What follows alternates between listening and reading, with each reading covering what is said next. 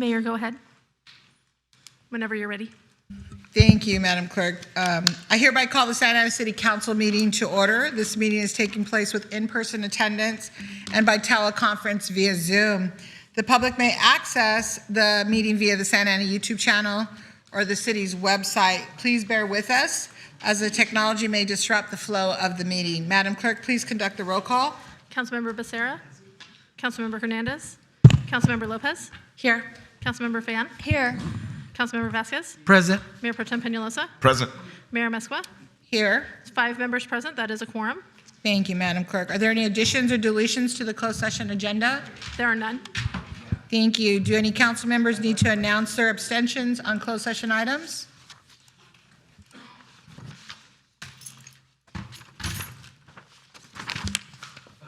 Hearing none, Madam Clerk, do we have any speakers for closed session? We do not have any in-person speakers, Zoom speakers, nor did we receive any e-comments related to the closed session agenda. Thank you. We'll now recess this portion of the meeting to consider the items listed in closed session.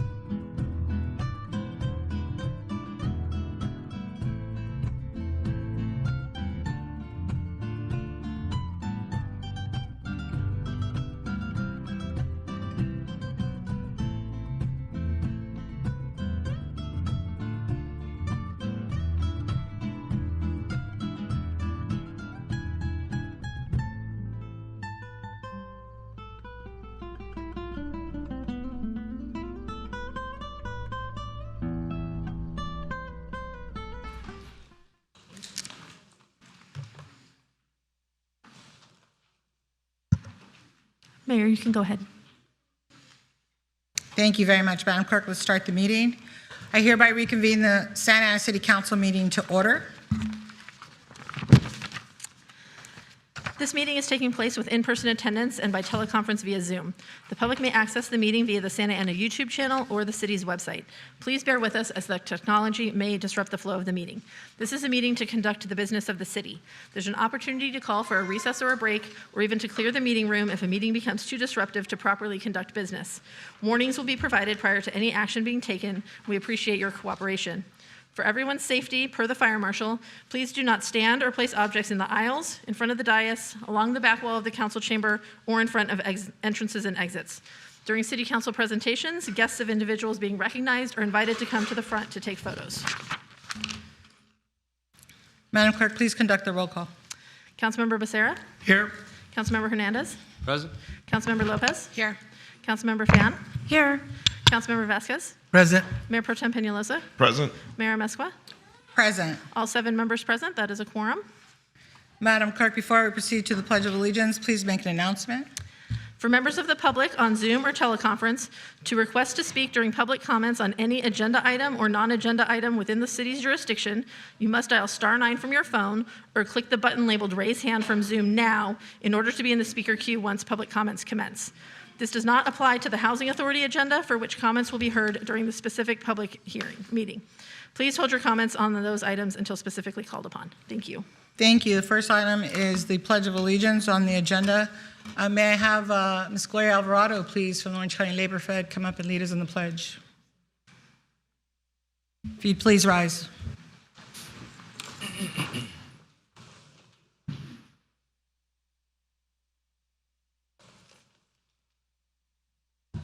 Please repeat after me. I pledge allegiance to the flag of the United States of America and to the republic for which it stands, one nation, under God, indivisible, with liberty and justice for all. Thank you, Mayor. Thank you very much.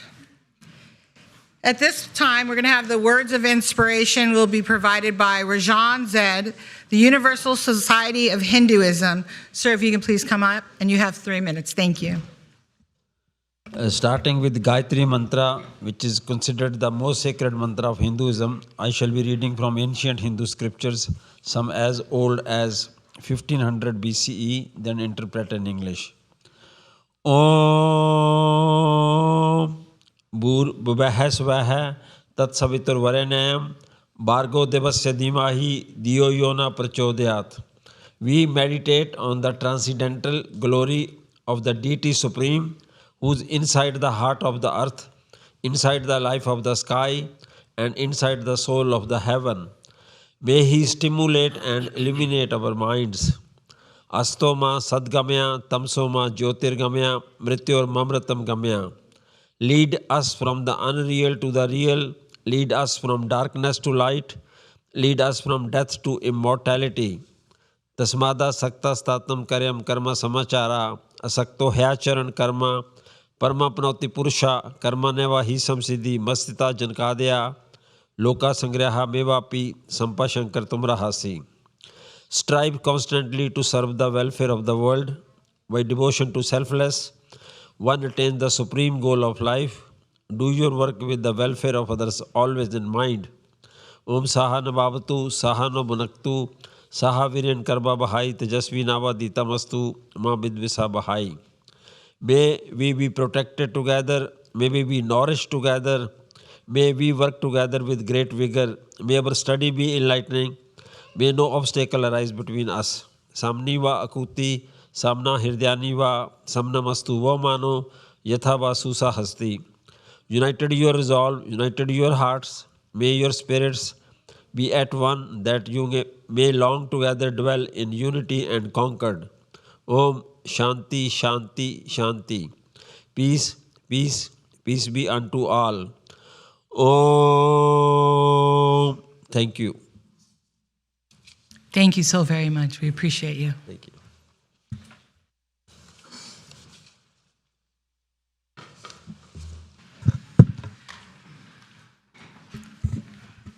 Madam Clerk, are there any additions or deletions to the City Council agenda? There are none. Thank you. At this time, before we proceed with ceremony presentations, the city attorney's given some information, and I will be reading it out loud because sometimes after comments, public comments, people leave or staff have to go somewhere. So I want to make sure everybody's on the same page and hearing the same information that has been shared with us. At the last city council meeting, we asked our city attorney for a full report on the Coach Royal situation and the status of the city petitions. We have received a comprehensive memorandum on the facts, the prior lawsuits, the evictions, and the status of the petitions. The information shared with us included the fact that the parties, Kingsley and the tenants, agreed to keep many of their stipulations and evictions confidential. Kingsley and the tenants are subject to the state mobile home residency law.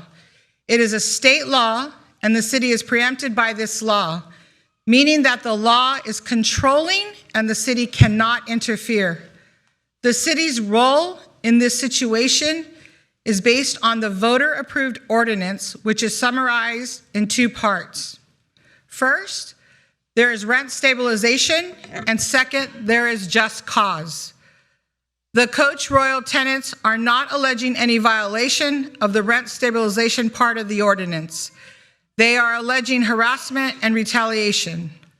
The ordinance that was approved at one time by the city council and subsequently by the city's voters states that retaliatory eviction protections can only be alleged in a court of law.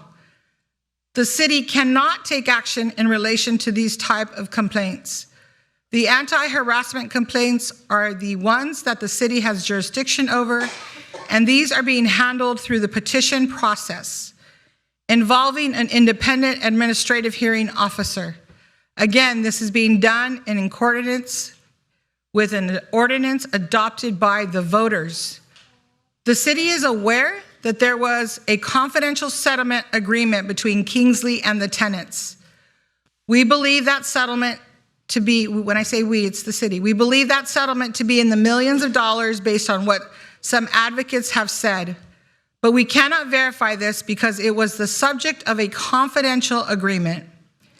The city is doing all that it can legally do under its ordinance. In addition, the city has provided emergency rental assistance and assistance through several of its programs, providing thousands of dollars to tenants. For example, the Barragon family collectively has received over $149,000 in city funds from several programs. We are sympathetic to the tenants and have been responsive. Coming to the city council and saying that the city is doing nothing is just not true. The city is enforcing the law it can enforce, and it has provided nearly $200,000 in funding to the impacted tenants. It was recently reported that the tenants have turned to making threats and acting physically aggressive with our city staff. That behavior will not be tolerated by the city. If the tenants choose to continue to work with the city will work with the tenants and be supportive. However, if the tenants continue to make threats, we will pursue all legal remedies to protect our staff and officials. Thank you, Madam City Attorney, for writing that. And I can hopefully speak for everybody up here.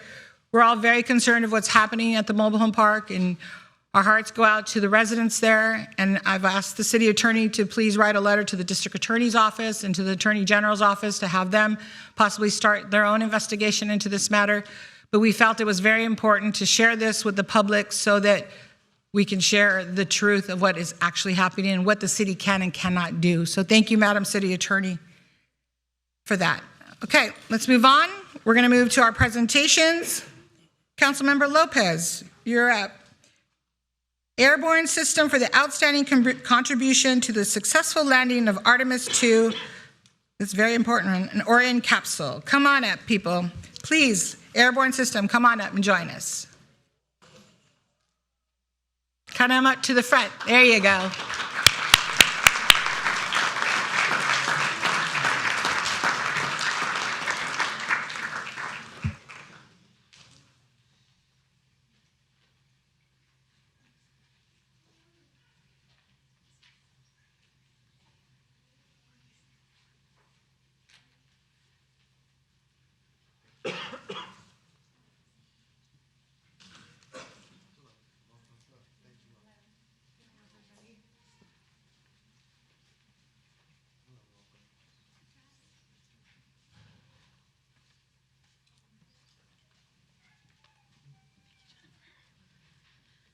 Thank you, Mayor, for allowing me to present first. This is something that's really exciting, not just for me personally, because of my love for education and science and all that I learned when I was growing up, but because of the work that we are going to recognize tonight, and it is happening here in our incredible, beautiful, cool city.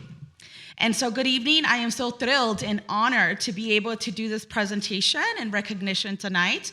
I wanted to recognize and highlight the extraordinary contributions of Airborne Systems, a company with a remarkable legacy spanning more than a century of innovation, engineering, excellence, and public impact.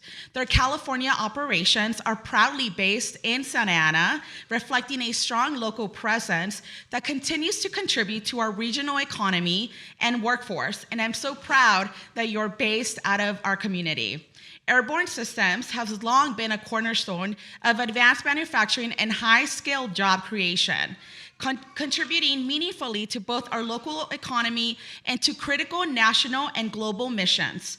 This work exemplifies the kind of forward-thinking industry that strengthens our community while helping solve some of the world's most complex challenges. Most recently, Airborne Systems played a pivotal role, as all of you should know, in the success of the Artemis II mission, returning astronauts to Earth after their first trip to the moon in over 50 years. Please, a round of applause.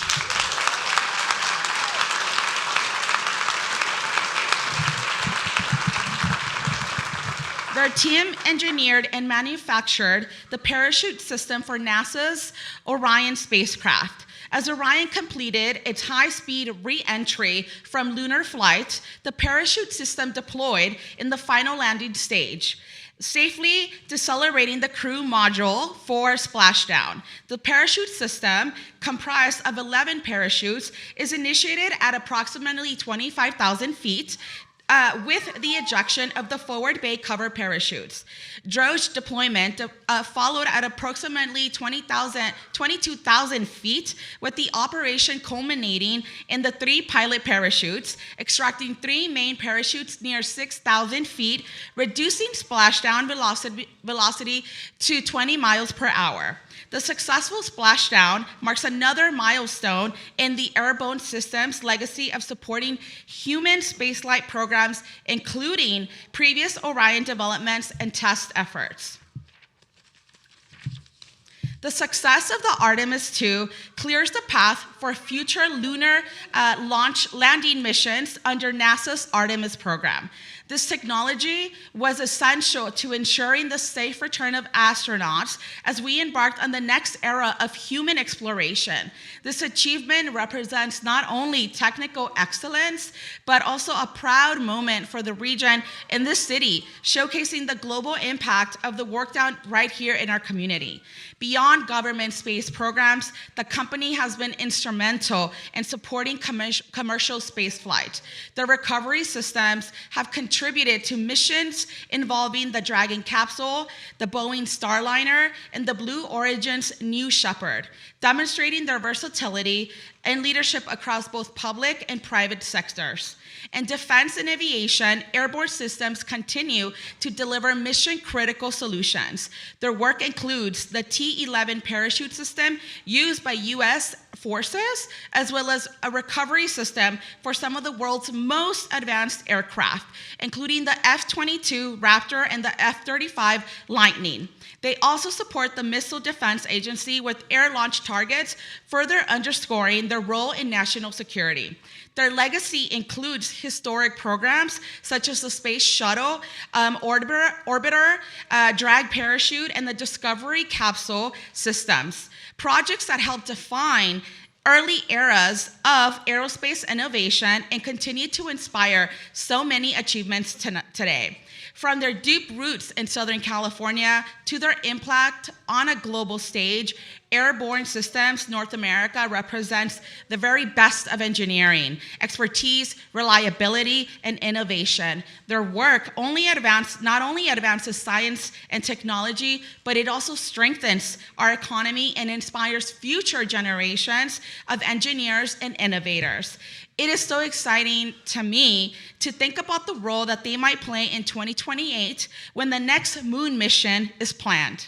The success of Artemis 2 clears the path for future crewed lunar landing missions under NASA's Artemis program.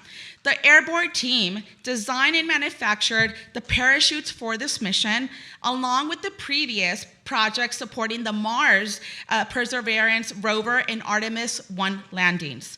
In 2019, they were named the #1 company in the world. We should all be applauding.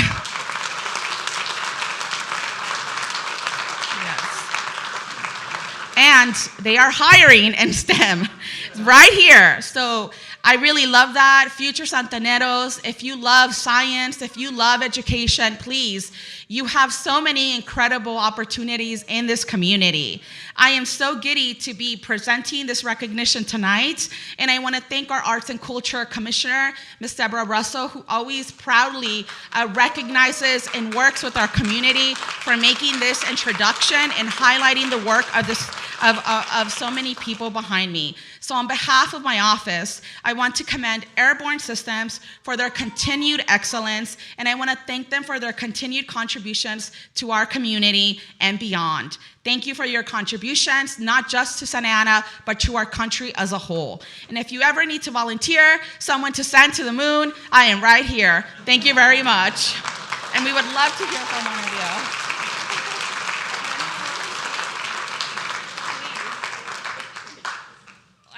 Really want to say thank you. I mean, we think it's really cool to work where we work, but after hearing you say that, I don't know, I feel more pumped than ever. We were all very proud of that mission, of course. We love to do cool things. Keep an eye out for us. We're going to continue to do cool things. We're a group of 400, so we are small but mighty. Thank you guys for this recognition. We appreciate it.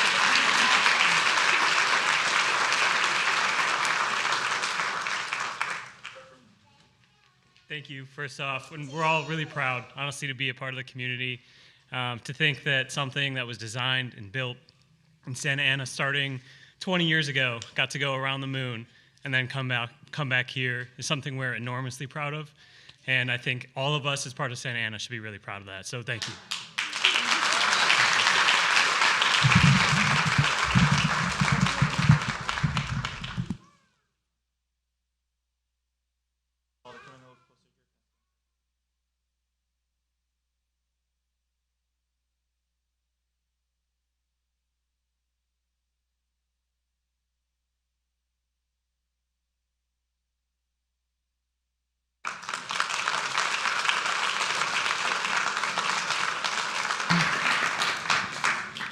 All right, next up, I am going to present Santa Ana's annual Youth Poster Contest winners. Here we go.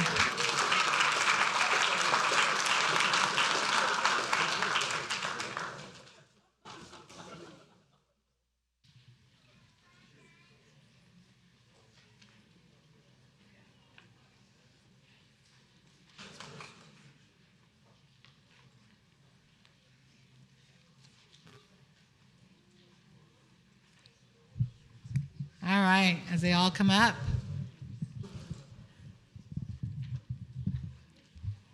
City staff going to join them? We're going to wait for them. Hi, guys. Hi. Okay, so little ones, you come right in front. Right here in front. Right here. Right here. Little ones. Okay, the rest of you come on down. Come close. Where are you going, sweetie? We want you right in front. Right there. Right between them. Can you get between them? Okay, perfect. Okay, as city staff finds their spots, good evening. On behalf of the City Council, I am pleased to recognize 12 outstanding young artists whose creativity reminds us just how essential water is to our lives, our environment, and our community. Tonight, we celebrate the winners of the 11th Annual City of Santa Ana Youth Water Poster Contest. This year's contest invited students to complete a simple but powerful phrase, water is. And they finished it. And their answers were thoughtful, personal, and deeply meaningful. One student wrote, "Water is a reflection of us." Another reminded us that water is a life source. Another described water as love, sustenance, hope, life, community. and adding that it is what holds us through a lifetime. Together, these posters show how Santa Ana's young people understand water, not only as something we use, but as something that connects us and deserves our care. This year, we received 509 entries from 37 schools across Santa Ana, each one offering a unique perspective through creativity and imagination. This annual contest, sponsored by the city's Water Resources Division, and thank you, all of you that are up here from the Water Department, continues to be a fun and educational way for students to explore the role water plays in our daily lives while learning about stewardship and responsibility. We would also like to thank the Santa Ana Unified School District, participating schools, and the many teachers and families who support and encourage students to take part year after year. To all the families that are here, thank you so very much. And of course, we thank our judges, Alejandra Garcia, David Persley, Victor Bermejo, and Tramley, for their time and thoughtful review of this year's entries. And now, drum roll, please. All right, there you go. I am pleased to announce this year's winner. As your name is called, you can come forward, but I'll give them the certificate to give you, okay? Don't close your eyes, mijo. I promise you're going to get called. Okay. In the first category, ages 5 to 8, our finalists are Catalina Pena. Who's that?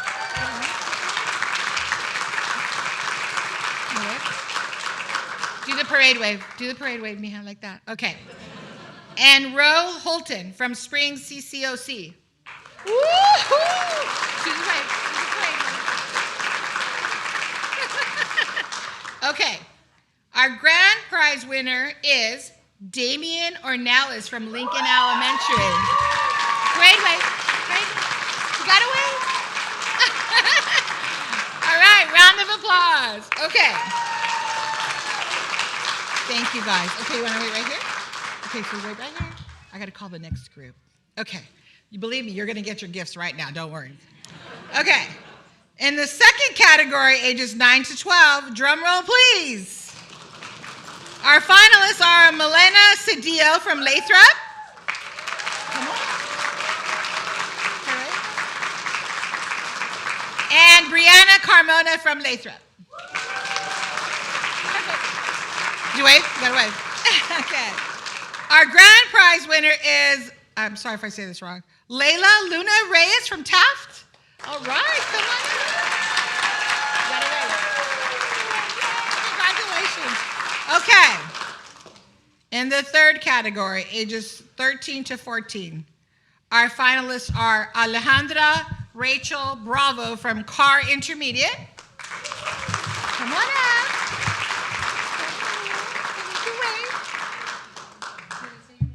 I'm so sorry. Okay, I apologize. What is it? Tell me. Alondra. Alondra. All right, thank you. See, they have it, Amy. Okay. Alondra. I'll have to talk to the staff. Catherine Wences from Via Intermediate.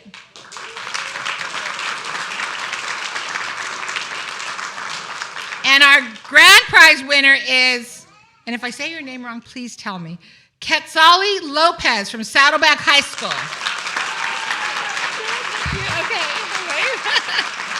Okay, thank you, ladies. All right, congratulations. Okay, the fourth category, ages 15 to 18, our finalists are, I have a problem with names tonight, Nayeli Luis Martinez from Middle College High School. Nayeli, this is Nayeli, and Victoria Romero from Segerstrom. Yeah? Okay. Thank you, sweetie. And our grand prize winner is Ty Doe from Bolsa Grande. T-Doe. Okay, congratulations to all of our winners. Your posters, yes, give a big round of applause. Thank you. We always get excited when it's about our young people, right? It's amazing. I love it. Your posters remind us that water is not just a resource. It is something we depend on every day and something we all share a responsibility to protect. And that is very true. So we gave them a round of applause. Let's give them another one, please. Every single one of them. We invite everyone to take a closer look at the winning posters, which will be on display outside the council chamber and featured in this year's water quality report. At this time, the water resources staff will be available at the back of the room to guide our winners and their families to receive their trophies and prizes. Hold on, don't leave yet, don't leave yet. And then on behalf of the City Council, we want to thank you to the water resources staff, our schools, our teachers, our families, and students for continuing to support this meaningful program.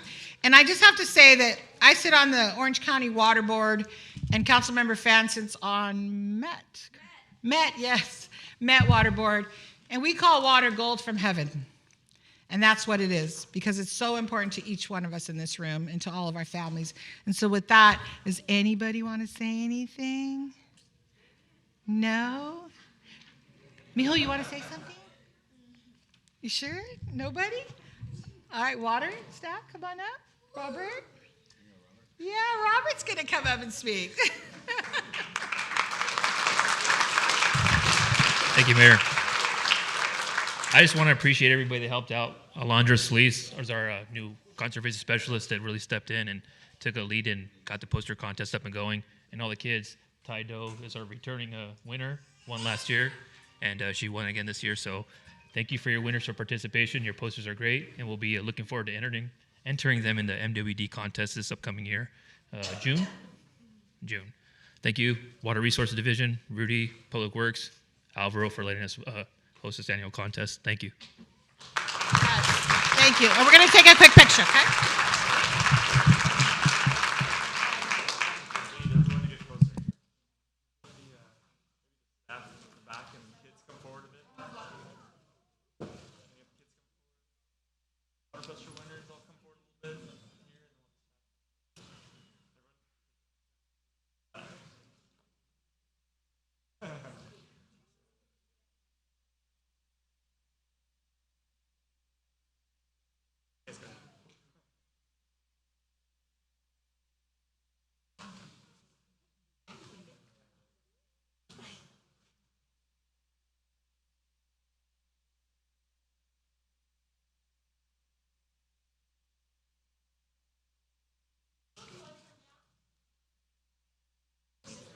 Yeah, then you stand up back there. Yep. Councilmember Hernandez, can you step to your right a little bit? Right there, perfect. Good. Right here, please. 1,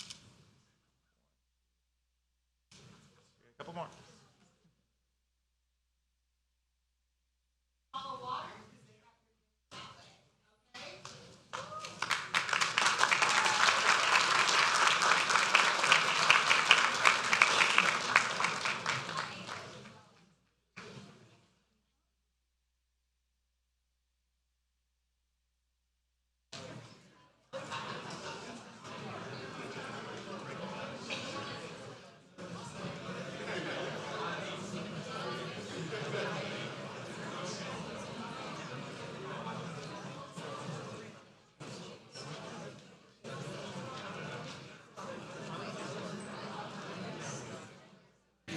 Okay, the next presentation is Mayor Pro Tem Penalosa recognizing Isaac Alegria and Christian for outstanding academic achievements. Come on up.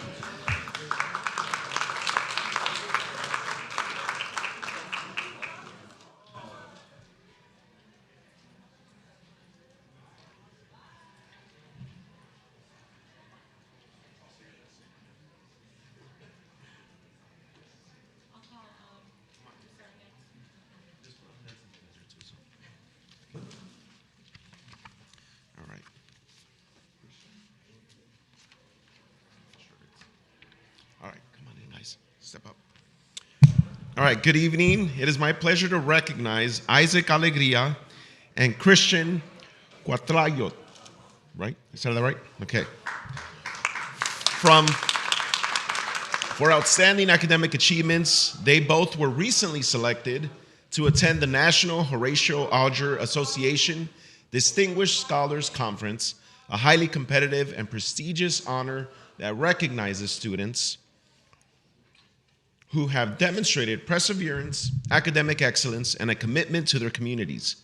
Out of 106 scholars selected from across the United States and Canada to attend the National Scholars Conference, these two outstanding students, those cheers are for you guys, by the way, were chosen to represent Santa Ana. Isaac Alegria is a proud Mexican-American Santanero, born and raised in Santa Ana, and a senior at Sage High School, as well as a graduating senior at the Wooden Floor. Isaac has committed to attending American University on a full scholarship where he will study international studies and Arabic studies. He aspires to become an international lawyer dedicated to improving diplomatic relations between the United States and Latin American countries. Isaac is an alum of the Congressional Hispanic Caucus Institute Next Gen Latino Leadership Program, where he was nominated to deliver a speech on youth empowerment and advocacy in Washington, D.C.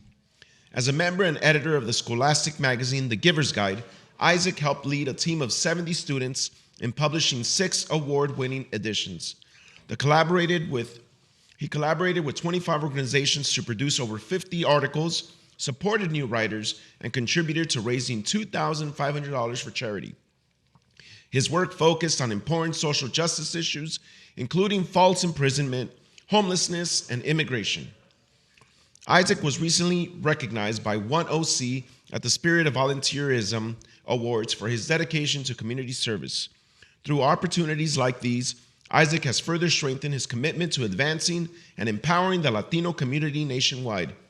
Christian, a senior at Santa Ana Valley High School, plans to attend the University of California, San Diego, where he will study neuroscience and pursue a career in psychiatry, an ambitious path dedicated to improving the well-being of others.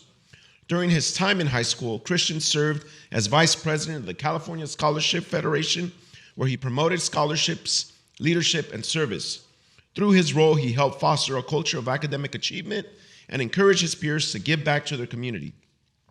Christian has also made an impact as a healthcare ambassador, advocating for health education and awareness. His involvement in HOSA Future Health Professionals allowed him to compete in dental competitions at the state level while building valuable professional connections. In addition, Christian serves as a mentor through Big Brothers, Big Sisters of America, where he supports the guides younger students, providing them with encouragement and resources they need to succeed. Christian's dedication to service, leadership, and academic excellence reflects his deep commitment to creating meaningful change in the Santa Ana community.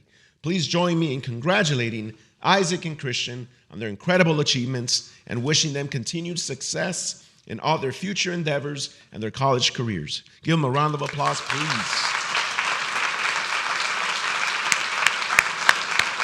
Now, gentlemen, we're going to give you both the opportunity, if you'd like, to say a few words. I'm not sure if your families are here, but who wants to go first? Isaac. I can say something. All right, let's go. It means a lot to be up here in a city that I was born and raised in. My family immigrated here about 25 years ago, and my mom's watching through Zoom. She's at work right now, pero mami, gracias por todo. Por usted puedo ir al colegio y puedo ganar una educación que a lo mejor mis primos o otros personas de nuestra comunidad no pueden, pero pues aquí estoy y hopefully I serve as an example to other students living and studying in Santa Ana that it's possible for us to not leave this place, but like it's possible for us to get a good quality education on scholarships. There's people out there that care for us, and personally, it means a lot that Evany is here from the Horatio Alguera Association of Distinguished Americans, and I want to thank Mr. Penalosa as well as the other city council members for making this possible, showing other students that we're here and we're able to get an education just like everybody else. Thank you.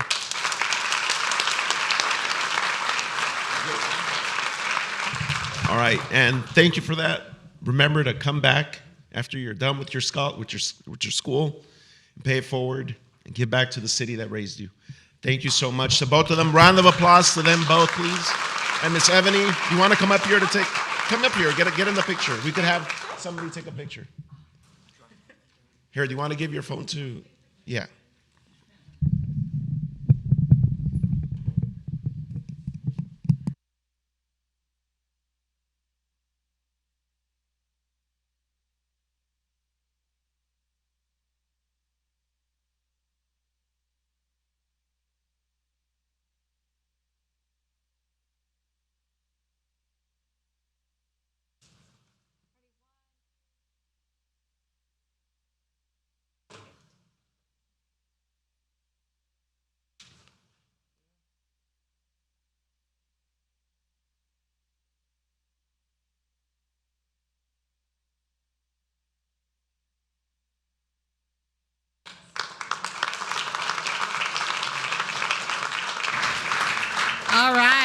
Next up is Councilmember Becerra. He's recognizing the Orange County Fire Authority and Parks and Rec, declaring May 2026 as Drowning Prevention Month. Come on up.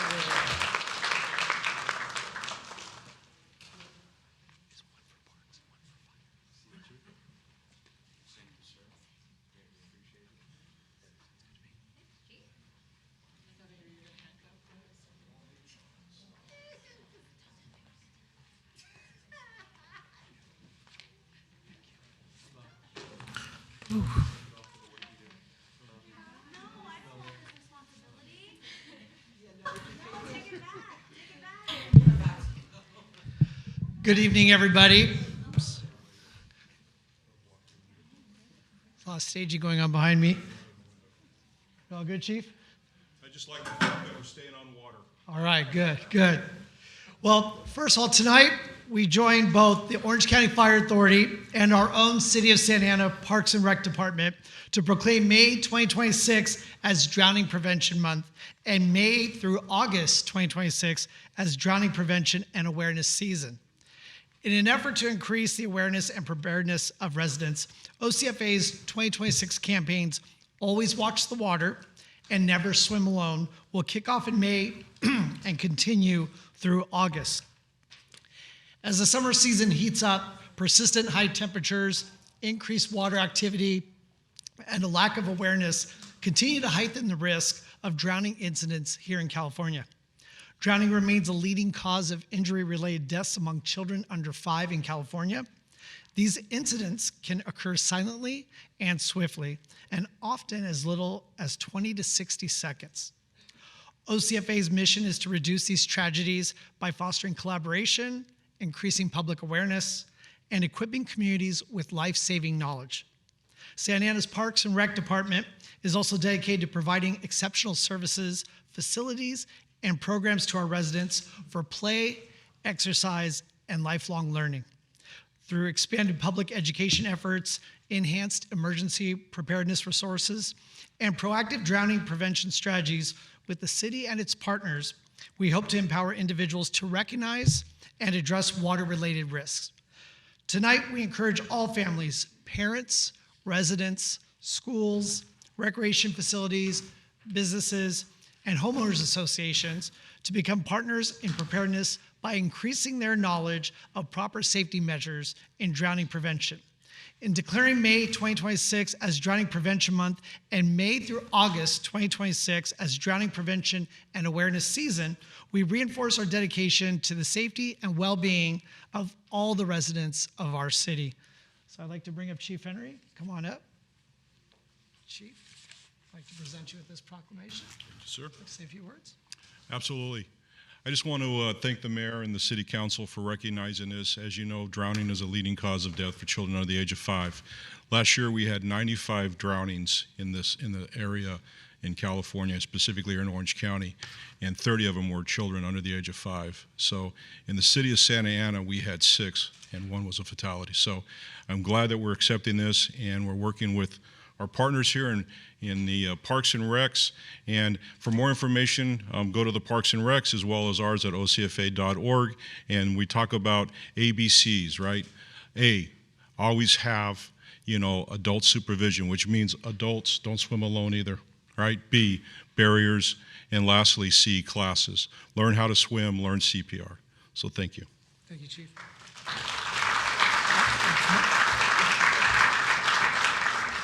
Thank you. Hi, everybody. I'll make this real quick because I want to turn over to one of our outstanding team members. First off, to the community, thank you. Mayor Pro Temp, council members, thank you. And our city leadership, thank you for all the love and support. Thank you. That you show to our Parks and Recreation Aquatics team, who right here behind you is now in its 4th year of being in-house with the city of Santa Ana. And I am proud to tell you we have done over 12,000, yes, 12,000 swim lessons from infants all the way to our senior citizens. So a big round of applause to that team right here behind us. And last, I'm going to bring them up, or I'm going to bring up one, but just so you can recognize them, Christine, Christian, Evelyn, Christina, Cece, and Amanda. These are your leaders out in the water parks, along with our partners at American Red Cross, Kaiser Permanente, and USA Swimming, who give low-cost swim lessons to our people. So again, thank you for the support. And Cece, if you want to come up here, she's got a great speech prepared for you. And thank you all for supporting us.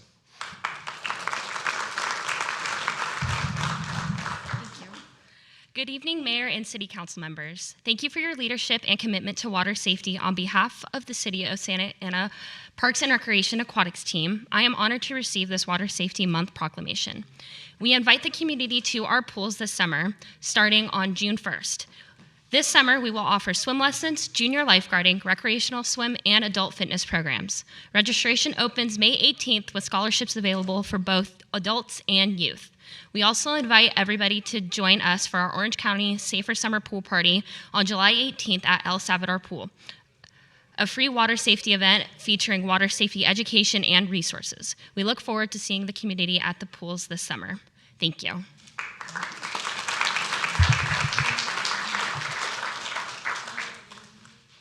Buenas noches, es un honor recibir esta proclamación del mes de seguridad en el agua. Invitamos a la comunidad a nuestras piscinas este verano. Desde el 1 de junio ofrecemos clases de natación, programas para youth y de guardavidas de natación recreativa y clases para adultos. La inscripción abre el 18 de mayo con becas disponibles. También los invitamos al evento Orange County Safer Summer Pool Party el 18 de julio en la piscina El Salvador, un evento gratis que explora recursos para seguridad en el agua. Gracias.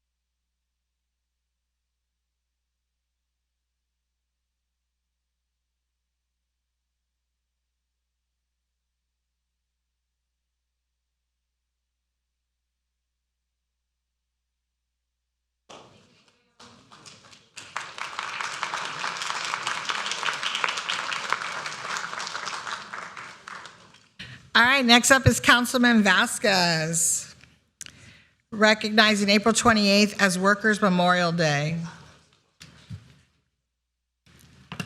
Let's have Director Rudy Rosas join Councilmember Vasquez, please. Are they here? Never mind. They're here? Oh, perfect. Never mind, Rudy. You were saved.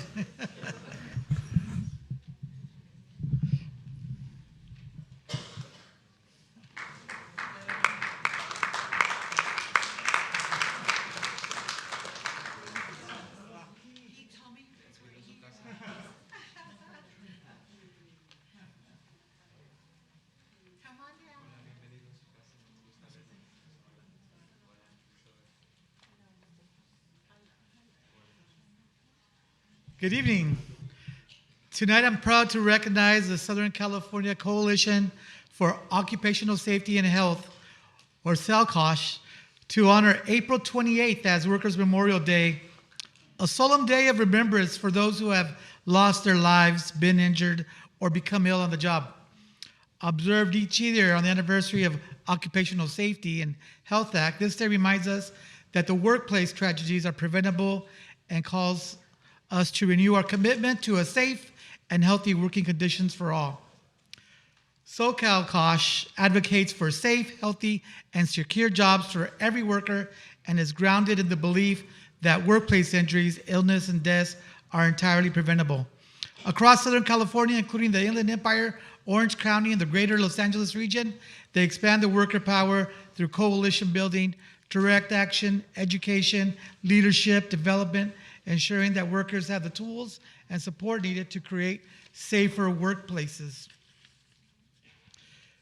Through their policy and advocacy work, CELCOSH partners with worker organizations to push for stronger protections, including expanding health and safety coverage, advancing language access in the workplace, strengthening anti-retaliation laws, and supporting the creation of worker-led safety committees.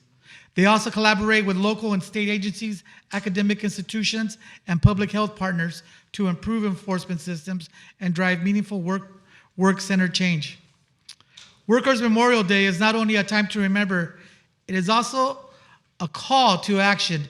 It challenges all of us, employers, policymakers, and community members alike, to strengthen protections, uplift worker voices, and ensure that every person returns home safely at the end of the workday.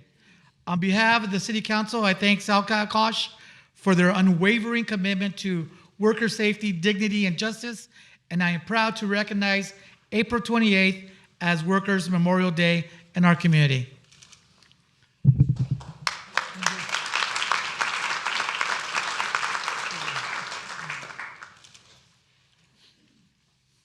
Thank you for that. Hello, good evening. My name is Albert Munoz, an organizing worker with local union Smart 170 Sheet Metal Workers. In 2026, the biggest hazards for tradespeople in Orange County involve extreme heat, stress during site work, and respiratory risk from high silica dust in rapid industrial construction.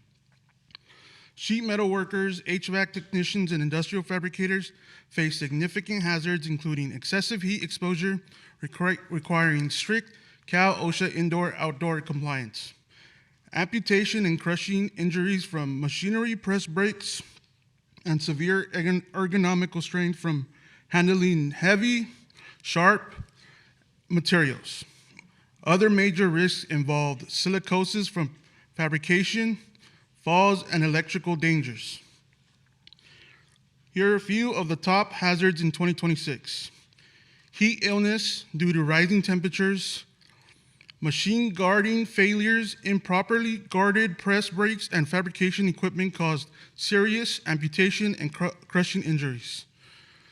Physical and ergonomical hazards. Workers face injuries from handling, cutting, and shaping sharp, heavy metal sheets. Respiratory illnesses. Asbestos, which when disturbed releases fibers leading to asbestosis, mesothelioma, hazardous fumes containing substances like hexavalent, chromium, cadmium, and nickel, which are documented as respiratory hazards. Electrical hazards. HVAC professionals continue to face risks from electrical systems, requiring rigid lockout, tagout protocols.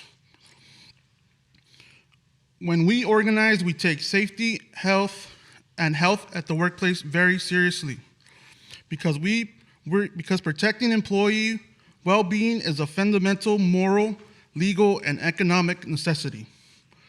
A safe, secure environment reduces injuries, boosts moral and productivity. When workers feel secured and valued, their engagement and dedication increases.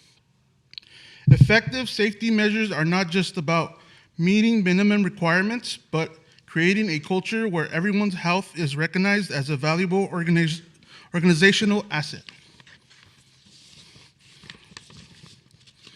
We are not the only industry that faces high hazards at work. We are partly part of a Southern California coalition for occupational safety and health to actively work and advocate for better standards to prevent injuries and deaths in every worksite. The Southern California Coalition for Occupational Safety and Health advocates for safe, healthy, and secure jobs for all workers and aims to disrupt the root causes of work-related injuries, illnesses, and fatalities. Through coalition building, we expand worker power, direct action, education, and leadership development. Now I want to introduce a SoCal organizer in Orange County, a dear friend, and a powerhouse in organizing, Silvio Hernandez. Thank you, Albert. We are here just not as an organizers, but as witness. in advocating for all workers. We always say that we will work hard until every work site is safe for workers so they can return home safe to their families. Special attention, I'm going to mention domestic workers because they require special work, hard work, I would say, as California government has updated the standards to align them with federal OSHA law, but still we need to cover more than half of the domestic workers in the whole state of California. So they are covered like 175, 100,000, but none of them are covered now. So we are still working for them. Also, indoor heat that affects like workers like janitors or restaurant workers. They are also need more stronger protections at a federal law. So we're still working on that, and I'm very proud to be here on behalf of all of those workers, every industry, and saying thank you. We will really appreciate all of the workers here present, not only here, but there, present in this room. We really appreciate that the city of Santa Ana recognizes that every worker life matters. We had on April 28, the water tower enlightened, so we really appreciate that. Every worker in the city should know that we are valuable, not only essential workers, but residents, valuable residents of this city. Thank you very much.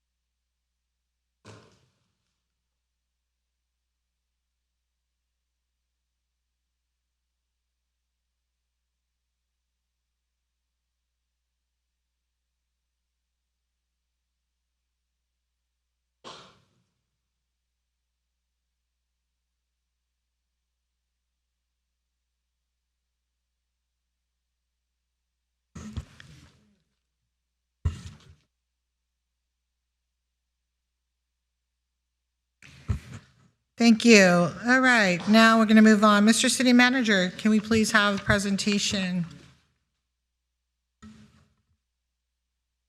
Yes, we're going to have an economic development presentation by Community Development Director Mike Garcia. We'll be quick.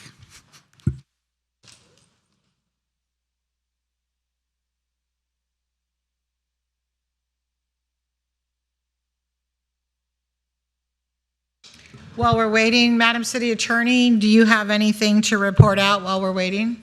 Yeah, thank you, Mayor. I'd be happy to do that this time, make use of our time. Thank we you. did hold a closed session on several items this evening. We have one item of reportable action. In the case of Javier Flores versus the City of Santa Ana, the City Council voted 6-0 with Councilmember Hernandez absent to settle that case for $60,000. And we also had a recusal, which I'll let our council member Tai Fan make. Thank you, Madam City Attorney. I was recused from closed session item number 4, conference with legal counsel, but due to the confidential nature of that, I cannot discuss why why I had to recuse myself. Thank you. Thank you. Thank you very much, Madam City Attorney. Mr. City Manager.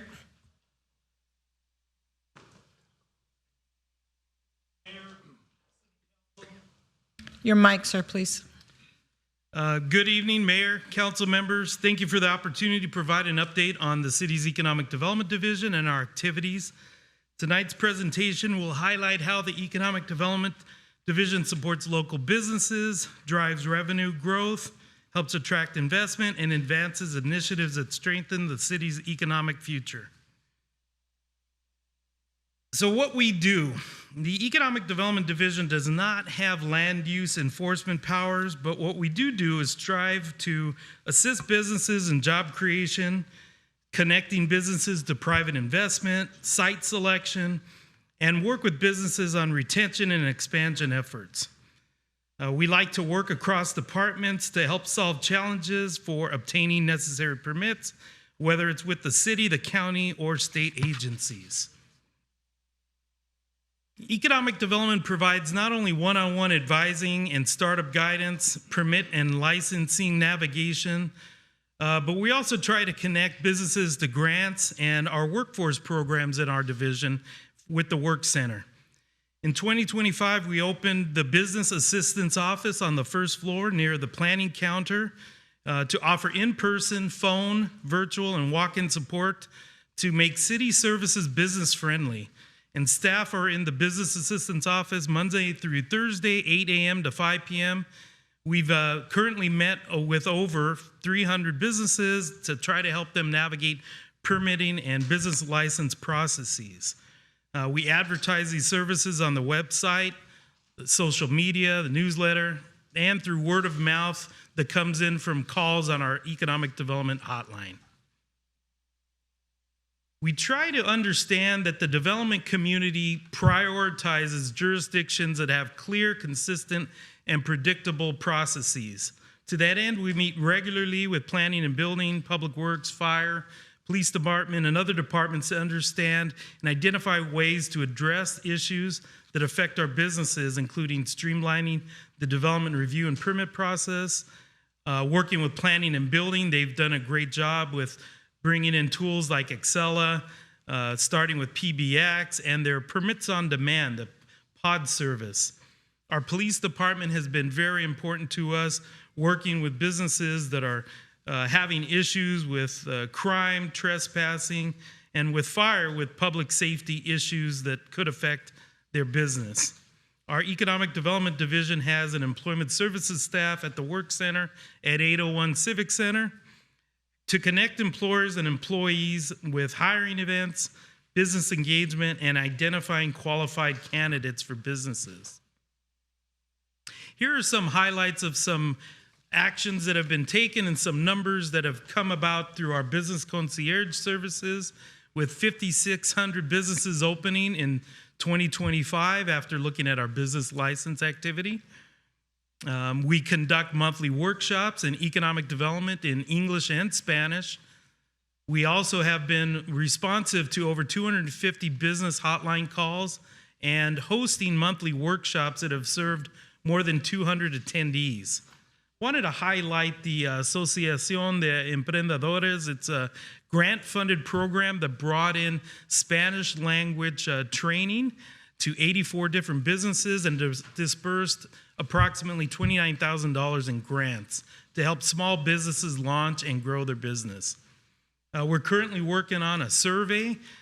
We've gathered 80 responses at this point, and over 50 respondents have reported that they have now successfully secured a business license and are actively working towards opening a business in the city.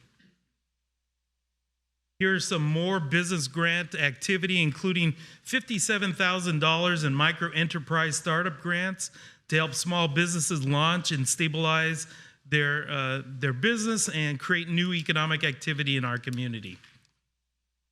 Our youth workforce programs are very important to our community. We had 714 youth employed into paid professional positions through the Santa Ana Youth Program. Our work center not only provides that, but has delivered over workforce services to over 1,700 individuals. I think it keeps growing every day, so we're happy about that. And we've expanded our employer engagement by connecting with over 2,800 employers, hosting 11 job fairs that have served 212 employers and over 1,200 attendees at recent apprenticeship fairs held at City Hall and at the Work Center. One of the important ways that Santa Ana attracts visitors and tourists is through arts and culture. And sorry about that. And one of the most important things that the city's council did was invested $150,000 into the monthly Art Walk. The Arts and Culture Division work group of our Economic Development Division also awarded 43 artist grants. Together, all of these total $383,000 of investment over a 2-year period. And some notable grants that I wanted to highlight include Frida Cinema. They were able to fund an intern. They were able to prepare 48 promotional films of local artists. There were 40 free disc jockey or DJ classes held at Pizza Press. Green MPNA, or the Madison Park Neighborhood Association, worked with over 100 participants to paint neighborhood murals, and the Cambodian family provided free Khmer dance classes that led to a performance. Wanted to also say that one of the more important things that we've done is really connect with Sahuayo, Michoacan, and we did our Sahuayo Sister Cities Business Expo with over 2,500 attendees. And we're looking at expanding with that, as well as other opportunities, like working with the Vietnamese community as well. The Vietnamese Business Forum was also well attended. Something that happened was a change in how we do our webpage. I want to give a thanks to Min Tai. He brought us together, got us to look differently at our website. We looked at how we could create business startup guides that provide step-by-step guidance to businesses to understand the requirements, timelines, permits, and the next steps for starting a Santa Ana business. And we broke them up into different industries. We're open to seeing how other industry guides could be created. Our department has been working with Paul and other folks to work on important business retention attraction tools. We launched Made in Santa Ana video series, which spotlights local businesses and tells Santa Ana's economic story in a modern and engaging way. Our first one was with Bear Paint, and the second one was with Flame Broiler.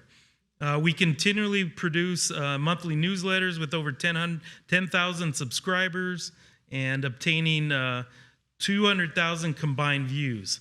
These efforts have helped promote Santa Ana as a place to invest, visit, and do business. You know, the city staff, Chamber of Commerce, Travel Santa Ana, all work together to promote restaurants and new businesses. We wanted to highlight, as you can see, a lot of the new businesses that have come into town are restaurants that have added to our city's delicious food scene, in the words of Travel Santa Ana. Here's some examples from some recent ribbon cuttings.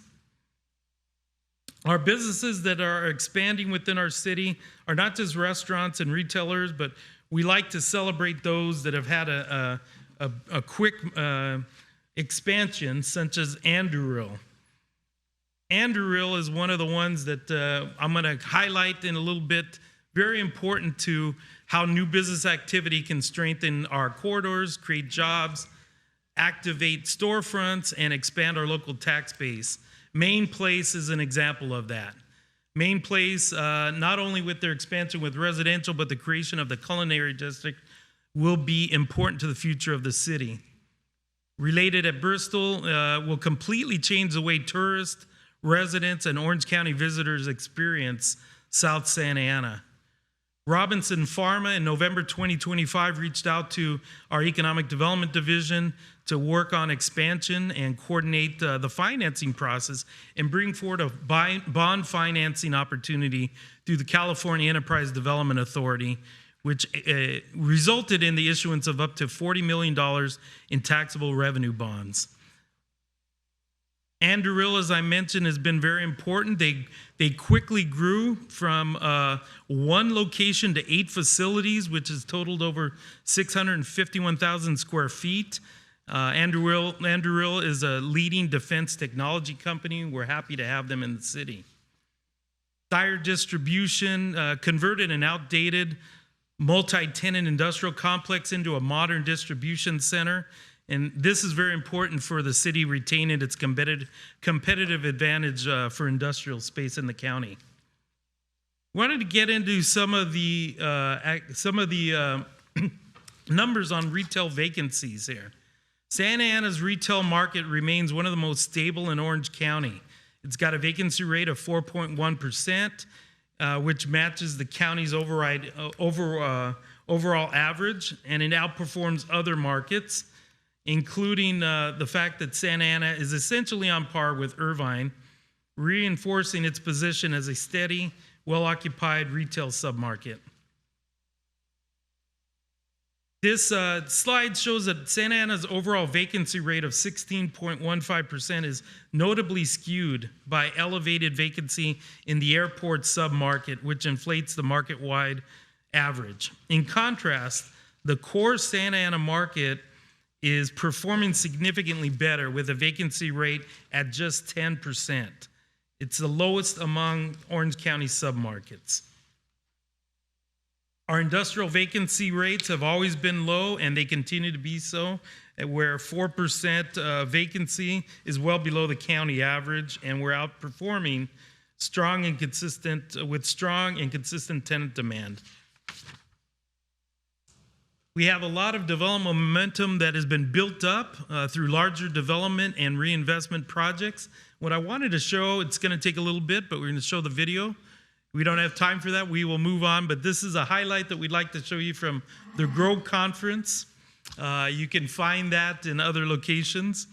It's a great video on highlighting a lot of future development coming. We continue to stay and explore hotel opportunities at different locations within our city, including redevelopment and infill sites. And we are looking at conducting a hotel feasibility study to evaluate market demand, identify the strongest development opportunities in our city, and determine what hotel product types are best suited for Santa Ana. Ultimately, this feasibility study should position us to generate new transient occupancy tax revenue or hotel visitor tax, which will support tourism and strengthen the local economic activity. We do keep our general plan 5 focus areas at the front of our minds when we are working with folks that are looking for sites. Economic development opportunities advance these target areas through business attraction, investment, and redevelopment. And through the public realms plans, streetscape, placemaking, and infrastructure improvements will make established areas more attractive to businesses, residents, and visitors, strengthening the city's market confidence and accelerating reinvestment. Here are some key initiatives that the Economic Development Division will be focused on. One of the most important things is outlining broader strategies for business retention and attraction. And industry clusters are ways that we're going to group related businesses, suppliers, and workers so that they can be located near each other, at a minimum, understand that there are good business-to-business connections that can be had in our city. We're going to be looking at manufacturing, aerospace, healthcare and medical service, logistics and trade, creative industries, and maintaining a good relationship with our retail and small business corridor areas. The downtown continues to be a focus area for the city. We think that through marketing and continuing with the city's Clean and Safe program, preparing for the Orange County streetcar, and other opportunities and growth will help to make the downtown a thriving area for the city. We're working on a mixed-use business attraction initiative. It's going to target these ground floor retail activation. And one of the ways we want to do that is to have economic development staff target businesses that are less dependent on parking, such as cafes, creative retail, and neighborhood serving businesses. We've identified 147 different commercial properties with vacancies, and through a vacant to vibrant initiative, we're going to focus on identifying vacant commercial properties by engaging with those property owners and brokers, marketing their available sites, and trying to work with the property owners to make sure that they support new businesses by offering pop-up or reinvestment opportunities, flexible leasing options. These are ways that we hope that vacant properties can get back on the market. Looking ahead, I wanted to spend a little more time here and identify areas where we can expand revenue such as attracting tenants at the Santa Ana Regional Transportation Center. Staff has been marketing the station to prospective retail tenants. However, unfortunately, inconsistent foot traffic has continued to present challenges in attracting and securing long-term occupancy. The development of the county-owned properties near the Santa Ana Regional Transportation Center represents a major economic opportunity to strengthen this area and create it as a true transit-oriented district that's right off the 5 freeway. Activating these underutilized sites can bring new housing, retail, office, and even possibly some hotel development that's being proposed along that Santa Ana Boulevard corridor. Of course, we'd like to attract new events to the stadium. We think that'll be good for bringing in visitors, spending, and exposure to the city that can help economic spillover into our hotels, our restaurants, and other local businesses. I think it's important for the city to continue with its cultural, arts, and entertainment focus. That's one of the things that truly gives the city a unique identifying character within the county. Formalizing it as a district, an arts and entertainment district, can attract more visitors and events and business activity. We're looking at whether there's a vacant property activation fee or incentives that can help property owners to create opportunities for new and faster activation of their vacant spaces. City-owned property creates some advertising opportunities. This will create not only help alleviate tax burdens, but it can also help create advertising partnerships for some of our businesses within the city. We're working with Parks and Recreation to look at how to improve the film and permitting process and take advantage of Santa Ana's historic character and unique locations. These concepts can help bringing in an immediate fee revenue by making these changes will help Santa Ana position itself for long-term fiscal sustainability. We're looking at how the Civic Center can be revitalized and how the city manager's office might be looking at possibly a Civic Center revitalization master plan, which can present significant economic opportunities to modern our public facilities and activate underutilized land within the Civic Center. Finally, I wanted to mention Willowick, which is a 100-acre golf course that's actually owned by the city of Garden Grove, but it's within our boundaries. I know that in the past, Willowick has been a lot of efforts, taken a lot of efforts for redevelopment. We think it would be important to re-engage with the city of Garden Grove to explore potential redevelopment opportunities. In closing, I wanted to thank you. It's important for us to understand that supporting businesses in their growth, creating jobs, generating revenue, and strengthening commercial corridors are the most important thing that our team can handle.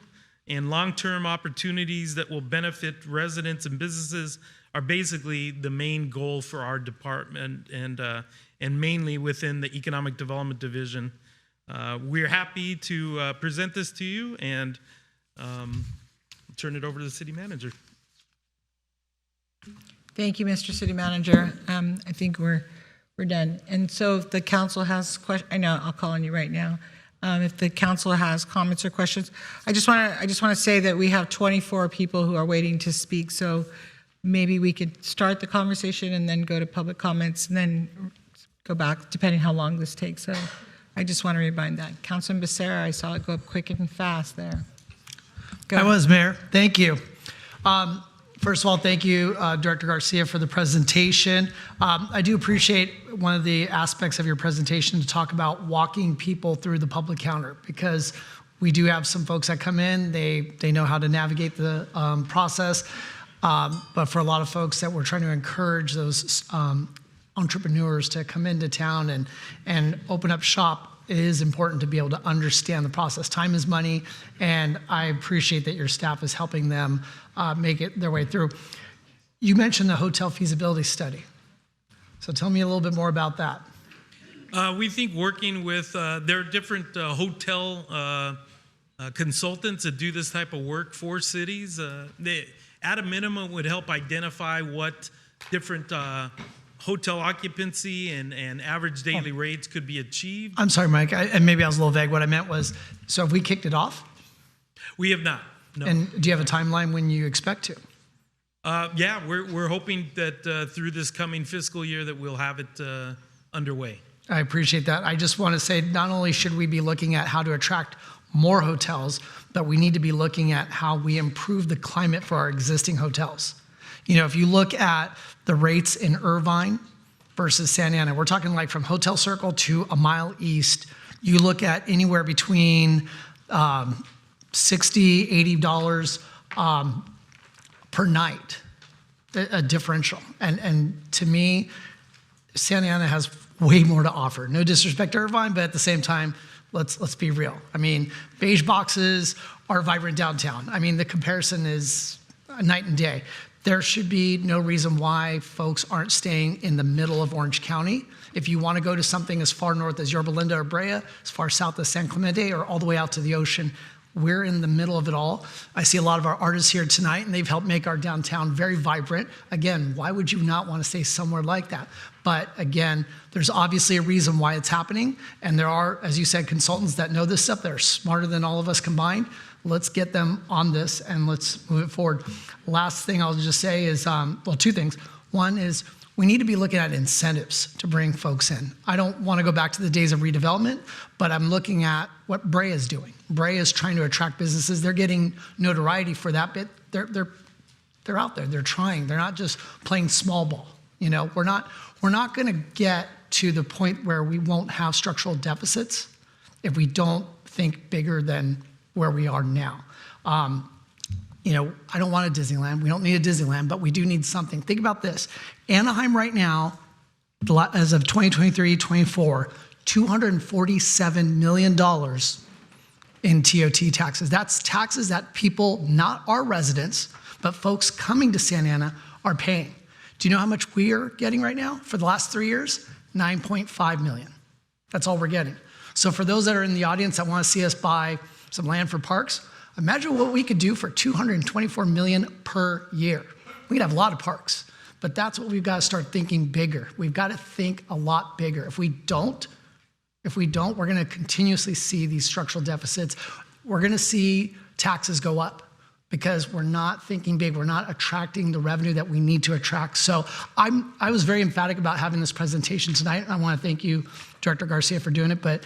And there's a lot of promising things in there. There's some promising developments coming down the pipeline, but we can't rest on our laurels. We've got to do better. I mean, if you think about it, last thing I'll say, if we had just 8%, single digit, 8% of Anaheim's TOT, we wouldn't be talking about structural deficits this year.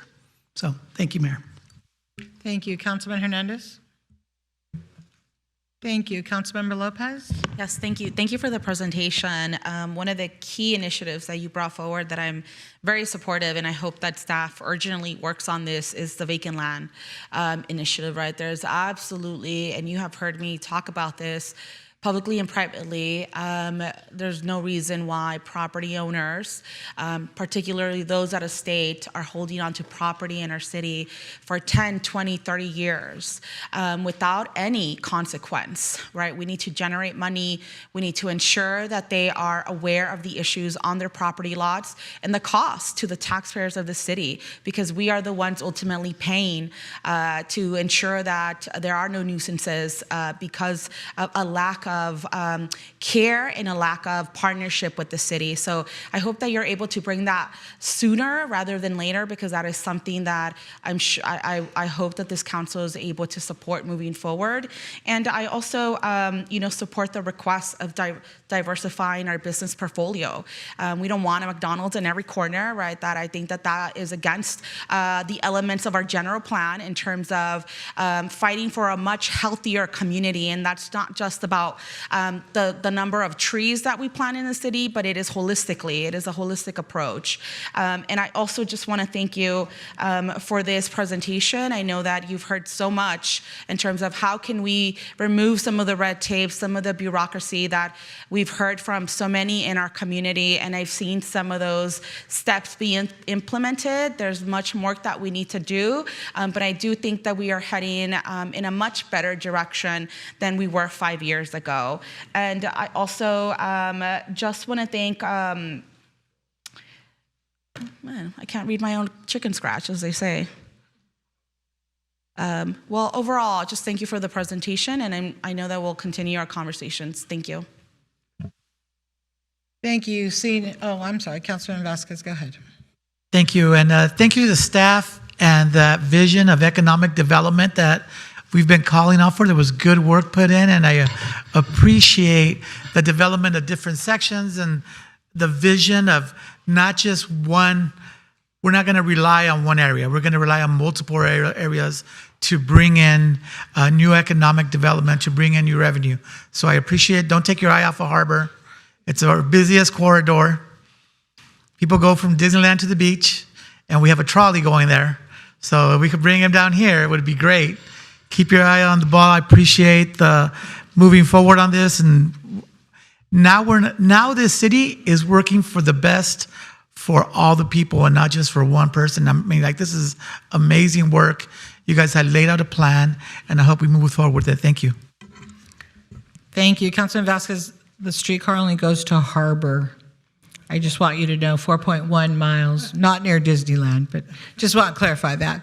So thank you. But it's important. They can take the bus from Harbor to Disneyland. Thank you for the presentation. There's a lot of really good information, and I know that you kind of went through it.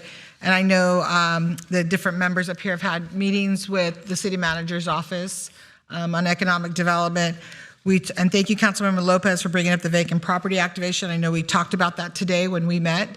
I brought that up with you as well, especially on the corner of Grand and 17th, that out-of-state owner that I always ask Mike about. And there's some things that we can do, and I'm looking forward to doing those things so that we can hold him or her accountable, so that we don't have that huge lot on 17th and Grand vacant and looking just awful. So great presentation. There's a lot that can be done in our city, and there's a lot to do. Mr. City Manager, thank you for thinking big by even putting Willowwick on here. That's going to be a very interesting time for us. So thank you again, Mr. Garcia, for this presentation, and we're ready to move on. Thank you. Okay, this is the time of the meeting for the City Council to receive comments from the public on agenda and non-agenda items. Madam City Clerk, please explain the public comment procedures and call the first speakers. Thank you, Mayor. Pursuant to Resolution Number 2025-004, speakers are requested to address the City Council directly and to refrain from profane language, racial epithets, and libelous or slanderous statements that disturb the decorum of the meeting.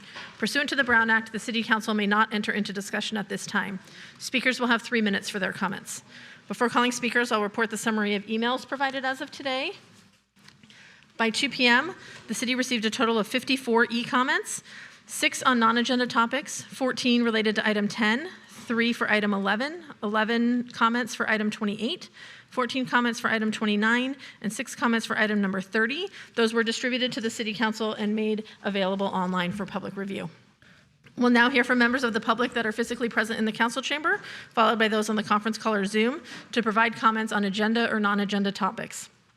Please state your name and the ward or neighborhood that you reside in for the Madam record. Clerk, excuse me, before you call the names, I just want to remind the council, and I've discussed this with the city attorney as well as the city manager, if we're going to get up and leave and go to the restroom, or if you need a break, we can call a break here of the meeting, take 5 minutes so everybody can take care of what they need to take. But it's on a regular basis that people get up and leave with only 4 council members here. Sometimes we have to look around to see if there's a quorum here. So I would ask that and I've asked this before, out of respect for the public, out of respect for comments, out of respect for just the positions that we all hold up here, that we try to remain seated. And if you need a break, please say something so that we can take a 5-minute bathroom break for everybody up here, because we all need that. So instead of getting up and leaving.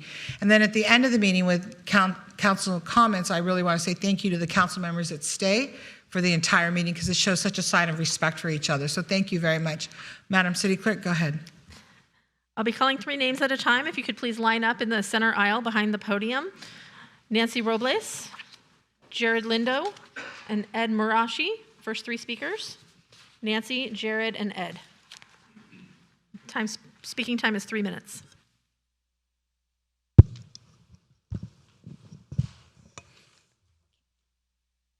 Good evening, Mayor and council members. My name is Nancy Robles, and I serve as president of SEIU Local 721, representing the folks who serve this community day in and day out. I'm here to speak on two items tonight, item number 28 and item number 30. First, we support item 28 regarding the ordinance establishing staff and operational standards for self-service checkout stations in drug and food retail establishments. As technology evolves, we must strike the right balance between innovation and responsibility. Convenience should not come at the expense of good jobs, worker safety, or quality customer service. On item number 30, the budget work study session, we recognize the seriousness of the city's projected deficit. Our members understand these challenges. We live here, face the same rising costs, and care deeply about the services we provide. However, we have serious concerns with the proposal suggesting employees furlough, especially as it appears to target represented employees while excluding others. That raises a fundamental issue of fairness. SEIU was the only union that furloughed more than 15 years ago because we love our city and we did not want to see it face bankruptcy. And we do not expect to be the only group asked to shoulder that burden again. If furloughs are considered, they must be applied across the entire organization. A citywide problem requires a citywide solution. Singling out one group places an unequal burden on those already contributing every day. Furloughs are not just numbers, they are reductions in pay that impact families, morale, and the quality of service to our residents. Before moving into this direction, we urge the city to explore all other options and engage all labor groups in a transparent and collaborative process. Our members are ready to be a part of the solution, but it must be a fair, consistent, and shared endeavor. Thank you.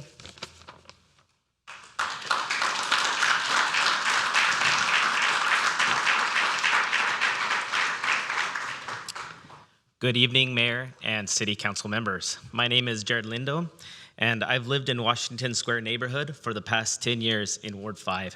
I'm here today to respectfully request that the city fund a neighborhood park, specifically option 2, identified in the Washington Square feasibility study. I'm speaking not only as a resident, but as a father of a 15-year-old daughter, Gabriela, and a 1.5-year-old daughter, Penelope, and with my twins expected on the way, where they would be here supporting me, but they're taking care of their mother. When I think of Washington Square, I think about where my children will grow up, where they'll play, and how they'll develop into the future, and specifically the city of Santa Ana. My goal as a father is simple. It's to provide them with a safe and nurturing environment to do that. Currently, children in the neighborhood, including my own, are gathering after school and playing on the streets and parking lots due to an absence of a safe public green space. Washington Square serves families from nearby schools, including Willard and Heroes Elementary, 2 schools, thousands of residents, and 0 parks within Washington Square neighborhood. A park in Washington Square is not just for children. It would support the full life spectrum of this community. It would provide space for families like mine while supporting the health, mobility, well-being of our aging residents. This neighborhood dates back to the 1920s. For over 100 years, it's been without a park.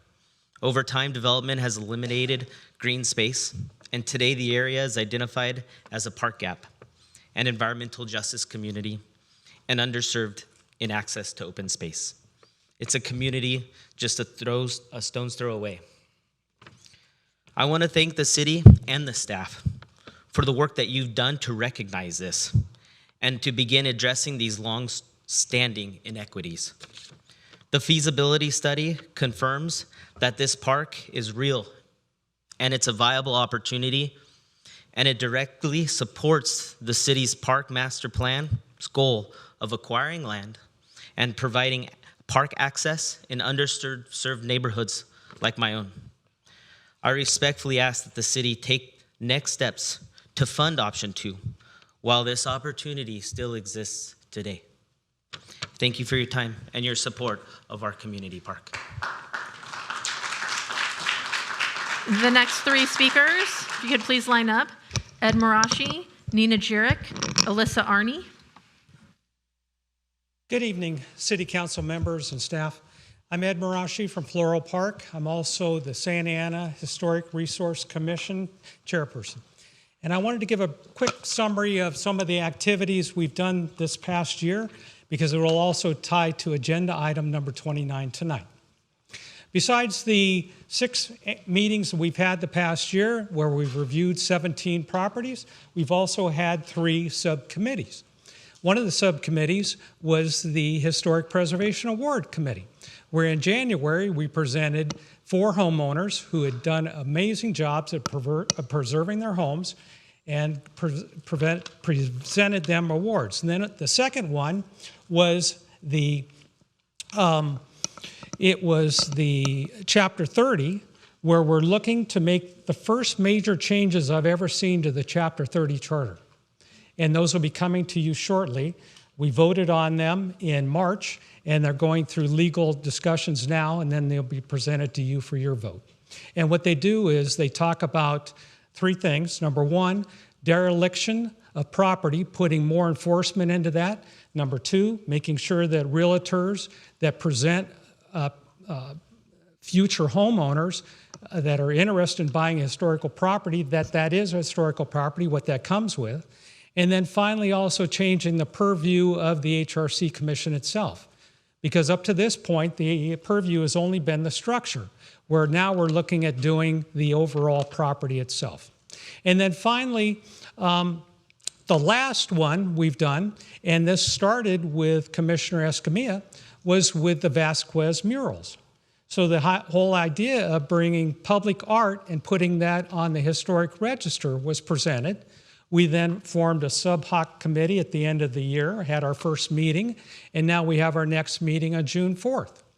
So the outcome is I'm hoping that after you discuss item 29, that you agree having public art put on the historic register makes sense, and that you also direct the HRC, which has already started that work, to continue and finish it, because you've seen the other things that we've been able to accomplish this past year. Thank you very much for your time. Nina Jurek, Alyssa Arney, Jeff Dole. Hi. Good evening, Mayor, members of City Council. My name is Nina Jurek.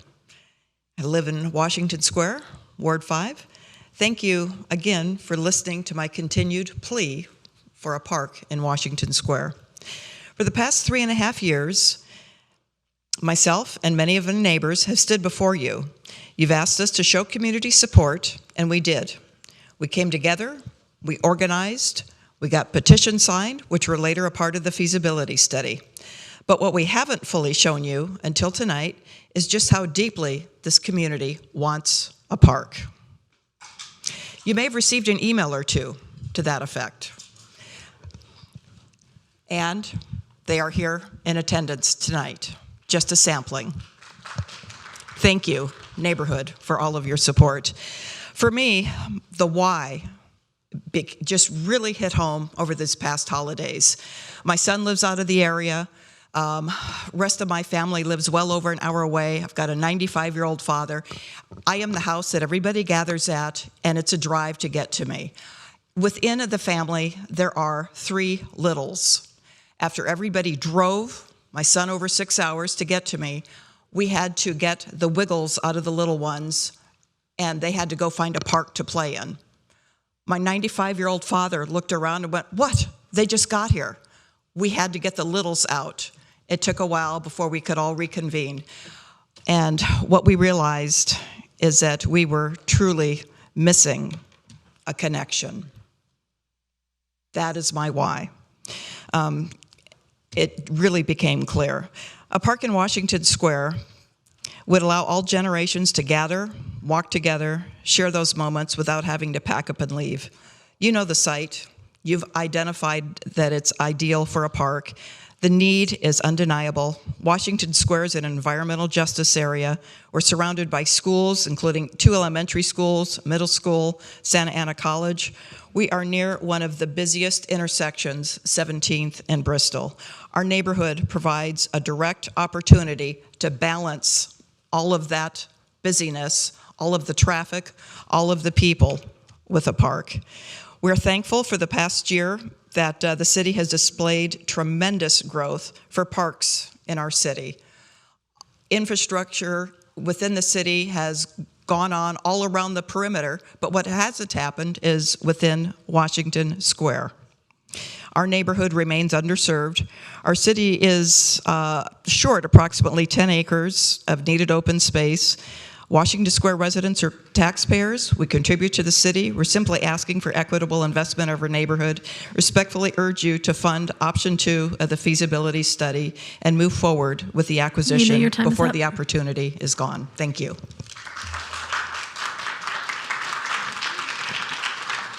Alyssa, followed by Jeff, followed by Nicole Gee.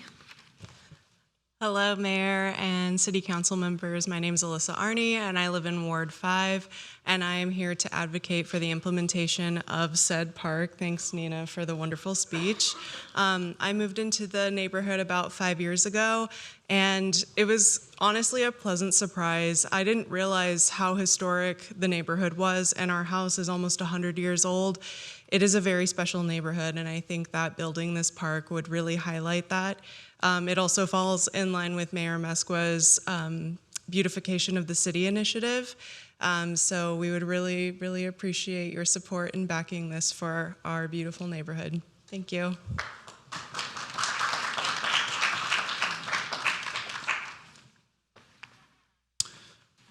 Good evening, City Council members. My name is Jeff Doley. I'm a resident of Washington Square.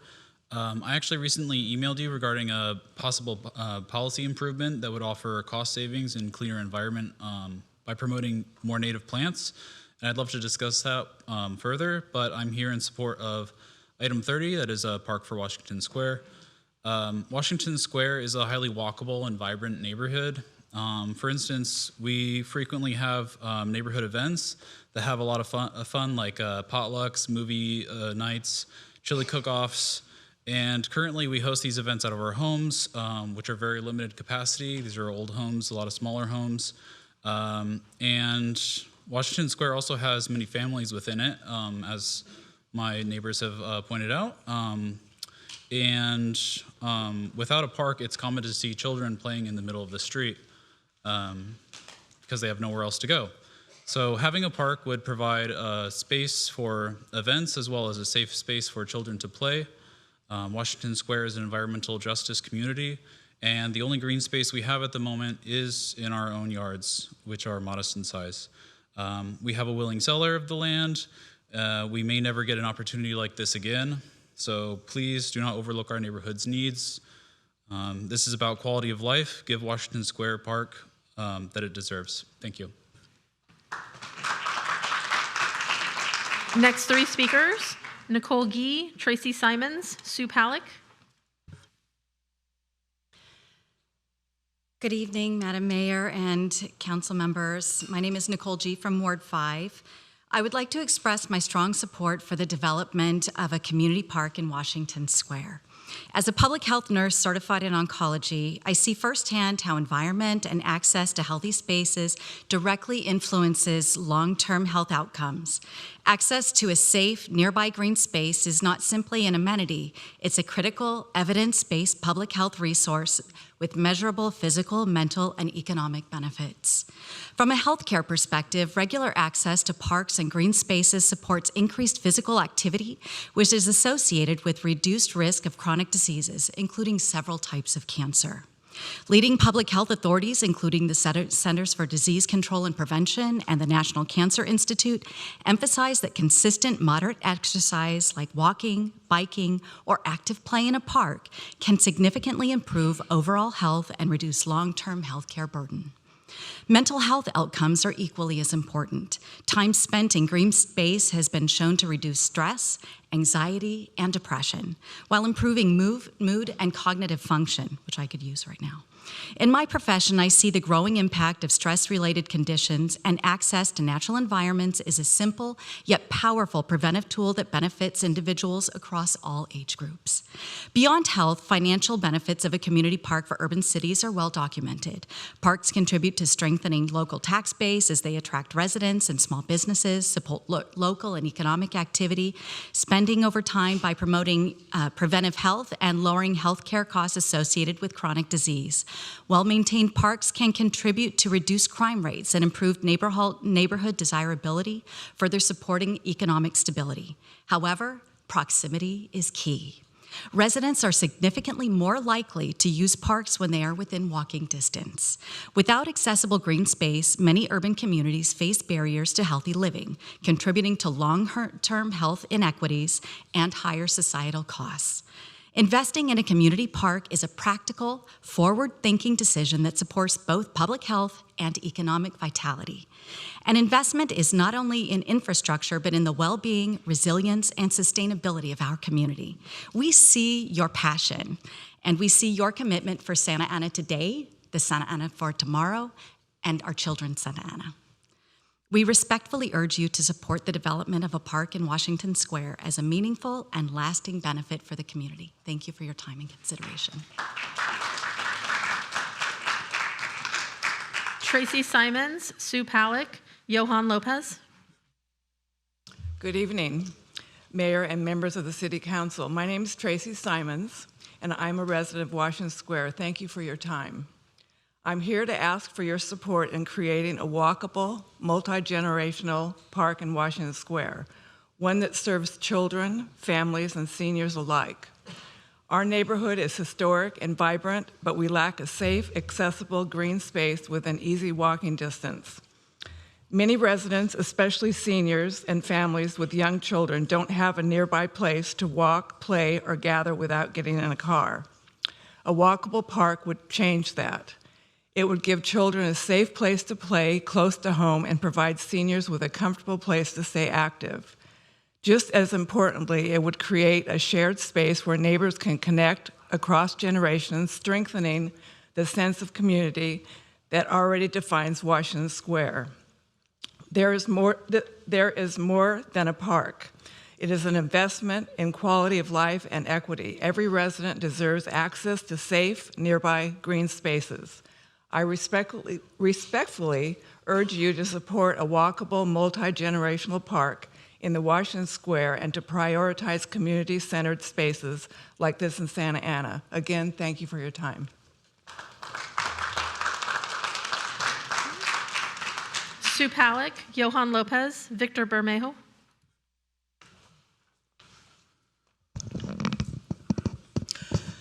Good evening, Sue from Ward 4. Do you know what a pederast is? P-E-D-E-R-A-S-T? A pederast is a grown man who goes after and grooms vulnerable, naive adolescent boys into an illegal sexual relationship. It's sick. I have known 3 people who have been affected by a pederast. Now, I'm talking about many years ago, but I do know what a pederast is.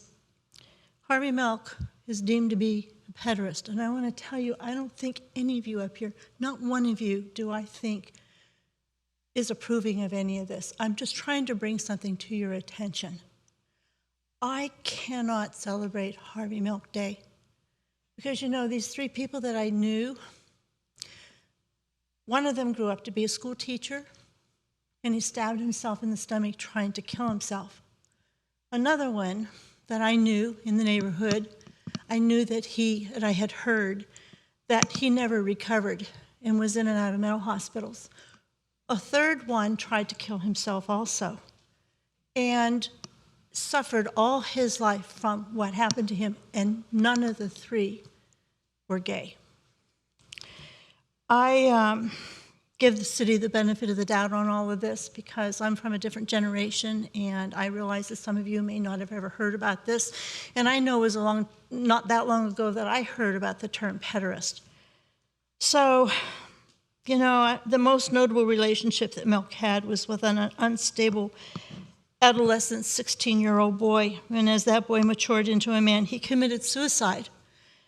And it's said it was because of the tumultuous relationship he had with Milk. And not long ago, the U.S. Navy changed the name of a ship from the Harvey Milk to a World War II hero. So I understand that the city is locked into an MOU on this honoring business with Milk, and I know that a lot of this has come down from Sacramento. But I want you all to do your homework about all of this, because you know what? If you decide to stand and have your picture taken for a ceremony honoring Harvey Milk like you did last year, and I don't think you knew about this, so I'm not accusing you of anything, I'm just saying is that maybe you want to think twice about that and not have your picture taken, because it's going to follow you all your career. And I can tell you the devastation that I know of men like this, and sometimes it's a ring. And there was rumor that this came from a ring from a major city, that people were involved with this. And I don't know how many people were affected in the town where I grew up with this, but I cannot stand and honor Harvey Milk. And I'm ringing the bell, and you do as you please. Sue, your time is up. Thank you very much. Johan Lopez, followed by Victor Bermejo and Giovanni Chavez.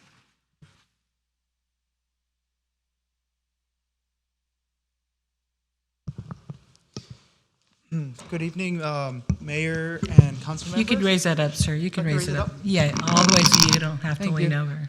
So, I'm a first-gen low-income student. We're writing to address a critical and preventable health issue in Santa Ana, which is limited access to basic dental care. In partnership with Affordable Dentists, our community initiative provides free dental screenings and oral health education to underserved families, focusing on prevention and to reduce long-term health costs. This effort is supported by faculty from the UCLA School of Dentistry and student volunteers from Santa Ana College, UCLA, and UCI, bringing together experienced clinicians and future providers in a unified community effort. Untreated dental disease remains a leading cause of pain, missed work and school, and preventable healthcare costs. By delivering care directly into the community, we remove barriers and provide immediate impact. We would welcome the opportunity to partner with the city to expand this initiative through community events and city facilities, public health outreach coordination, community awareness and efforts, and we respectfully request a brief meeting with your office to discuss implementation in alignment with city priorities. We strongly believe here at Affordable Dentists that everyone deserves access to quality dental care, regardless of age, income, insurance status, and location. And thank you for your leadership and commitment to the health of the health of Santa Ana residents. We look forward to working together to expand access to care. Respectfully, Johan Lopez, future doctor, and not just any future doctor, but future doctor at the UCLA School of Dentistry. Thank you for your time. Victor Bermejo, Giovanni Chavez, Jorge Rodriguez. Good evening, City Council, Mayor Mescla. My name is Victor. I live in Ward 5. I'm the commissioner for Ward 6, Arts and Culture. And I'm here tonight to talk about how we're short 2 commissioners from Ward 1 as well as from Ward 5. The reason this is important is because it is not meeting our quorum to pass grants, community events, as well as murals. I enjoy my position at the Arts and Culture. I was a part of the water poster judging contest, and just a shout out to all the contestants. I've never seen so many young ladies, artistic young ladies, coming out of the city of Santa Ana. So it'd be great to really get our commission going. It'd be great to see one of the contestants 5 years from now say, I was at the dais and now I'm applying for a grant from the city. So thank you for everything you guys do. I appreciate it, and you guys have a great night.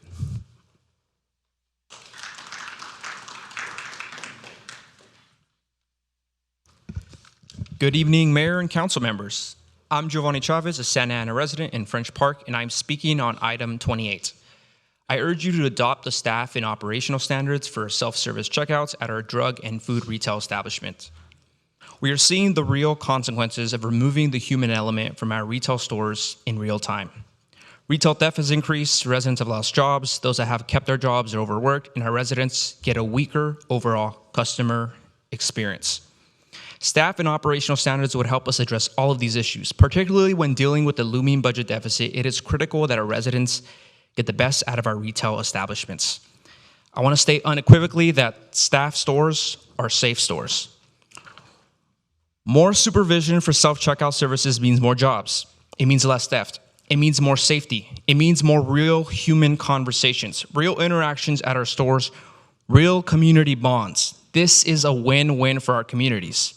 It ensures that we reduce retail theft, that we provide jobs, we provide a better customer service for our residents.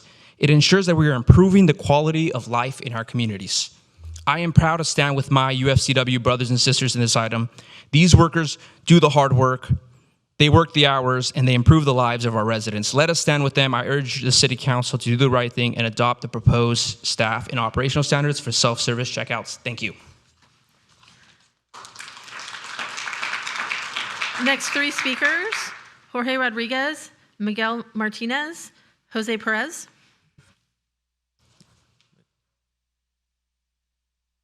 Hello, Mayor. My name is Jorge Rodriguez. I'm a bakery manager here in the city of Santana at the Albertsons on 17th and Tustin.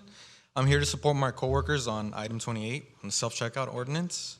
And I would like to share with you the problems with it. It's only run by one person, typically a cashier, until someone comes and alleviates them. And currently they're answering phones, unlocking baby formula, unlocking the liquor cabinet, and many more.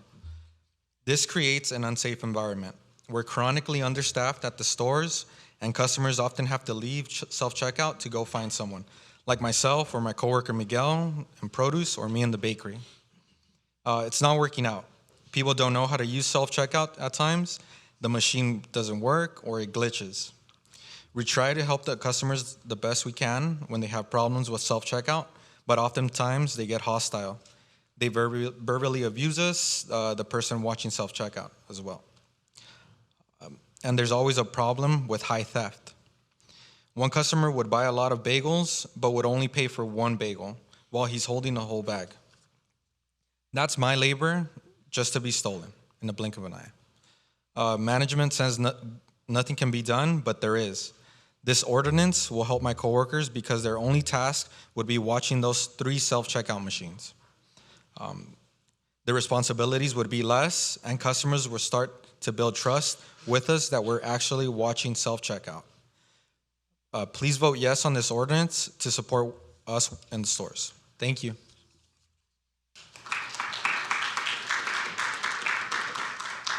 Miguel Martinez, Jose Perez, Carlos Camacho.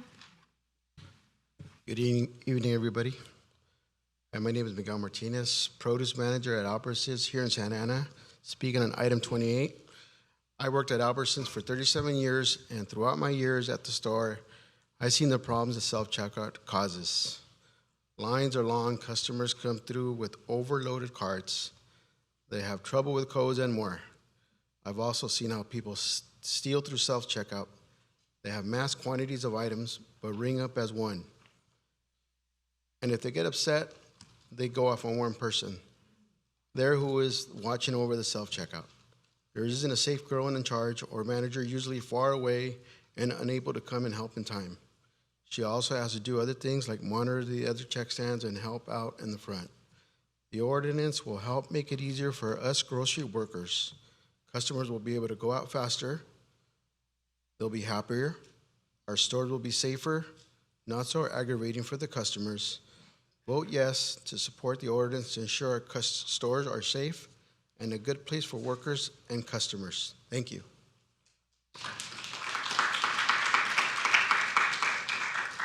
Jose Perez, Carlos Camacho, Beth Thomas. Good evening, Mayor, council members. My name is Jose Perez. I am the president of the United Food and Commercial Workers Union, Local 324. We represent 21,000 members in Orange and Los Angeles counties, with 16,000 of them working in the grocery, drug retail, and pharmacy industries. I am here tonight to speak in support of a responsible self-checkout ordinance. Across our communities and stores, we are seeing a rapid expansion of self-checkout machines, not to improve service, but to cut jobs. Workers who once staffed registers are now expected to monitor 8, 10, or even 12 machines at once. That's not efficiency, that's understaffing. And this has real consequences. It leads to increased theft, it puts workers in unsafe situations, and it creates frustration for customers, especially seniors and families who need assistance. This ordinance is about balance. We are asking for common sense standards, safe staffing levels, limits on how many machines one worker can monitor, and ensuring customers always have access to a safe checkout lane. Cities across California are already taking action because they recognize that safe stores are staffed stores. When the ordinance was passed in Long Beach, the sky didn't fall and stores didn't close. In the contrary, we have seen real positive change in Long Beach and Costa Mesa for workers and customers. Now, community members can go to any of these stores protected by these ordinances at any time of the day and see a real human being at the self-checkout. In audits we have conducted due to the ordinance, we have seen an increase of 1.5 staff members and a small increase in part-time hours for checkers. This is a direct positive impact as intended by this ordinance. Self-checkout are still open, and we are seeing an increase in the speed of which people use self-checkout. The ordinance works. This is a responsible ordinance intended to protect good jobs, improve public safety, and ensure a better shopping experience for everyone in our community. We urge you to stand with workers, customers, and our community by supporting this ordinance. Thank you. Carlos Camacho, Beth Thomas, Alicia Rojas.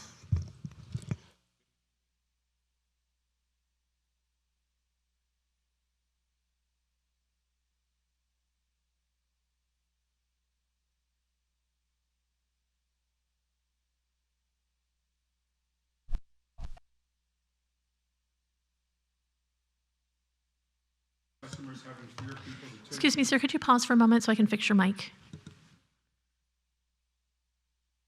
Madam Clerk, you start his time over so he can start over, please. Can you start over, sir, once they fix your mic? Yes. Thank you. Better. Good evening, Mayor and Council. Carlos Camacho, Chief of Staff for the Orange County Labor Federation. We represent 97 different local unions in Orange County, 270,000 union members. The proposal before the council tonight is significant because it requires, It requires businesses to mitigate the consequences of self-checkout on workers. Increased use of self-checkout results in fewer workers doing more work. It results in customers having fewer people to turn to when they need assistance, and it results in workers receiving the brunt of customer frustration. The self-checkout ordinance is part of labor's approach to addressing automation, which affects workers in all industries. It is a core value for labor that businesses do not have the right to unilaterally implement automation with no regard for how that implementation impacts workers or the community that they serve. Over the last 10 to 15 years, Santa Ana has been a leader among Orange County cities in how it considers the needs of workers and community members. You have an opportunity to be a voice for workers and customers. Tonight, you can send a message that Santa Ana is beautiful and welcoming city that cares about workers and its residents. Thank you. Next three speakers, Beth Thomas, Alicia Rojas, Sean Verdine. Thank you, and thank you, Mayor and council members. I'm Beth Thomas. My husband, Kelly, and I have had the privilege of living in the Washington Square neighborhood for 22 years. We just moved last summer to Fisher Park, a mile north of Washington Square. We love this city. Advocating for the Washington Square neighborhood park has been the most important contribution I've had the privilege to do with my neighbors. Getting our house added to the Mills Act and getting trees replaced were second to this, to support our neighborhood and the city of Santa Ana. We are very fortunate in Fisher Park to have a passive park in the neighborhood to get together as neighbors, friends, furry kids, families, something that many of us take for granted. We have seen wonderful beautification projects on the perimeter of Washington Square in recent years. The Bristol widening being finalized to the west, median landscaping all around the neighborhood, the addition of the clock tower on Flower, and many more. Thank you for your support of these projects. We're beyond excited to receive your support of this rare and time-sensitive opportunity to be able to support inside this beautiful historic neighborhood. On behalf of my neighbors in Fisher Park, we look forward to our neighbors in Washington Square having the same opportunity to enjoy their sense of community outdoors together for generations to come. Thank you.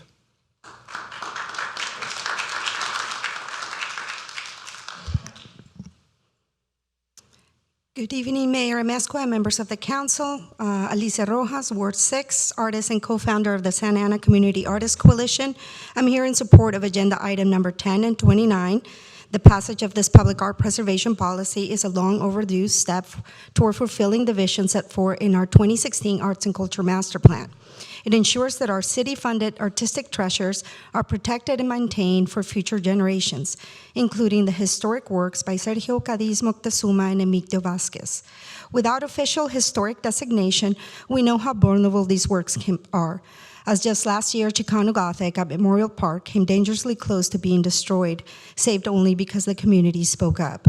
The case for investing in the arts is not only cultural, it's economic. Arts tourism generated over $81 million in Santa Ana last year, per Travel Santa Ana report.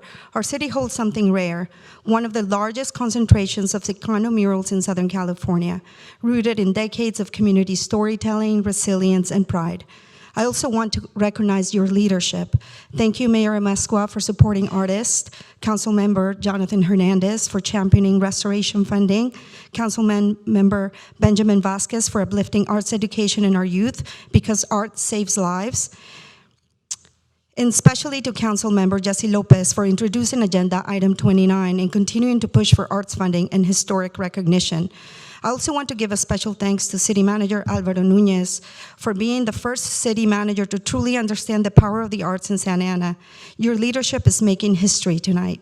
As the first Chicano city manager and an advocate of the arts, this moment would not be possible without you. The past weekend, during the restoration of the Viva Santa Ana mural, we saw what this policy made possible. Over 100 community members showed up to paint and care for a mural that belongs to them. Through a city grant support, we hired 13 youth interns, high school and college students, gaining hands-on experience in preservation and community leadership. This was what investment looks like. I urge the City Council to build on this momentum by establishing a public art trust fund with an initial commitment of at least $50,000 to ensure long-term conservation and equitable investment. And as a next phase, we have the opportunity to expand access through QR codes and digital mapping, transforming Santa Ana into a true open-air museum where every piece of public art can share its history, its story, and the voices of the community behind it. Santa Ana is a special place. With your support, it can continue to lead as a cultural capital, honoring its past while building a more inclusive and creative future. Let's protect not just our public art, but the stories, the people, and the history that it carries. Sí se puede. Muchas gracias. Next three speakers, Sean Verdeen, Izuri Ramos, Carl Bettinger. Hello, Mayor Amezcua, council members. My name is Sean Verdin, and I live in Washington Square. Before I get on that, totally agree with the UFCW guys. If you want to see, they're not just trying to protect their jobs. If you want to see what that looks like unchecked, what they're talking about, go to Target on West 17th, go to CVS. It is a terrible shopping experience. So these guys, they know what they're talking about. Shifting gears. Yeah. Back to Washington Square. I'm sure you've seen a pattern in a lot of the speaking here tonight. I just want to commend you guys for all the exploratory efforts you guys are doing into placing a park in that neighborhood. And I'm trying to think of something to say that hasn't been said already, but you've all heard it. Just my thanks, first of all. Second, I really encourage you guys to come through, like on any given weekday, between 5 p.m. to sunset. Come through our neighborhood. You're going to see people of all ages, generations, walks of life outside, walking around the neighborhood, walking their dogs, taking their kids out for a stroll. It's honestly, it's beautiful. And in terms of the park, I really hope you guys look into supporting option 2. And to piggyback on some other people are saying, we have a really strong neighborhood community. We try and host many events for our neighborhood association. In fact, the most recent event that we were going to host for this spring was canceled because there's nobody available to host, because most of us don't have a home big enough to host a neighborhood. So a park would really go a long way here. We don't need more urban density. You guys, hats off to you. You're ahead of like the state mandated development goal for housing. So I know we'll get there as a city. So I think it's time to turn our attention to parks and things like that are going to enhance our quality of life. So thank you for moving this forward. Thank you.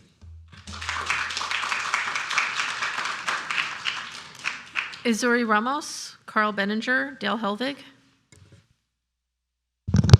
Good evening, Mayor and Council. My name is Isuri Ramos. I'm a lifetime Santana resident, live in Ward 6, and the Executive Director at Chispa. And tonight we're supporting several agenda items, item number 10, 28, and 29. First, Chispa strongly supports item number 28. Establishing clear staffing standards will help ensure that employees are adequately supported, that their safety is prioritized, and that customers have access to assistance when needed. Thank you for agendizing this item tonight, and we urge you to vote yes. We're also very proud to be here in support of the arts, specifically items number 10 and 29. The development of a public arts and preservation policy is critical. As our cultural assets, we need to ensure that they are protected, maintained, and accessible to the community. Public art reflects our histories, identities, and collective memory. We also strongly support the identification and historic designation of artworks by Sergio Ocadiz Moctezuma and Emilio Vasquez. These works are foundational to Santana's cultural landscape and deserve formal recognition and protection. And lastly, we ask that as you consider difficult budget decisions, such as staff furloughs, that these be considered in a fair manner, and that SEIU 721 members are not disproportionately impacted. And after hearing public comments, I also have to speak in support of the perhaps a once-in-a-lifetime opportunity to acquire vacant land in Washington Square and provide a park in that neighborhood. That's the neighborhood that I walk through every day on my way to Wilson Elementary, and I know that this new park would not just serve Washington Square, but also the students at Wilson Elementary and the Willard neighborhood as well. So thank you all and have a good night. Carl Benninger, followed by Dale Helvig. Good evening, Mayor and Council members. It's been a while since I've been here, but I've been watching you on TV. Thank goodness for being able to do that. Wore my Detroit Red Wings shirt in case you forgot who I was.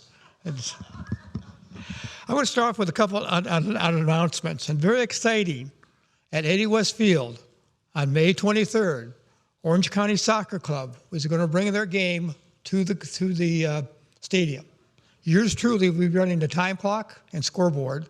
And I've seen some very exciting games with them. And I'm sure this on the 23rd will be another exciting game. So you want to see good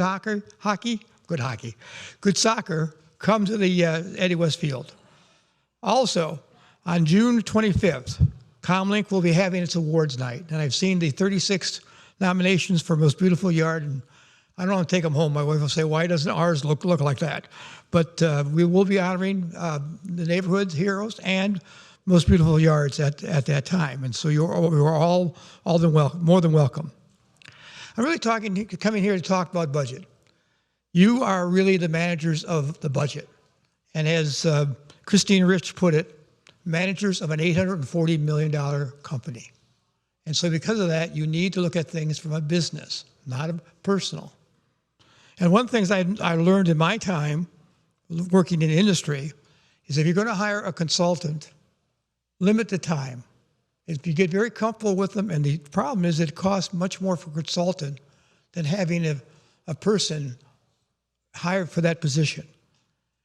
And when I bring up the city attorney, this isn't a comment that she's doing bad or good or what have you. It's just business to have that position in-house rather than out to a contractor. I've heard comments like, we need the expertise. Well, then hire the expertise. I also heard comments about she gets paid only as if we paid a regular city attorney. Well, that's great because we only have her a third of the time. Why not have an attorney 100% of the time? That's what we need in that position. Those that say, well, we only pay her salary and her benefits. You do in the fee, you pay her company. Not only do you pay her benefits, but you pay her boss's part of his salary, part of his benefits, and all the way through the organization, because that's how contractors work. And there's nothing wrong with it. It's just where it is. And I have in industry had to hire contractors to solve a situation, and we did that. So when you consider it, please remember the words. It's not personal, it's only business. With that in mind, I want to bring up one area, look for projects that are on running. The popular one right now is a parking study, and I know I've talked to Rudy, and he's inherited this. But this is really the third parking structure studies that we've had with no results. We cannot continue like that. 8 years ago, we were going to do the whole city. That got turned into 2 areas in the city, and now is ending up to just the parking permits. Please look at excess spending like that, and let's bring Carl, it your time is up. Thank you.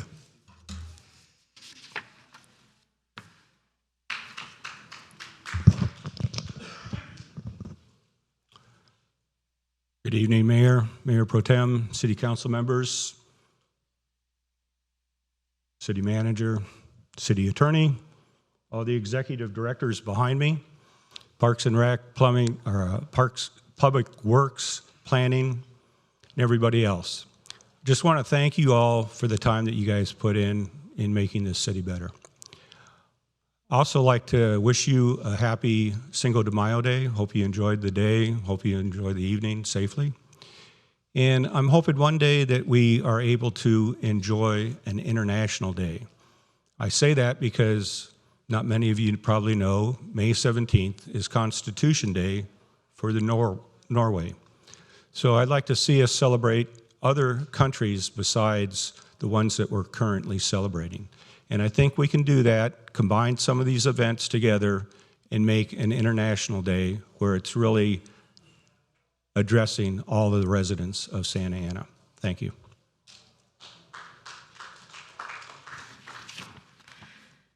Mayor and City Council, that concludes the public speakers that are present. We'll now begin with the Zoom speakers. Madam Mayor, was hoping to get recognized for public comments. I'm sorry, did you fill out a card? No, I was not able to obtain a card. Tim James, California Grocers Association on item 28. I understand that, sir, but unless you filled out a card, if I make an exception for you, I have to make an exception for everybody else. I apologize. This is consistent with what we've experienced with the city so far. So I'm sorry, I've only been here 4 years, but I apologize that you fill out a card in a timely manner. Thank you. Speakers on Zoom, when unmuted, please announce your name and the ward or neighborhood that you reside in within the city of Santa Ana for the record. Victor Mendez, please unmute and make your comments.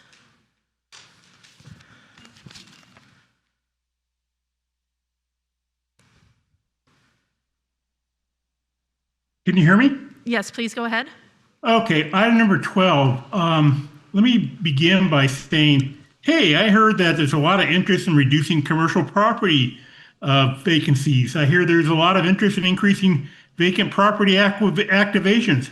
I heard there's a lot of interest in making best use of our assets. I also heard there's a lot of interest in improving revenue streams for our hotels. Well, guess what? All those opportunities are available on East First Street between Grand and Tustin. Here's another thing that you should realize. We can kind of better realize this opportunity if we activate the long delayed project, street improvement project that got kind of wound into the multimodal project. And with all due respect, it was legitimately so, but now's the time you can take that project out, move it forward, and start realizing all these opportunities that I just listed. We have hotels, we have vacant properties, we have storefronts that are vacant. All this stuff, all these types of opportunities can be started achieving by starting our street project, which is fully funded and 90% designed and has been community tested. It's been vetted. So the time's now. I'm not sure what we're waiting for or what we're trying to do or trying to achieve, But if you're looking to gain revenue streams and improve neighborhoods and improve the business climate, start with the East First Street upgrade project between Grandin, Tustin, and we'll see some things happen. I'm fully supportive of it. I'm fully supportive of bike lanes. I've been a convert to it. Let's get it done. Let's start getting those businesses up and activated. Let's get our hotels in good shape. The Holiday Inn, I'm sure, is waiting for it. And let's start getting that money coming in. Thank you.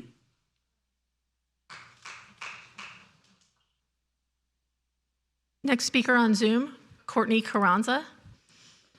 Please unmute and make your comments. Hi, my name is Courtney Carranza. I am Director of Government Affairs for Albertsons and Vons, and I'm here to respectfully urge the council not to pass the proposed ordinance related to grocery and drugstore staffing standards for self-checkout stations. I also want to address concerns around self-checkout and share what we've learned from our recent experience in Long Beach, experience that directly applies to Santa Ana. First, there has been no measurable retail theft impact associated with self-checkout. With our Long Beach stores, when we compare theft data with self-checkout before and after removing self-checkout from 4 of our Long Beach stores, we have not seen a reduction in theft. The consistent pattern we see is individuals walking out through the front door with unpaid merchandise, often bypassing checkout completely. The narrative that self-checkout drives theft simply isn't supported by our real-world experience and data.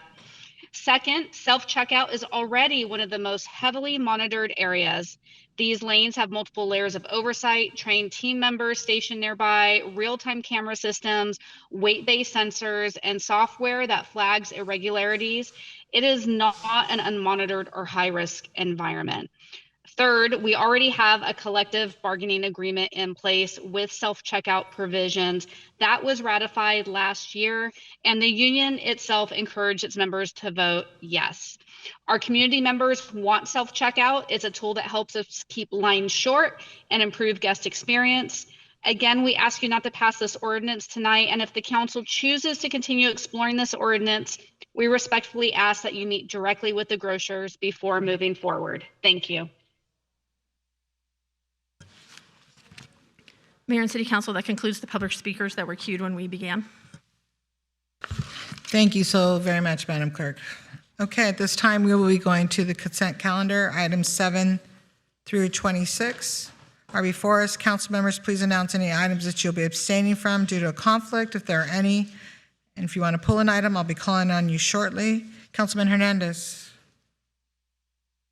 Oh, I'm sorry, he's gone. Councilman Becerra. No items to pull, but I'll be a no on item 25. Thank you, sir. Councilmember Fan? Nothing to pull, but I have to note my recusal from item number 24, as the City of Anaheim is a client of my employer, Rattan & Tucker. Thank you. Thank you. Councilmember Vasquez? No items to pull. Madam Mayor, my apologies for missing Yeah, your hold on one first round of second. comments. Thank you, 1 second. Yeah. Councilmember Lopez? Yeah, I'd like to pull item 10. Thank you, Mayor. Thank you. Councilman Hernandez? Thank you, Madam Mayor. No items to pull. I just want to register a no on item 24. Thank you. Thank you. Mayor Pro Tem? No, no items to pull, Mayor. Thank you. I'm going to pull item 25. Can I get a motion for the remaining items, please? I'll make a motion to move the items. I'll second. Let's prepare to vote, please.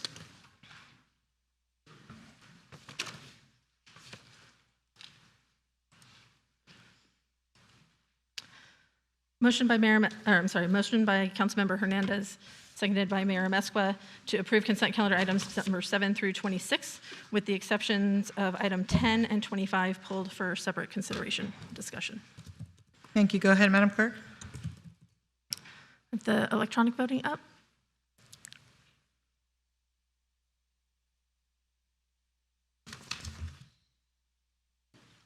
Councilmember Fan? Yes.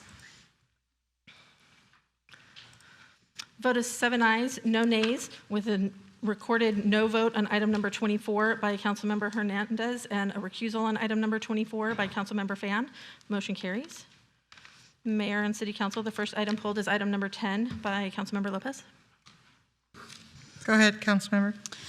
Thank you. And I want to start off by thanking you, City Manager, thanking City staff, the Arts and Culture Commission, all of the advocates that came to speak tonight, that took time to write an email, that have been really speaking to all of us on this dais for many months, really wanting to see this move forward because we recognize that they have been working towards this framework for many, many years. And, my perspective is that this policy that is on the agenda is a real shift. And that's why I want to thank you, City Manager, because for too long, we've celebrated public art in the city in all of its forms, not just murals, and then have forgotten about it. And so the maintenance and the preservation framework in Section 3, the annual inspections, a public art inventory, artist consultation before restoration is exactly what has been missing and what our community, all of our constituents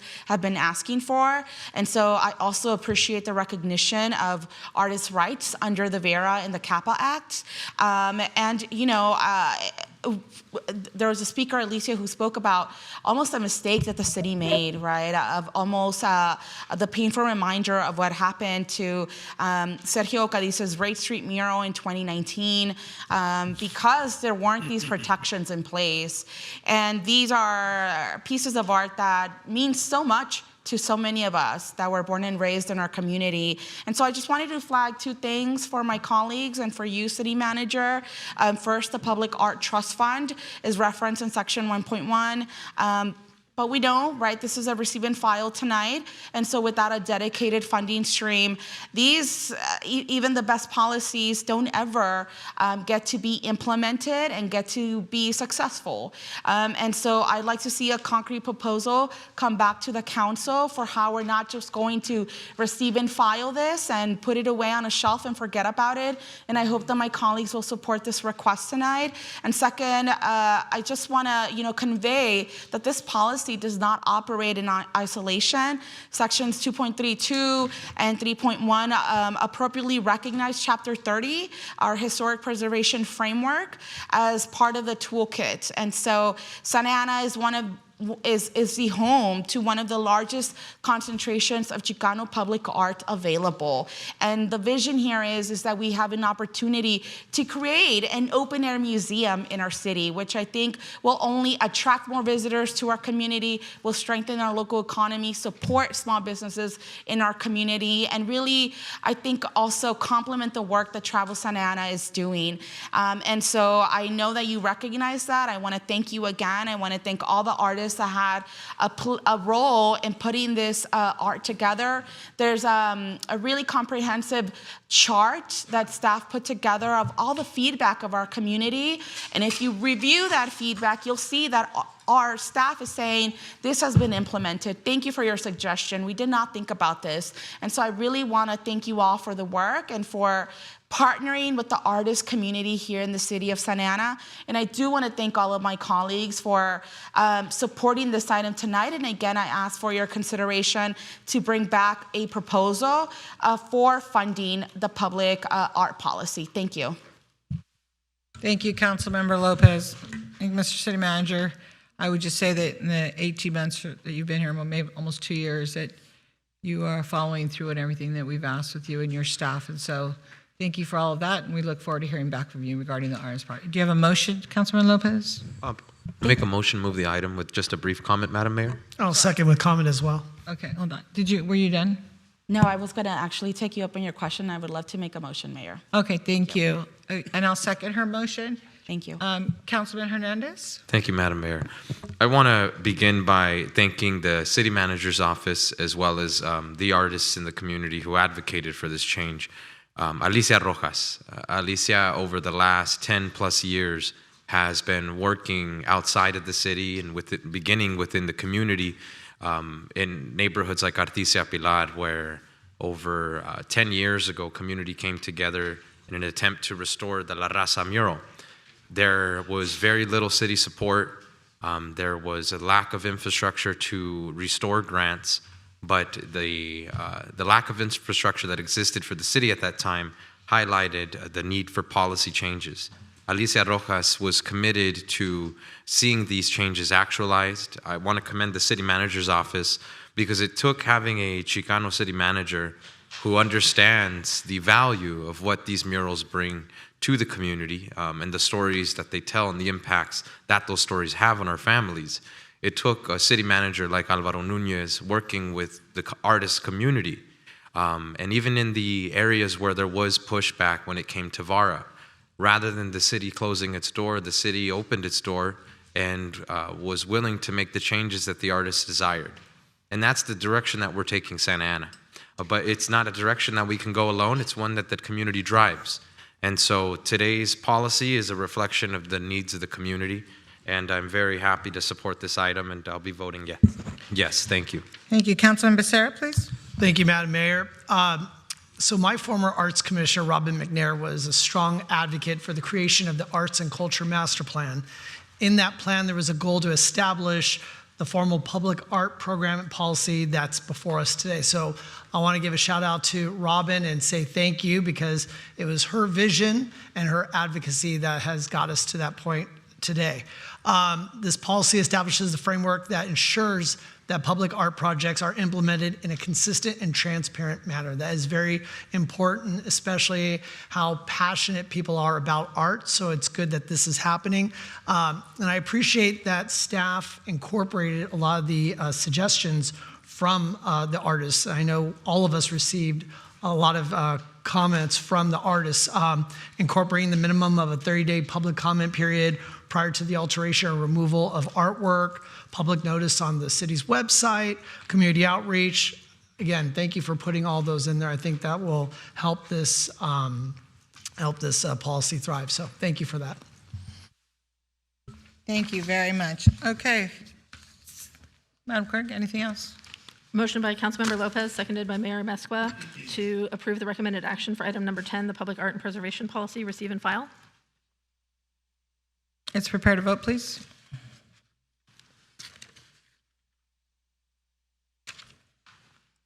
Vote is 7 ayes, no nays. Motion carries. The next item is item 25, pulled by you, Mayor Mesqua. Thank you very much, and I'll be very brief. This is the performance evaluations for the city clerk, the city manager, and the city attorney. I just want to publicly thank all three of them for the job that they do for us. The city council only has 3 employees that work for us, and that is the city attorney, the city clerk, and the city manager.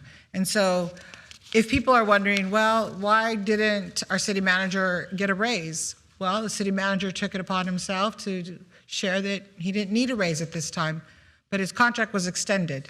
And that's because of the great work that he's doing. And I want to say thank you publicly to you and to your staff that have done a phenomenal job. And you always say 18 months, I'll say 2 years that you've been here. You are taking us places I grew up in here, my family's been here for a long time, and I've watched this city go through a lot of things. And you're taking us now with your staff, the police chief, taking us places that we have never been, and hopefully we're going to continue to move in that direction. And City Clerk, thank you so much for everything as well. You do a lot for us. I don't think people realize everything that you do, whether it's the PRA requests, the elections. I could go on and on. The list is very extensive, so I wanted to take a moment to say thank you. Madam City Attorney, I know that you also did not request a raise, but you had a contract that gave you a raise that 3.5%, I believe, what Sama gets, you get, so that's a good thing. I didn't realize that till I did some research, and so I kind of was like, well, okay, you didn't request a raise, but you did get one, and so that's a good thing. And so I just wanted to be very public about the work that they do. And yes, they have the chief that works with them for the city manager, they have executive directors, they have lots of staff. How many staff do you have, Alvaro, in total?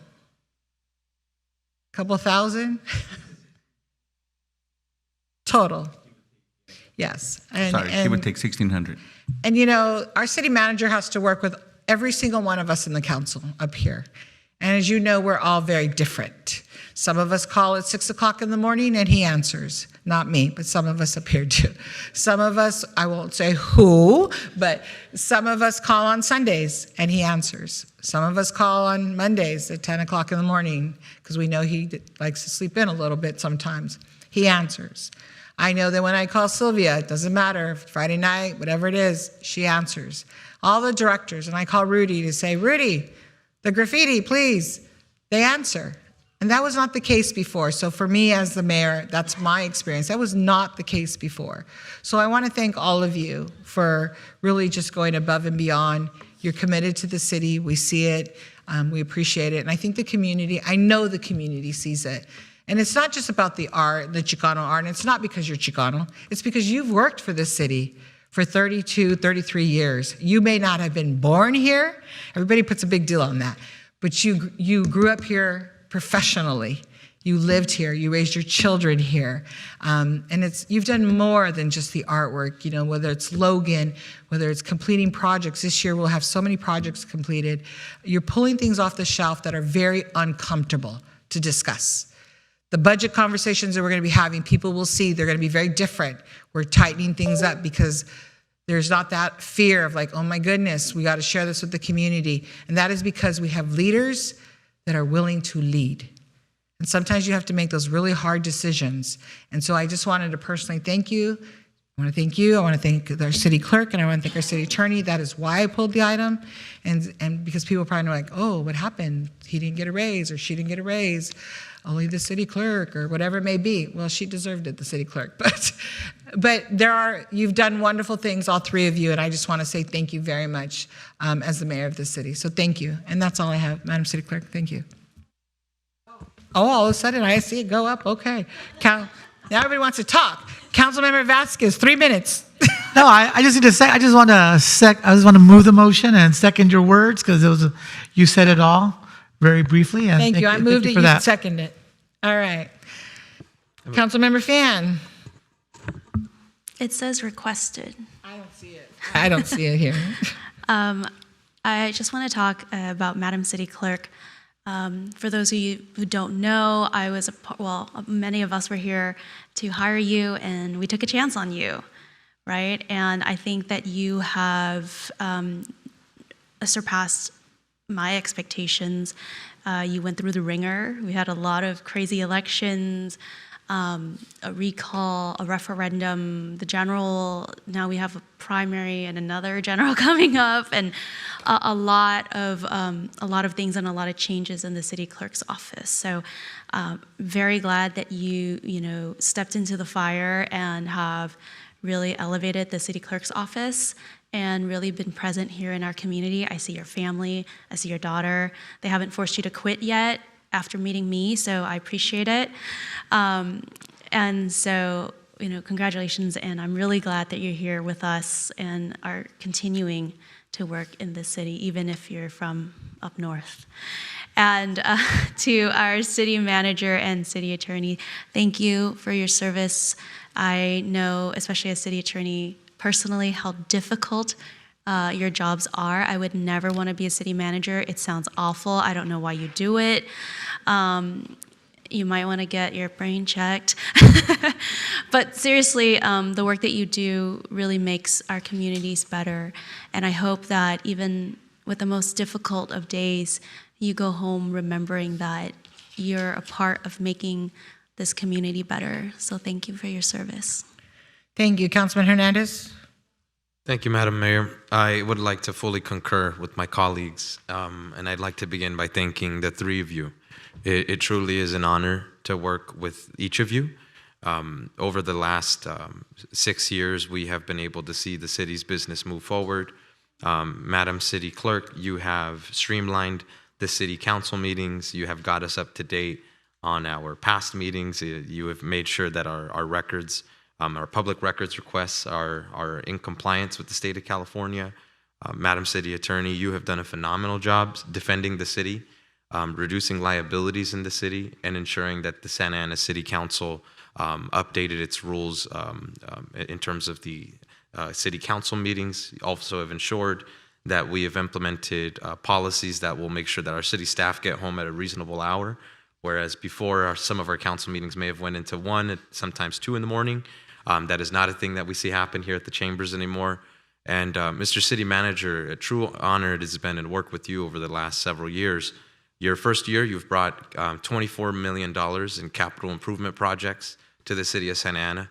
a sizable investment in Santa Ana from our Congressman Lou Correa.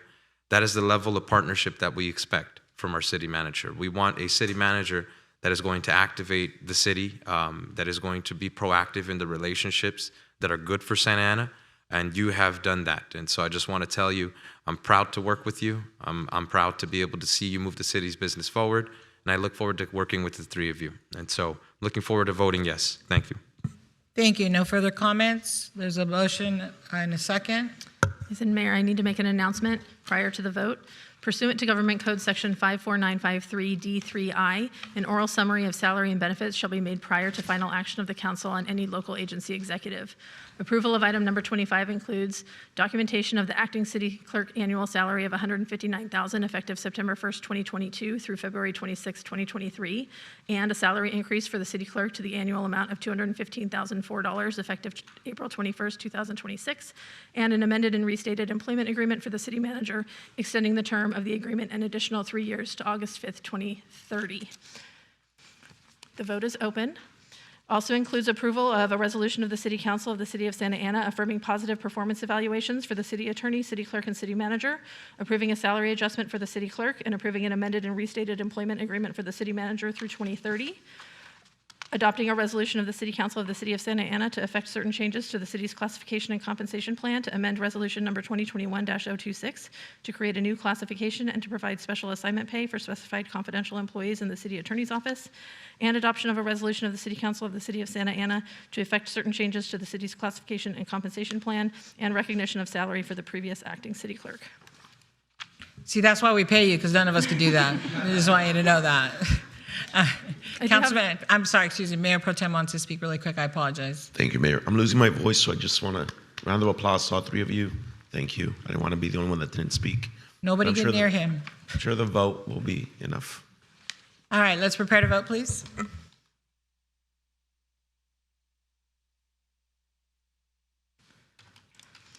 Vote is 6 ayes, 1 nay. Nay by Councilmember Becerra. Motion carries. Great, thank you. That's the end of the consent calendar at this time. Madam Clerk, we're going to go on to the business calendar. Item number 27, please. Item number 27 is an ordinance amending municipal code to allow permitted users to serve and consume beer, wine, and distilled spirits at city facilities and to increase permit threshold related to picnics of 50 or more persons. Mr. City Manager. So if the City Council wants a presentation, we have Parks Executive Director Hawk Scott. We don't need a presentation, but thank you. Copy that. I'll make a motion. Second that motion, Madam. Actually, if I may speak. Sure, go ahead, Councilman, sir. Everybody's so quick to go tonight. I love it. So I actually do have a concern with what's before us tonight.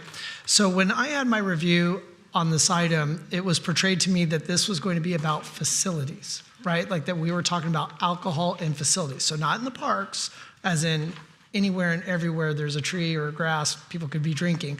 It was supposed to be in the facilities. But when I read this, what kind of concerns me is, so it talks about, let's see, this would be 31-3D. Any use where alcohol is served or consumed in accordance with the city's Parks, Recreation, Community Service Agency's rental facility use policy adopted by resolution of the City Council. I guess what I was concerned with is on the website, that policy was not a part of this agenda item. So I had to ask staff for it subsequently. And I guess where I'm concerned is that if we're going to talk about alcohol, I think it's a sensitive issue, especially in our parks. And I feel like there should be a little bit more guardrails in the actual code. I'm not opposed to the idea of us, and I think what the spirit and intent was to allow for alcohol in the actual buildings, the facilities. And I know it's defined in the policy, and I know for many that might seem like a weird nuance, but it's important that it be more strengthened in the code. It's a little more difficult to modify in the code, and I think it's important that our residents, our families have the assurance that it isn't something that staff, and I don't mean anybody that's sitting in here tonight, but staff in the future could just change on a moment's notice. So I would ask my colleagues to consider having this brought back in 30 days. I don't want to play, policy crafter tonight up here on the dais. I would rather have staff come back with something that just maybe takes a little bit of what's in the proposed policy that wasn't available on the city's website and bringing that over to the ordinance that's before us this evening. I support the concept. I just think that maybe staff can better tune this, because right now when I read this, it seems a little open-ended, and I'm afraid that future staff could interpret this as a way that our residents would not appreciate. Thank you, Councilor Becerra, and for bringing that. Mr. City Manager, I know you want to reply, but I just want to be clear what it says here is that they'll have to have where it says, this has been, you guys worked with the City Attorney's Office, the Santa Ana Police Department, Risk Management, to ensure compliance with state and local law, public safety requirements, and the risk management best practices. And we're going to be in compliance with ABC, right? So, and thank you for bringing it up. The question I would have is like, I'm having a party, right, at the park. I have a big family. I'm going to have a baptism. I'm not going to be able to just have alcohol anywhere. Like, I got to get a license from you. So I'm not a fan of alcohol in the park either. That's not how I read it here. So I just would like clarification in 30 days if you want to come back so we don't take discussion tonight. But I do want clarification too, and thank you, Councilman Becerra, because if we're having it at the zoo or the concession stand at Eddie Westfield, or like we have Brew at the Zoo, right? And we have other events. We have the 5K where I don't know, I wasn't there this year if they sold alcohol. We sell alcohol. But it makes me very nervous if we're just gonna say, hey, you're having a party at the park, whatever family, let's say my family, but I'm gonna ask you for a permit to sell alcohol. I'm concerned about the safety, and then we're gonna need police if something happens, and then, so I would like some more clarification as well. And so if you can bring that back in 30 days, I'd really appreciate that. Does that work for everybody up here? Yeah, we'll make a motion for the 30 days or to pass the item? Motion for 30 days? Motion. Okay. So yeah, I'll move to bring it back in 30 days. Okay, and you're seconding, Councilman? Sure. Mayor Pro Tem? Okay, Just let's prepare to to vote. clarify, we already had a motion on the floor to approve the item? Then I'll make a sub-motion to bring it back in 30 days with the comments that I had. Are you supporting his sub-motion? Yeah, I'll second. So just so we understand. So codify, obviously we need clarity in the code, right? And so the recommendation is, instead of a policy, make it more of a codified type of action. I guess just if I may, so what I'm saying is that when I read this, I could easily interpret this. I can go to Hawk's staff and say, so I'm gonna have a bunch of booze and I'm gonna do it over in the open field right over at the park. Okay. And I think that should Understood. not be something interpreted. Right, that's not the intention. Okay. Real quick, last thing is when we talk about facilities, because it gets a little ambiguous. A park facility, one can say, oh, the entire park is a facility, versus what I think you meant was the buildings at the park are facilities. Perfect. There's a motion on the floor in a second. And go ahead, Madam Clerk. Let's prepare to vote. I'm sorry, Councilman Lopez. Yes. Thank you. Thank you for raising these points. I am going to be supportive of the motion. And I wanted to know if this is in response also to the item that I brought forward in terms of eliminating the permit required for picnics, because you and I have discussed this, right? That language is still here. Okay. And I'm not going to be supporting language, whether it's tonight or 30 days, whatever, that is still saying that our constituents need a permit to picnic in the park. We will remove that. Absolutely. Okay, and then moreover, can you also provide clarity in terms of SB 946, SB 946, because my council member requested item also had a request, right, to allow paleteros, these push carts, to operate. And it's a little unclear still if that is the appropriate statute that is supposed to allow all jurisdictions in California without it having to go through the municipal code. So you can bring that back in 30 days. We'll provide clarity in the code, but to answer the question succinctly, yes. Unless we have a concession agreement in specific parts, then under state law, vending is allowed. Okay. I guess I would love to just meet with city staff to review all of the questions that I had for tonight. Thank you. Thank you. And Mr. City Attorney, please include there's a difference in my mind for a picnic or barbecue with family. than a political event that claims to be a picnic. So I'd like to make sure that we clarify that. We'll work with the city attorney's office. Thank you. So if they're out doing something, then I just want clarification. If the city attorney says that, we can't change it or there's no difference, Right. then We still have to be where we have First Amendment rights. So 30 yes. days, yes, I understand that. Okay. Before Councilor Fan starts to, I saw her body language, but I need to be clear because it's kind of like the aid thing. Well, we don't want anybody running for office, but you can run for school board, but you can't run for city clerk. So there's always this, difference here. So I'd like some clarification. We'll make sure there's clarity in the meeting Thank code you. being brought back. Thank you. All right, thank you. Let's prepare to vote, please. Submotion by Councilmember Becerra, seconded by Mayor Pro Tem Peñalosa, to continue item number 27 for 30 days. Councilmember Fan? Thank you. Do you all vote? Vote is 7 ayes, no nays. Motion carries. Item is continued. Thank you. Item 28, Madam Clerk. Item 28 is an ordinance establishing staffing and operational standards for self-service checkout stations in drug and food retail establishments. Thank you, Madam Clerk. So I met with the city manager and I met with the city attorney to bring this item forward. And thank you, UFCW and the Orange County Labor Federation for being here tonight, and SEIU for this item. Really appreciate all of you being here. And why did I bring this forward after meeting with UFCW and going myself and having an experience? I don't shop at a certain store anymore because when I go there, they only have self-checkout and it's very uncomfortable for me. And when I need assistance, I have to wait. And I understand what data is, earlier the caller talked about data and whatnot. But for me, it's important for the employees. It's important for the quality of life. It's important for safety. And so I'm just going to read this so that everybody understands what we're doing. The proposed ordinance is designed to address several key issues related to the operation of self-service checkout system. Increased employee presence in checkout areas improve oversight and may deter retail theft, which has been identified as a growing concern in retail environments. Establishing minimum staffing ratios reduces the burden on employees tasked with monitoring multiple transactions simultaneously and helps mitigate workplace conflicts. Maintaining staff checkout lanes ensures that all customers, including seniors, individuals with disabilities, and those who require assistance have access to traditional service options. Additionally, public notification requirements and defined enforcement mechanisms promote transparency and accountability by providing customers and employees with clear expectations and recourse in the event of non-compliance. The proposed ordinance provides a balanced and enforceable framework to ensure that self-service checkout systems operate safely, responsibly, and serve the needs of Santa Ana residents, workers, and businesses. Adoption of this ordinance will align with emerging regional standards while preserving flexibility for local implementation. In no way, shape, or form are we attempting to close any stores.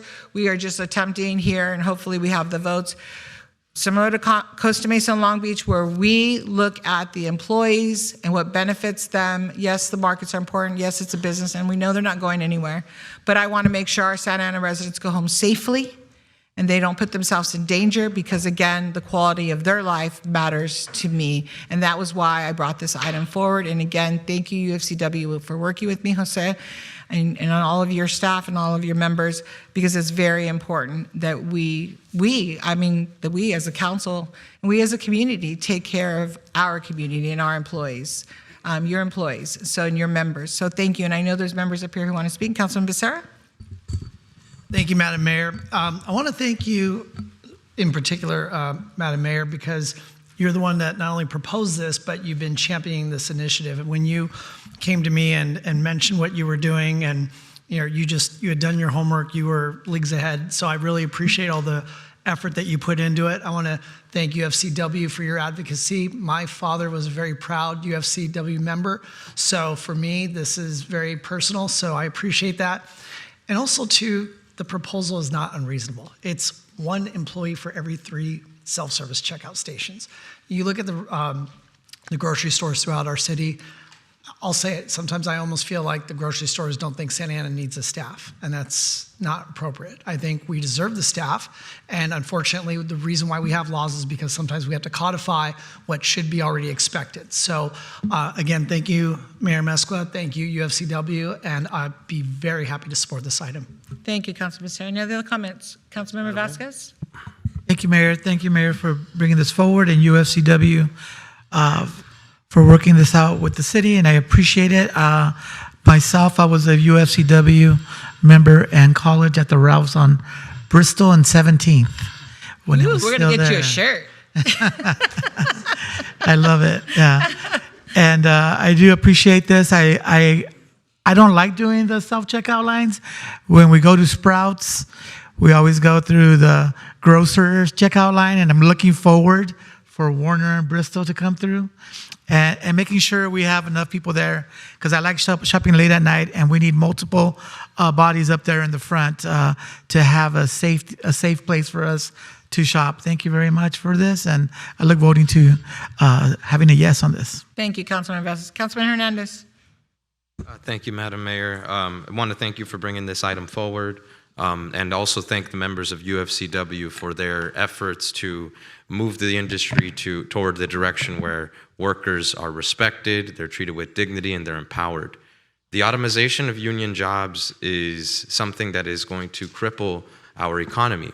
It is important that when workers organize, we stand with them and we support them. What really highlights the importance of this initiative for me is that there was not one worker who spoke in opposition to this initiative, whether it was in Costa Mesa, whether it was here in Santa Ana, or whether it's in cities that are very similar to our size, workers in large numbers.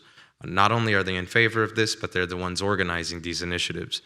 I am supportive of protecting these union jobs. I am supportive of ensuring that the workers have better access to safety and support within their colleagues, given that when we see, a couple of stores that some of my colleagues may have listed that are non-union, you see the automation of the cashier, and it is completely removed the human-to-human interactions and the experience as to why we frequent some of these stores. When we go to a place like Stater Brothers or Albertsons, you may have that relationship with your butcher or your cashier, and the automation of union jobs is slowly removing that connection. And so I am in favor of this initiative, and I look forward to voting yes. Thank you. Councilmember Lopez. Yes, thank you. I want to thank everybody for being here in the chamber, people that called in or sent an email. I think it's really important that we recognize how much more now people are being asked to do, and we actually, got to hear from some of our own employees that worked in other grocery stores in the past, and they shared their own experiences. And so I'm going to be supporting this tonight, but I do want to ask of our internal team that when you bring these, staff reports forward, that there is an actual policy analysis, because what I see before me is a trend analysis. And so I think that these types of policies are very, very important. We know that the state is also looking at doing something similar. And so I think for the benefit of every member of this council in our community, I would love to see more substance. That's my request, but again, I'm going to be very supportive. Thank you. Thank you. Mr. City Manager, I'm not sure, we can add whatever substance she wants. The vote's what matters here, so let's prepare to vote. Oh, I'm sorry, Mayor Pro Tem, go ahead.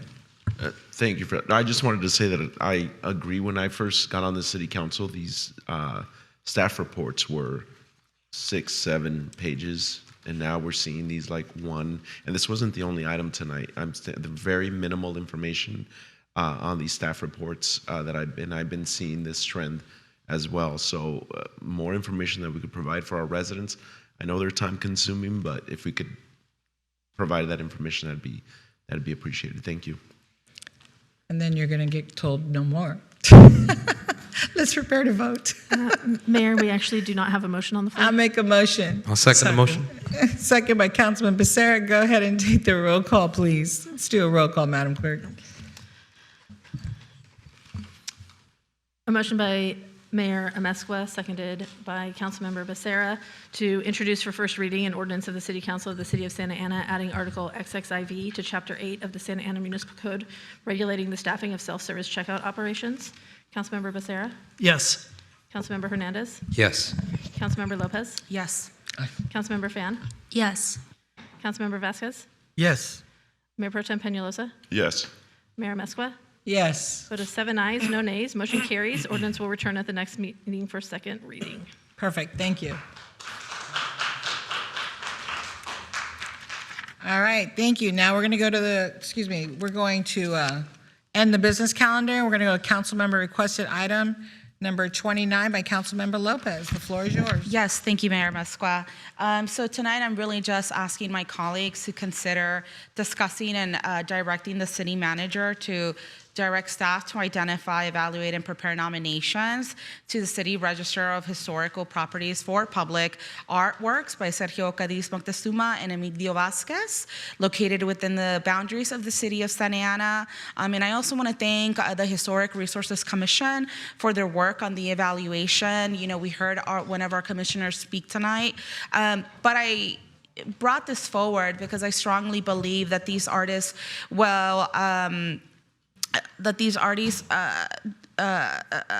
that it is imperative that we proceed in filing for this recognition. And so I would rather see that happen sooner rather than later.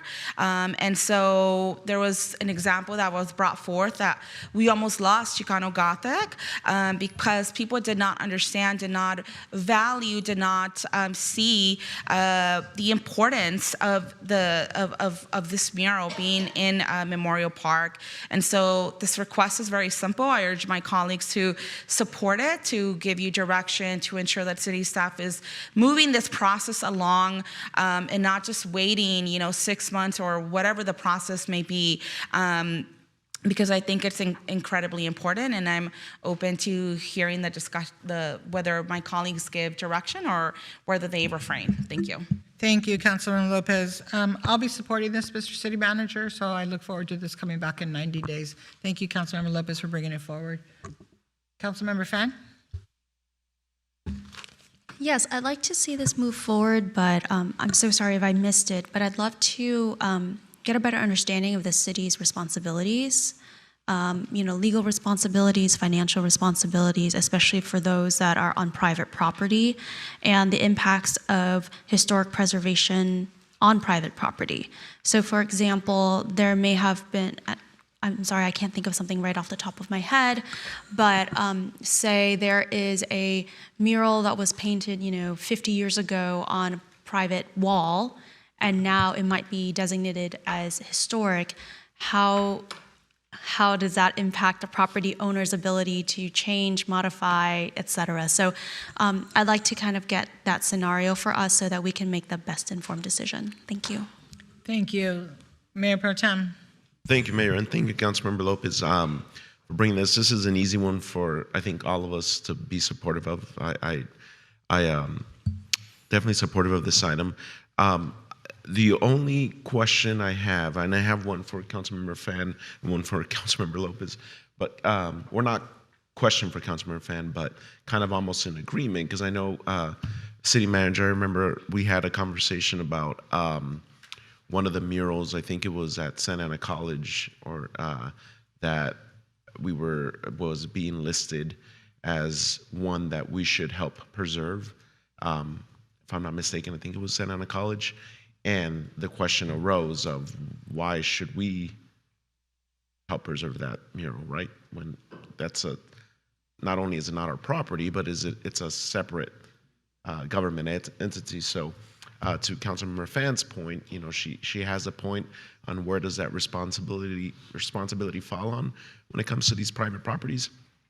And the question, Councilmember Lopez, just for clarity on my behalf, is this something that we would, why only these two artists? I know these are the more historic artists, but I'd like to see something that where we really identify like all the various artists in the city. And I know these are historic, so it comes with that historic lens, but is this something that can we expand? Yeah, that's the prerogative of the council. Absolutely. We have a focus on these two because there's been two instances. We've already lost some of these artists' work that have been painted over in the city, right? That have really instilled a sense of disappointment and distrust with the community. And, you know, we all saw that we almost lost the wall at Memorial Park. And so that's why there's a focus on these two specific artists. And most importantly, because the work of these two artists is all located within public areas of the city. So it would not have to deal with any private properties or within private businesses. Awesome, thank you for that. So that clarifies it for me, but I would like to see when this comes back, the more artists identified and not just isolated to these two who are great artists and historic in our city, and we should preserve them, but make sure that we're not just selecting the two. Understood. Just as a quick reminder, because it got mentioned both with this this recommendation from the City Council and also part of the discussion with the arts and culture. I think one of the first directions we provided when we were acting city manager, not even permanent city manager, was actually the preservation of the Emilio Vasquez mural. I think we did them within the first 30, 45 days. We immediately implemented, despite two city managers before me asserting that it was going to get repainted and fixed.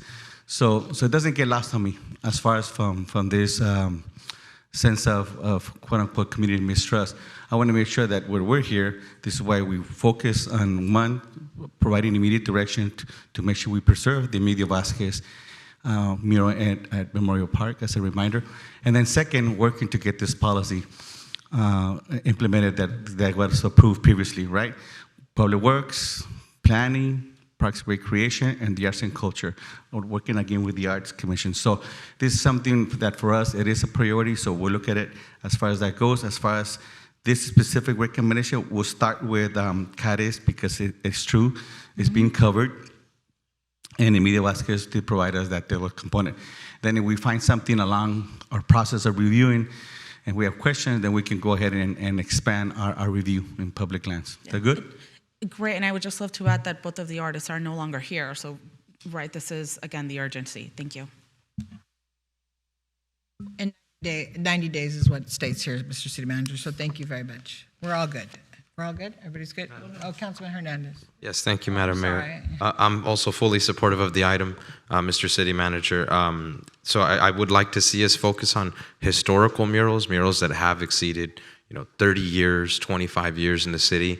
But I do think that in addition to that, we need to document and archive all of the murals that are presently up.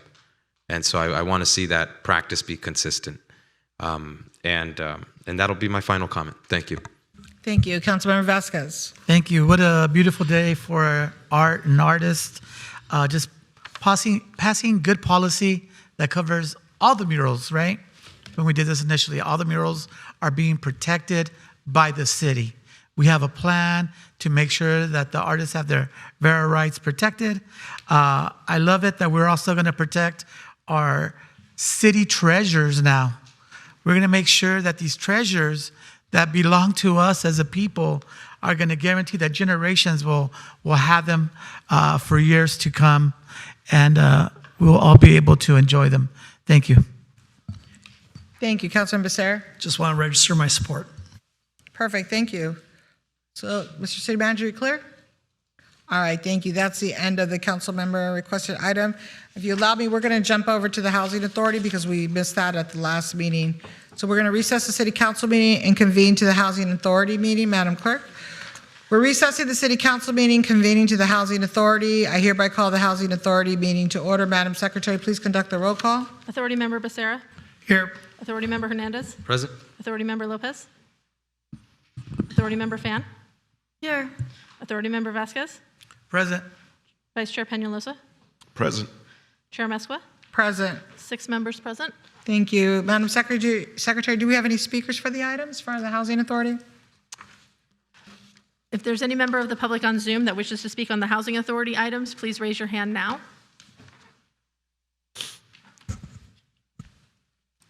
Seeing none, we do not have any in-person speakers, nor did we receive any e-comments related to the Housing Authority agenda. Thank you. Can I get a motion and a second, please? Make a motion to move the items, Madam. Second. Thank you. Any comments? Motion by Authority Member Hernandez, seconded by Authority Member Vasquez to approve the recommended actions for consent calendar items 1 and 3. Authority Member Becerra.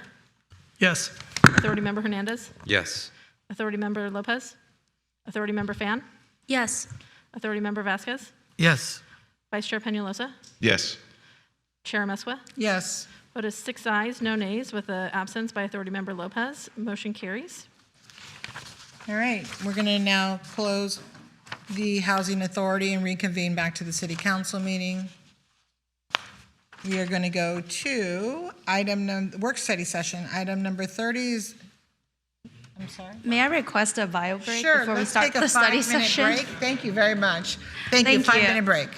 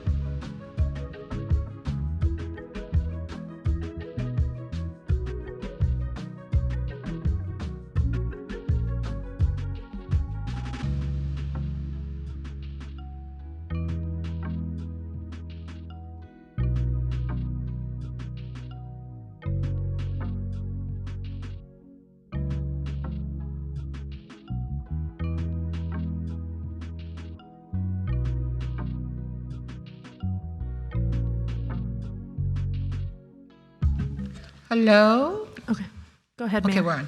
Okay, so just remind council that at 11, we'll have to take a vote to extend it, so hopefully we will not go that long. It's 9:15, and it's not that I'm rushing, it's just that, we're going to be very clear on what we're asking here. Mr. City Manager, are you ready for the City Council work study session regarding the fiscal budget of 26-27? Go ahead, Mr. City Manager. Finance Director Alex Trinidad will make a presentation for us. Good evening, Mayor and council members. So during this budget workshop, I will provide follow-up information from Early Direction. Tonight, we'll review the updated outlook and potential options for balancing the budget. So tonight's presentation will cover community outreach, the general fund outlook, and revenue and cost recovery strategies, followed by one-time resources, the cannabis fund, and next steps. So first, let's look at the results from the community engagement. So as part of the budget process, staff conducted community outreach across all wards, including neighborhoods, meetings, nonprofits, and community commission meetings. So in total, we had over 500 engagements, 282 attendees, and more than 2,000 survey responses. So this year, we also expanded our outreach by making the survey available year-round, including a QR code on the calendars mailed to all households, increased social media outreach through the city manager's office communication team, utilizing the city's digital marquees, newsletters. Also, it was featured content on the city's main homepage, and also placed alerts across all website city pages. So staff from the budget team and the city manager's office communication team dedicated approximately 100 to 120 hours to support community meetings, events, and overall outreach efforts. So we received just over 2,000 responses with 84% completion rate. So as shown on the chart, participation increased over time with the highest response levels in March and April. Social media and the Santa Ana app were the primary ways residents heard about the survey, accounting for over 50% combined. So this information will help us better focus and improve our outreach efforts, strategies next year. So these are the top budget priorities identified by the community through the online survey. So residents were asked to rank what they feel are the most important areas for funding. So the top 5 responses were public safety, pavement repairs, youth programs, housing challenges, and mental and health addiction services.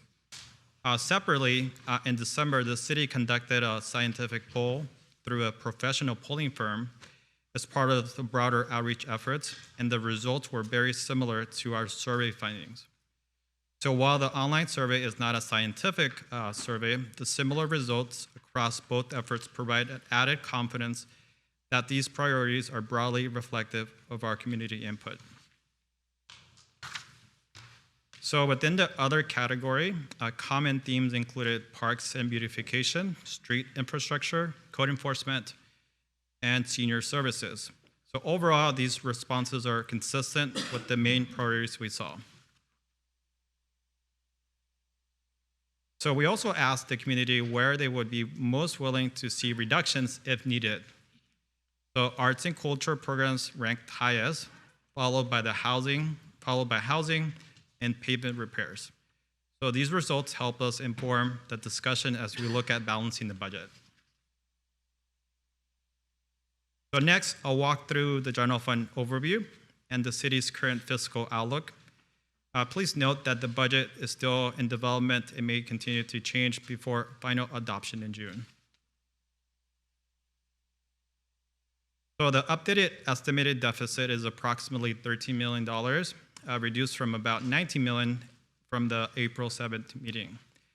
Since then, our staff refined both revenues and expenditures, which help reduce our deficit.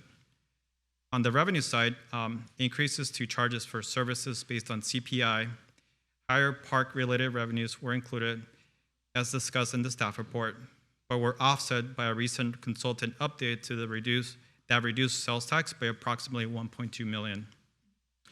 On the expenditure side, the OC streetcar contribution was reduced from an assumed $2 million to about a quarter of that amount due to delays in the start of operations. And then certain contracts were held flat based on staff review, and the equipment replacement funding was not included in the budget this year. So this summary outlines the draft general fund budget, which includes both recurring and one-time resources. So total recurring revenues are approximately $425 million, compared to spending baseline of about $438 million, resulting in an estimated deficit of $13 million. So staff has identified potential balancing options totaling 8.4, which reduces the remaining gap to approximately 4.7 million. In addition, there is approximately $3 million in one-time funding remaining after incorporating the proposed one-time uses outlined in the staff report, which has been set aside for City Council priorities. So this slide highlights the key drivers of the budget. So overall, revenues are increasing by about 3%, while expenditures are increasing about 6%. So a key factor on the revenue side is that sales tax, which makes up about 34% of our budget, our revenues, is growing at less than 2%. On the expenditure side, labor costs are increasing about 7.7%, and pension and liability costs increasing by about 17.9%. With contracts services increasing about 3% for OCFA. So this is not unique to Santa Ana. Many cities across Orange County and throughout California are experiencing similar pressures due to inflation and rising costs. So this gap between the revenues and expenditure growth is what is driving our structural deficit.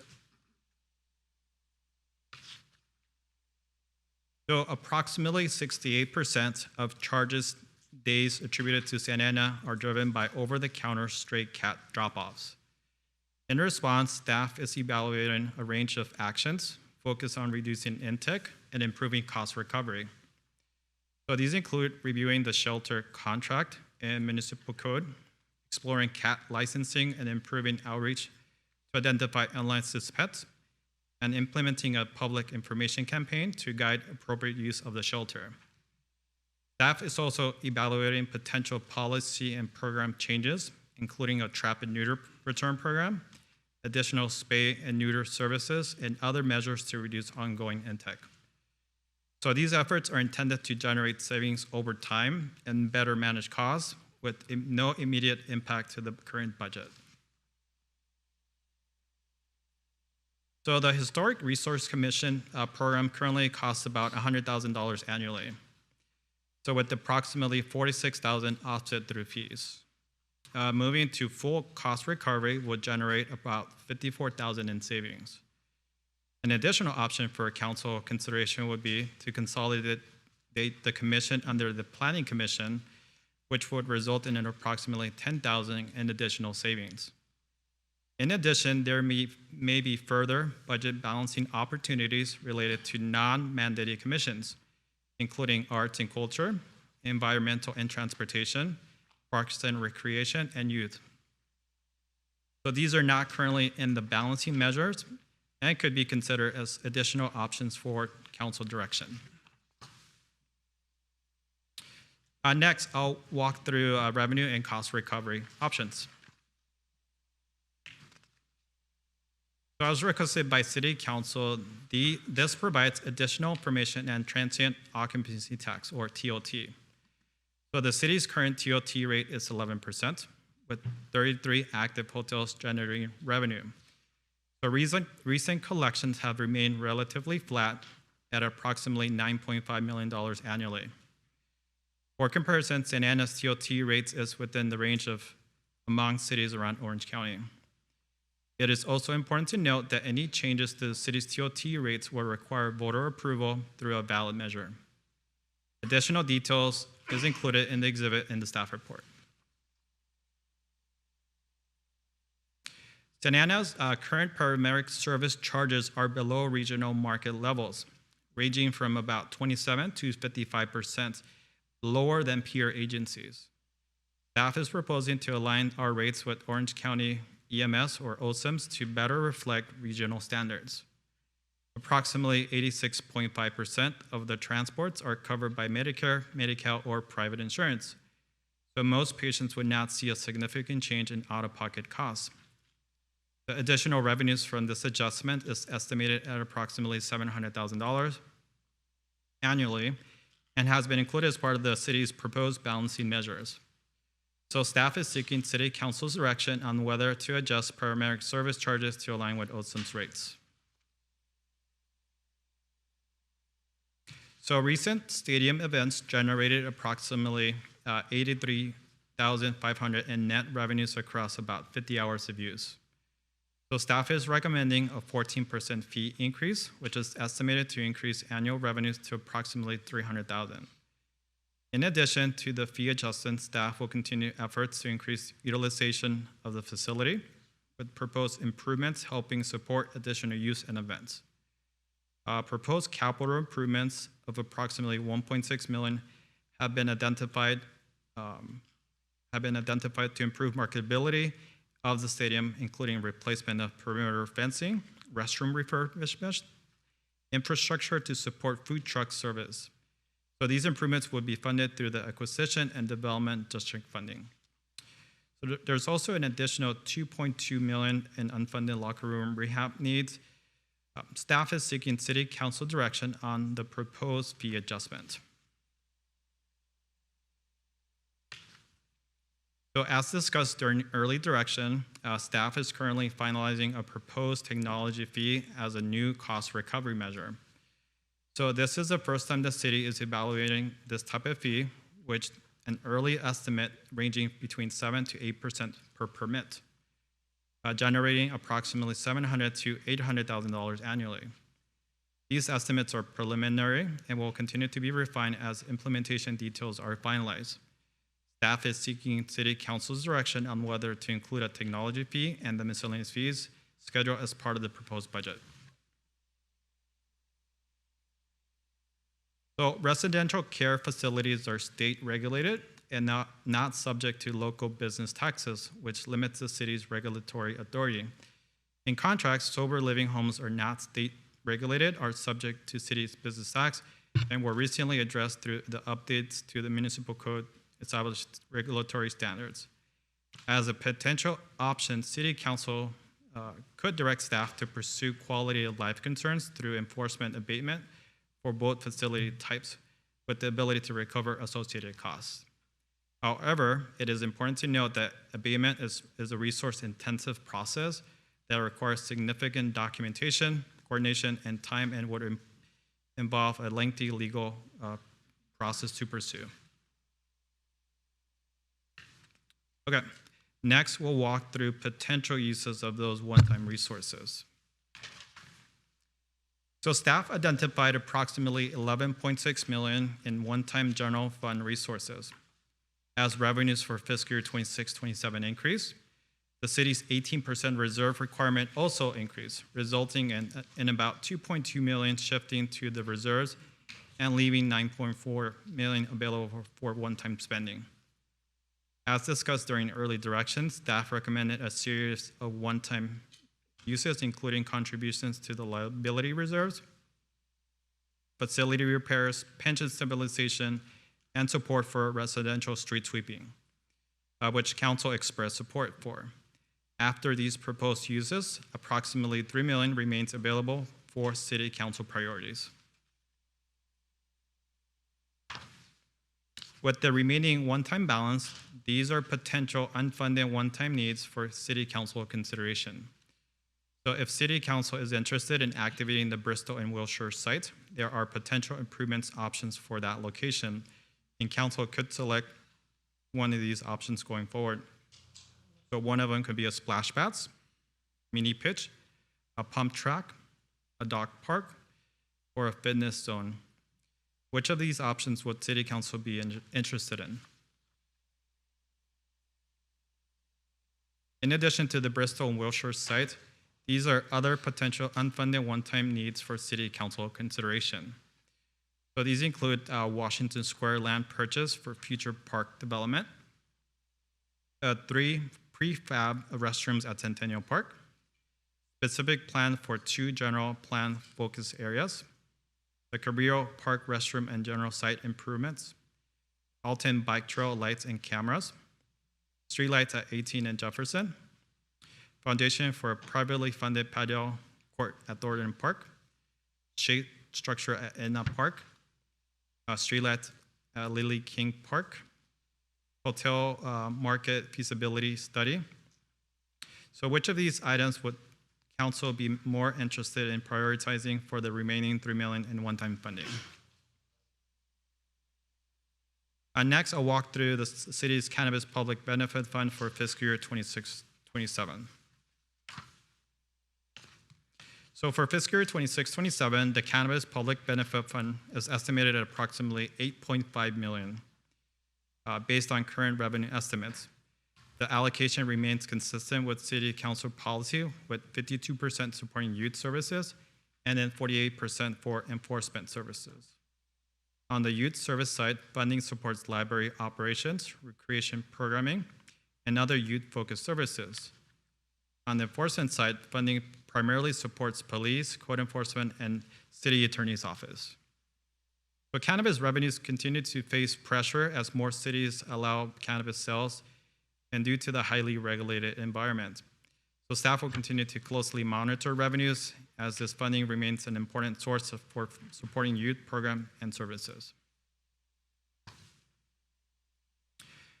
Next steps, we'll walk through the balancing measures identified to date and seek your feedback on how to address the remaining deficit. So this slide summarizes the balancing measures identified to date. So in total, approximately $8.4 million has been identified. This includes about $1.3 million in revenue adjustments from cost recovery increases, approximately $4 million in workforce changes primarily from eliminating long-term vacant positions and reducing part-time budget, and about $3.1 million in public works contract reductions and other programs and service changes. Together, these actions have reduced the initial $13 million deficit to approximately $4.7 million. Additional details is provided in Exhibit 3 for reference.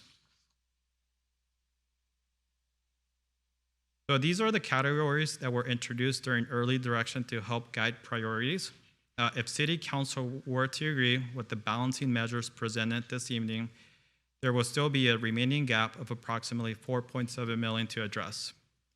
So at this stage, staff is seeking City Council's direction on how to close the remaining deficit, including any preferences regarding potential program reductions within the nice-to-have categories, as outlined in Exhibit 4 of the staff report.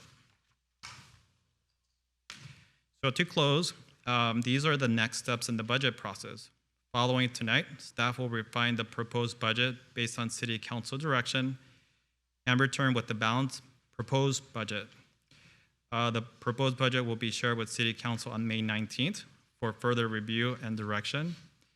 If needed, City Council may also consider scheduling an additional workshop in May, so May 12th, 13th, or the 15th. In June, the first reading of the budget is scheduled for June 2nd, followed by a second reading and adoption on June 16th. So with that, staff is seeking council direction this evening, and we are available for any questions you may have.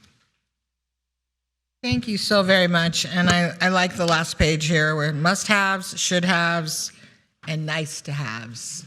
It's very important that we all remember that. So I always kind of go last, so I'm just going to really quick cover mine because I don't have too many. First of all, totally supportive of the Washington Square land purchase for future park development. I'd like us to look into that, Mr. City Manager. I know that it's important for the community, it's important for us, and we are lacking parks at our city. So I'm sure you can get back to us on that. Public safety, as we all know, is very important. The Alton bike trail lights and cameras, street lights at 18th and Jefferson, and street lights at Harvey and the Carroll cul-de-sac. Again, it's a public safety, quality of life issue for me about having lights and our community feel safe. and the Edna Park structure. I'm just going to give you what I support, and we'll go from there. The one-time unfunded needs for consideration at Bristol and Wilshire, we can possibly use that money for the Washington Square Park. I know exactly where that location is, and it's, I think we could beautify it and put grass and all kinds of things there and trees and make it look pretty, but it's really interesting the things that we have listed here for that area that's on a main street there that can be quite dangerous. I want to say thank you to staff because since I've been sitting here, we have had a little over 1,000 responses to the survey, about 1,200. And so it appears that we've had 2,057 responses. So I really, really appreciate the work to get that. And I'm going to say it again, and I always say it. You can look at the priorities that the community responded to, the 2,057 people. Public safety, and I really like that now it's pavement repairs as the second one. That's really important. So where is it? Public safety, right? What were the top two, Alex? Public safety? And I'm seeing, am I reading this right? And pavement repairs? That is correct. That's interesting, and I love that. Okay, great. Public safety, pavement repairs, youth programs, and then housing challenges. So, okay, that's what I have for right now. Let me start with the council. Councilman Becerra. Thank you, Madam Mayor. So, first of all, thank you, staff. Thank you, Alex, for the presentation. A couple of quick questions. First one, what is the technology fee? Thank you for that question. So this is kind of a normal thing, but you know, in order to provide efficient services, for example, Acela, the new permitting system, there's a cost to that, right, to the city. And so the technology fee is really to recover those costs because there's ongoing maintenance and subscription costs, but also to help us keep up with technology in the future. So that is what the technology is for. So, I mean, just to understand, so you would assess that as part of fees from the city? In other words, this isn't going to appear on people's internet bills or cable bills. This is not, it's only for, I guess it'd be better classified as like a user fee, or a user fee, user of city services fee. That's correct. Okay, perfect. I just wanted to make sure and get that clarification. And then on the lights at 18th and Jefferson, there, you know, so there's lights being proposed over the cul-de-sacs next to Lily King, which I appreciate, and I thank staff for including that. But 18th and Jefferson, the cost jumps up to $300,000. Is it because there's more lights? Like, I just want to understand why that cost jumps up. Huh? So how many lights are we getting out of that then? Thank you for the question. 18th and Jefferson is 18th Street, actually from Jefferson to Broadway, for about 4 or 5 lights and all the underground infrastructure that goes into them. So it's not just the intersection, it's a stretch of roadway? Correct. Okay, perfect. Whereas the cul-de-sacs at Lily, or adjacent to Lily King, we're talking about 2 streetlights. Correct. Perfect. Thank you for that. So just to answer kind of a couple of the questions posed in the presentation, pursued nuisance abatement on illegal sober living homes, yes, please. We've got plenty of those still around, and we definitely, I know I field a lot of calls and emails regarding those. People are asking about our ordinance, and I want to thank staff for the ordinance that they brought forward, because now I can confidently say, you're darn right, we can do something about it. So now we just need to do that follow through. So yes, please. Bristol and Wilshire, I agree with the mayor. If we're looking at possibly doing something for Washington Square Park, we don't have the ability to say and, it might be or. If we were going to do something at Bristol and Wilshire, maybe the fitness zone might be appropriate, but if not, I think we need to look at Washington Square. And I want to ask, and I don't know if it's going to be Assistant City Manager Mintai or our Planning Manager Ali, but I think there needs to be a little clarification on the Washington Square Park, because in my conversations with some of the residents in Washington Square, there seems to be this belief that the property owner can walk into the public counter and get permits to build Manhattan-style high-density housing. I don't believe that to be true. I'm pretty darn sure that's not the case, and I feel like the property owner might be using that as a scare tactic. But can I get clarification from staff about the potential development of the existing vacant property for the park? Our executive director from Planning and Building can provide that response. Awesome.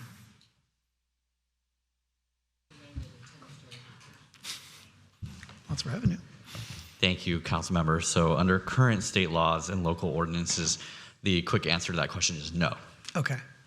So in other words, the only way that they would be, the concerns that have been expressed to me, the only way those would be realized is if a majority of this council were to vote to change the zoning on that property, correct? Correct. Just like any other R1 property in the city, the properties could be developed with homes, ADUs, and JADUs, junior ADUs. Under Okay. SB 9, it would be duplexes and ADUs, same density. But anything like, to quote you, Manhattan-style development would require majority approval of a general plan amendment and zone change to up-densify the sites. So a general plan amendment and a zone change, not just even a zone change. Like we're talking a whole package of entitlements. Correct, as well as any accompanying CEQA documentation. Okay, thank you for that, Ali. And the reason I'm putting that out there is because I think it's important that, you know, our executive director of CDA, Mike Garcia, who does an amazing job in property acquisition, I would hope that when Mike goes and talks to that property owner, it be clear that, you know, and we've had this happen in other instances in the city where we've had outside entities, agencies try to play cute and come in and make a demand on property as if they have a higher development potential that they do not have. And so I want to be clear, so anybody in Washington Square that's watching, they do not have that high development potential, but I would tell you I do support a park in Washington Square, but let's figure out how to get there. And then really, I guess really the other thing is I just want us to be more cognizant of trying to grow revenue. I'm going to keep saying it over and over. I know we've got to look at fees. I know that we're going to nickel and dime our way to try to get, you know, a balanced budget, but we've really, you know, there's no time like right now to start looking at what we can do. We've already got some big developments coming down the pipeline. I want to thank staff and my colleagues for supporting those that are going to allow us to realize revenue, but it's not enough. And when we look at what other surrounding cities are doing, especially the one to the north of us, there's a lot of room to catch up. And so I would say yes, emphatically on the hotel feasibility study, as I mentioned earlier, not just on attracting new hotels, but also what we can do to create a climate that makes our hotels the most attractive in the area, even more attractive than our neighbors to the north. As I mentioned before, I'm going to give two quick categories of asks. So from a citywide perspective, the in-custody transportation vehicle to assist our COLT personnel, I think still needs to be part of the mix. What we can do at the Santa Ana train station as far as populating those vacant spaces. I appreciate what I saw in the presentation for the Santa Ana Stadium enhancements. Although I was shocked at the revenue shown. I mean, I imagine Modern Day is the #1 football team in the nation, and when they bring, you know, teams from out of town, I mean, they're packing the entire bowl. So I don't know. I'll leave it up to you guys, but I thought those revenues were a little low, and especially Councilmember Hernandez and I were talking about those concerts, you know, we thought might have attracted a little bit more revenue.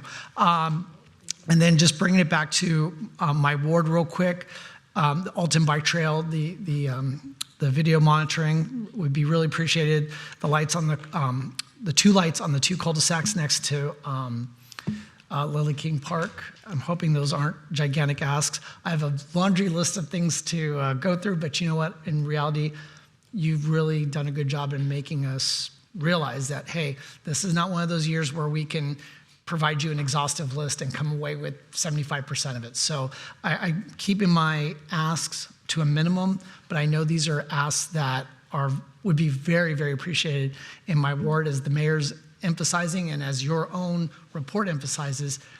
Public safety, just basic good old-fashioned infrastructure improvements. You know, people want to drive on roads that are smooth and safe. So as long as we can continue to go down that path, I think we'll be in good shape. So thank you very much. Thank you, Councilman Becerra. Again, the must-haves, the should-haves, and the nice-to-haves.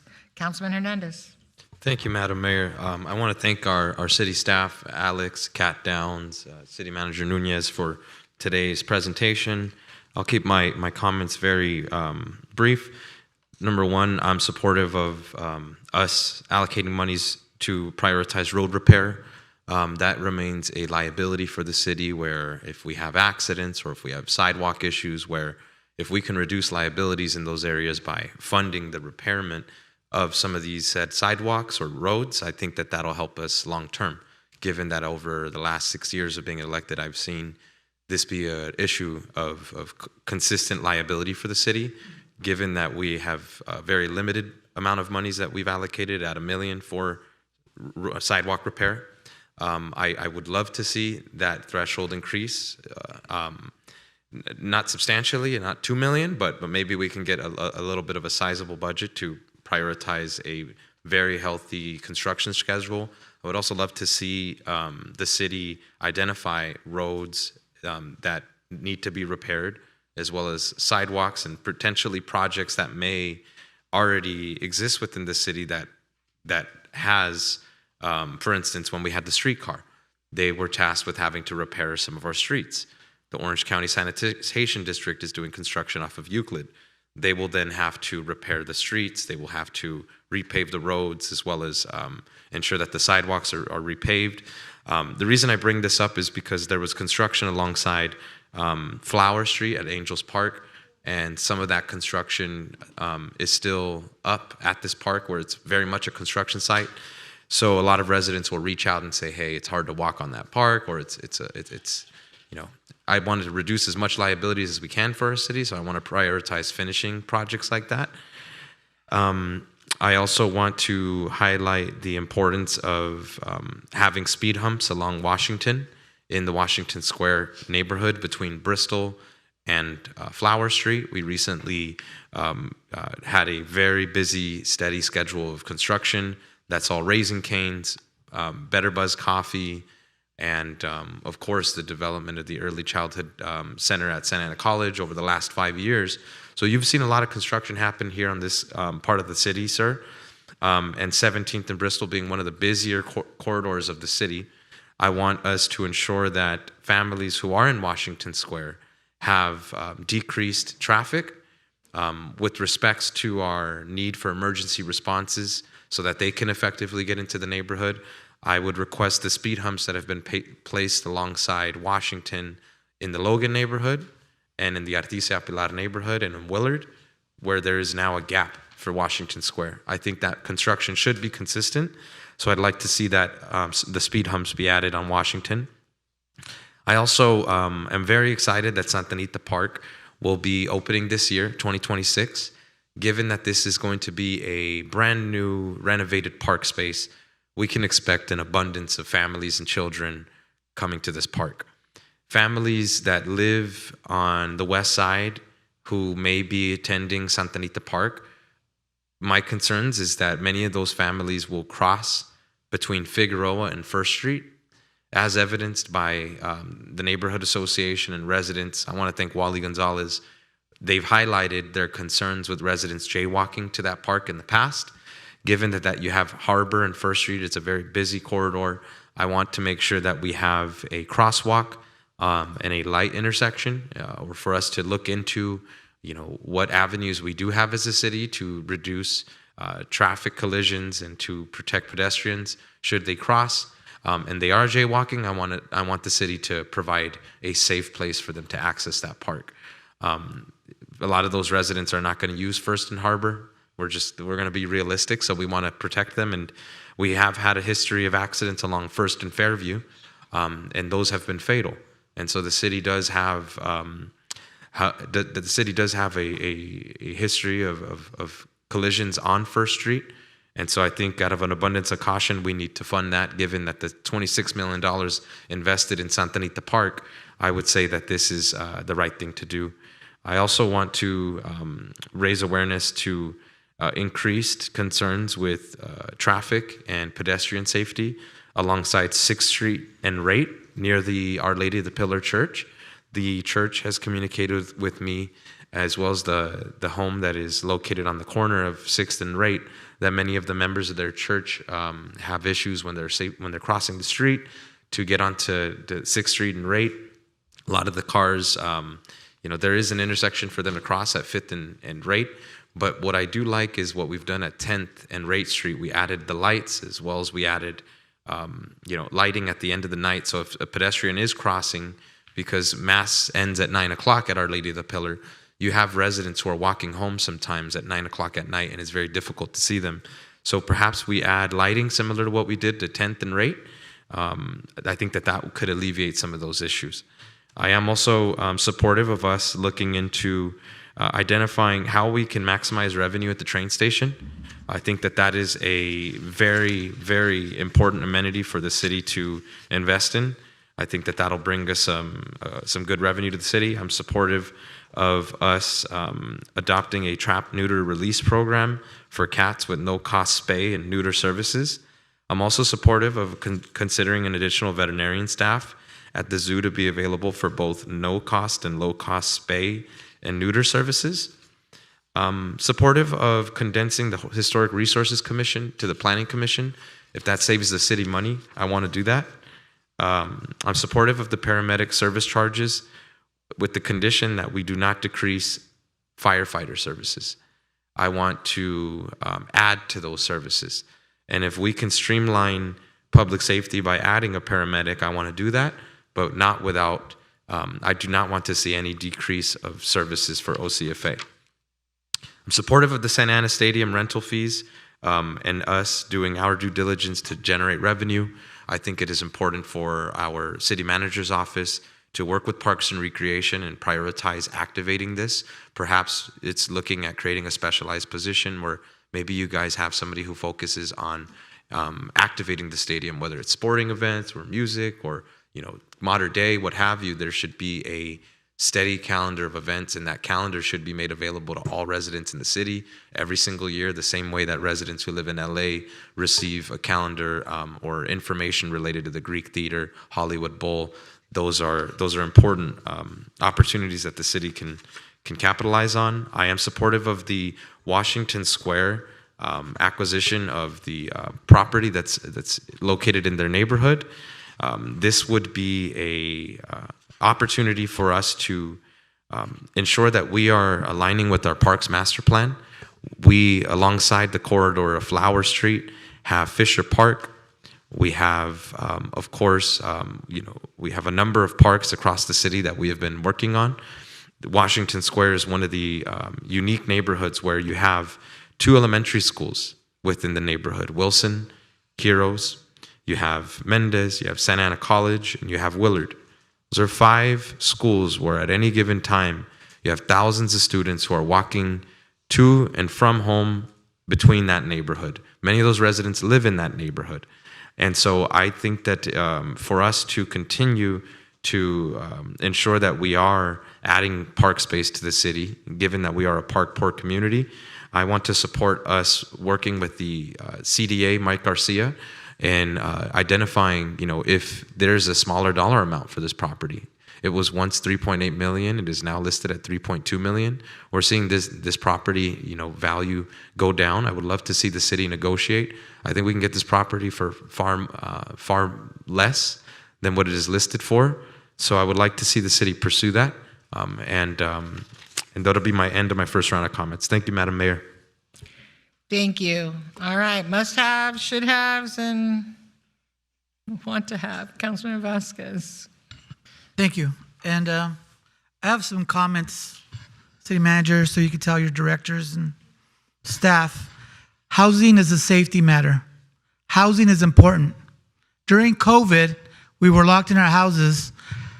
Violent crime went up 30%. Housing is safety. When we have 6 to 10 people in an apartment, that's safety concerns. The kids go out to the streets to play. There's no parks, nowhere safe for them to be. They go either in the parking area of an apartment complex, or they go to the alley, and they find trouble or they become trouble. Housing is safety. Investing in youth is safety, right? Where Irvine has our same population with 250 officers, and we have 400 officers. Their department is not better than the Santa Ana PD because we have housing issues here. We have a dense population. Housing is an issue here. The cost is high. So when we're looking at safety and people are asking to be safe, we have to look at safety for children. I went to a conference with Sheriff Barnes. He tells the public, For every dollar we spend on youth, we save $7 on criminalizing them. For every $1 we invest in youth, it saves 7 at the back end, according to Sheriff Barnes. So those things are safety. Investing in youth, parks, libraries, housing.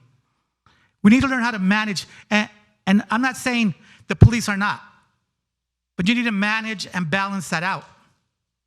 We need to look at safety of children who have healthy lives. In Irvine, let me bring Irvine again. Those kids are invested in by their parents. And our parents can't afford to have 2 jobs, and they can barely afford the housing that they do have, living in garages, renting out a 1-bedroom for a family.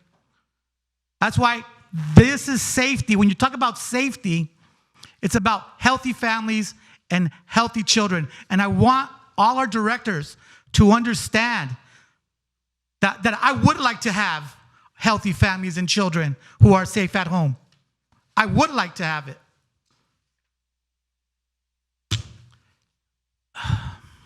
So when we define in these simple surveys what safety is, make sure people understand what we're saying it is, but how we come to it, how we manage a city.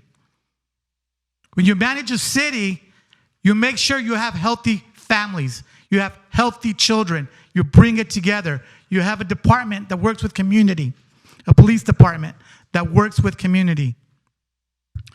Thank you. That being said, I'm gonna want to see I support Washington Square Park to have a park there. We could hold off on Wilshire Park. I was championing that, but I would push for Washington Square Park. I would like to see an increase in police oversight and a book kiosk type of library at Pio Pico Elementary if we could. Thank you. Councilman Vasquez, I'm sorry. The last part, you want a book kiosk where? Pio Pico? At Pio Pico Elementary or just in the neighborhood? The neighborhood's fine. Okay. I just didn't understand. Thank you. Councilmember Fan? Yes, I called on you. Go ahead. Not 10 minutes, just 3. I thought she was ignoring me. I'm not ignoring. Okay, so I'm feeling a little confused because it seems like when I had my one-on-ones and the presentation, it stated that we have approximately $4 million gap right now in recurring expenses, and then there's a one-time fund of $3 million. So I'm a little bit confused because some of these items that are being requested are significantly, I just don't know where the money is coming from for a lot of these things. And so I guess it's just, we need to make big cuts. That's the only thing we can do right now is we have to make big cuts to things that we do love and that we've supported because we have to make the numbers work. And I do understand that we kind of separate out one-time funding, but in some of these things that are listed, it's not really one-time costs because you have recurring costs that will be added to it, right? Please correct me if I'm wrong. I'm really just trying to understand. So let me just start with the $4 million recurring budget. You want to hold on deficit. a second? I guess there's a conversation so he can hear too. Yeah, you can when she's done if you like, please.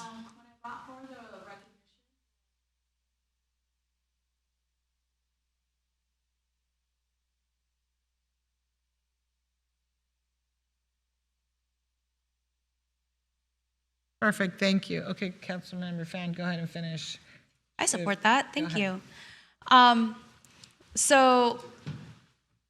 Okay. $4 million to make up for it. in our one-on-ones, we talked a lot about, okay, what are the high-cost items, the big-ticket items that serve a very small and discrete number of residents? And one of the things that we talked about, and it hurts my heart because it was something that I really loved, I learned about, and I really supported, but it's unsustainable with the budget that we have, and that's PAL. I was very, very excited to have a PAL at Santa Anita Community Center and Santa Anita Park, but we're spending almost $1 million for a very small number of residents. And those are the difficult cuts that we have to make. So with my feedback and direction to staff, I want to see what it looks like to cut PAL, or at least the Santa Anita location and the Roosevelt Walker location, and just keeping the current location, or limiting it some way, bringing it down. I know both Parks and Rec and our library has lots of programming. If they can do it for a more affordable rate, because we're not paying or having more expensive staff do it, let's look at that. How can we serve students as best as we can with less funding? When we talk about staffing, and we're going through a lot of these increase in costs for staffing, that's just how every city functions, right? We're going to have to look at cuts to part-time positions. We're looking at cuts through a lot of services. I'm not in support of any furloughs. I don't think that's fair for, if we're requesting, people are going to work, right? People who are on salary are going to work. They should be paid for that time. But I support the expenditure savings. I support cutting Historic Resources Commission and rolling all of that into planning. Every application that goes through planning and historic resources, all of that should be reimbursable. It should be a deposit. The resident, whoever the applicant is, should be paying for it. That is standard among every city almost that I work with. And if they're going to get the benefit, the tax benefit of the Mills Act, in which they are not paying for the parks, they're not paying for the roads, they're not paying for the pavement or the street sweeping, they should at least pay for the application and staff time. We need to get rid of ETAC. That should also roll into planning. Parks and Rec, sorry, we can get rid of that too. They don't take any active actions. You can roll some of that into planning. You can roll some of that into arts and culture. So see what you can do to consolidate all these commissions, all these, hopefully that will free up some staff time. As to the one-time expenditures, I'm trying to look at, again, we're all talking about public safety and what does that mean. Streetlights at 18th and Jefferson, we talk about, being able to light where people walk when it's dark at night. That's something that's important. I think we've talked about the Alton bike trail and cameras for a very long time. I don't know about the cameras, but the lights. No cement foundation for paddle courts. It's privately funded. They can fund the foundation. I am so sorry to all the Washington Square residents, but $4 million to purchase land that we don't have the money to actually improve and turn into a park. Please correct me if I'm wrong. I think the $4 million is just for the land purchase. We cannot afford that. We cannot afford that. That is already above the $3 million of one-time funds. That's not including the actual grading, improvement, maintenance, staffing, and the increased security, plus any type of infrastructure that we have to put in at the park. So it's just not possible right now. And if our team is able to get funding from a future state assembly member who may be sitting on this dais, or a state senator, or a Congress member, great. But until that happens, I am not going to make promises that this city cannot keep, especially when we have seen historically when park maintenance gets defunded and we're not maintaining the restrooms that we have and the parks that we have, it becomes underutilized, it becomes dangerous, and we have a terrible cycle of that. I don't want us to be back there. Which means I don't support any of the Bristol-Wilshire activations. We don't have money for any of that.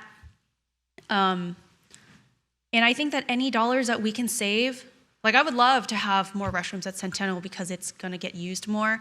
If that's possible, great.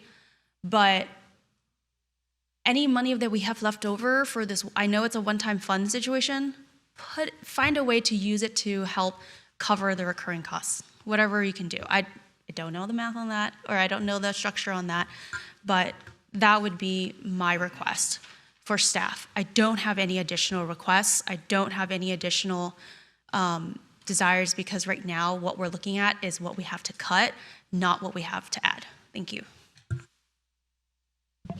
Thank you, Councilmember Fan. I have the one-on-one, and yes, that's why I keep saying must-have, should-haves, and nice-to-haves.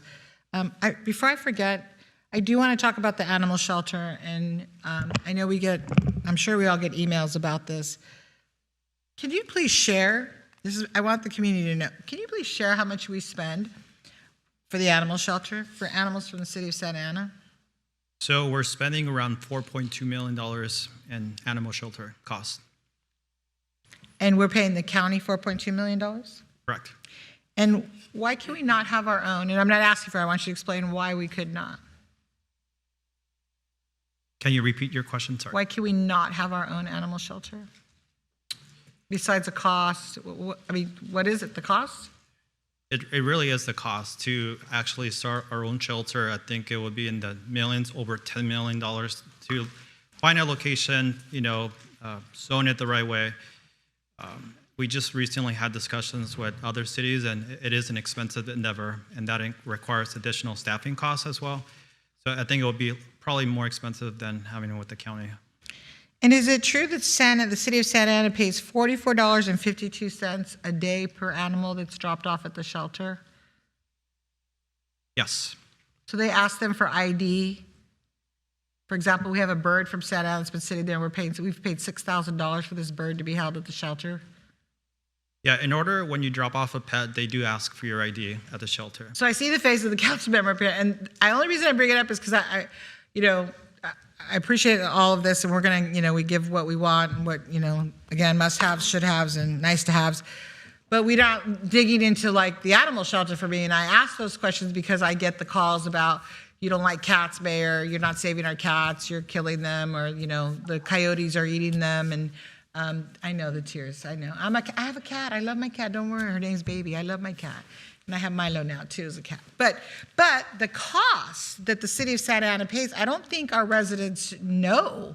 And I want to share that because, we talk about, how much we spend on homeless, we talk about how much we spend on public safety, we talk about how much we want, we want from A through Z. But let's talk about the animal shelter. So $44.52 a day. So it's $4.2 million a year that we spend, correct? And stray cats alone is $1 million? That's correct. Yeah. So that is why I would fully support bringing something to the zoo. You have it here, I believe it is. Consider additional veterinarian staff at the zoo to be available for both no-cost and low-cost spay and neuter services. I don't know that we need them full-time, but we may, have them. We do need them full-time for the $4.2 million. Sorry, yes, we do. And I hate asking for that, but I'm just saying it doesn't need to happen this budget cycle, maybe next budget cycle, because again, is it a priority? That's a lot of money that we spend for stray animals and mostly cats, stray cats. So I just wanted the community to be aware of that. So when they call us or email us or yell at us and say, you don't like cats and you don't do anything for our cats, this city is spending $4.2 billion a year. And we're paying $44.52 a day. Correct? Okay, just want to make sure. Councilmember Lopez. Thank you. I want to start by acknowledging the work that city staff has done so far this budget season. I think you deserve so many thank yous actually, for helping to reduce the projected deficit from where it was originally to what it is now. I think that is significant progress. It's very meaningful. And on behalf of my constituents, I want to thank city staff for working hard to do that. And I also really, really appreciate the transparency in this report, showing the reconciliation line by line. I think that is exactly what this council and this community needs to be informed, to understand the impact, the issue that we are discussing here tonight, the issue that we've been trying to highlight for many, many years.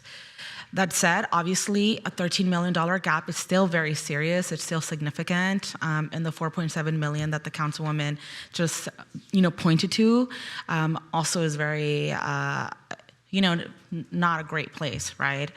And so we're not done making hard choices. This budget cycle is not going to be the only budget cycle that hard cuts are going to be made.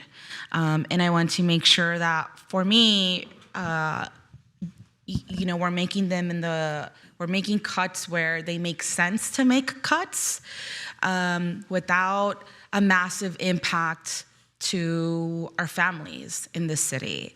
And so several items in Exhibit 3 give me pause. Because I want to make sure that we understand who exactly is observing the impact of these cuts. And so I wanted to know, with the park maintenance contract, it is down $960,000. The park security is down $300,000. That's nearly 1.3 coming out of parks operations. Ward 3 residents, we rely on these spaces. We use these spaces on a daily. These are the spaces where we have neighborhood events, where we have community gatherings. And so I want to know, will maintenance cycles be reduced and what parks are going to lose coverage?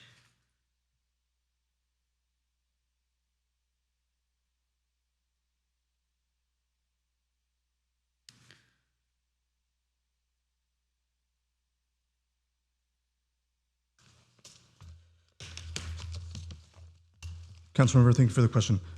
First, I'll say the team is working on getting the lights at the elevated tank changed to red. It takes a few minutes, so Thank you, working on that. Marty.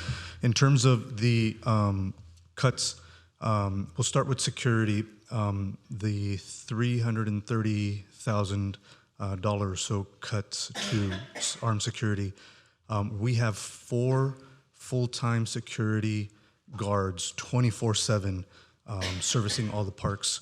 The cut represents losing one of those 4 full-time 24/7 coverage. So there'll still be security, there'll still be coverage. It'll just be impacted a little bit in terms of timeliness. In terms of the park maintenance in general, it is a reduction in baseball infield maintenance, pest control, and mowing of the parks. Again, the service will still be performed. It'll just be performed a little less frequently.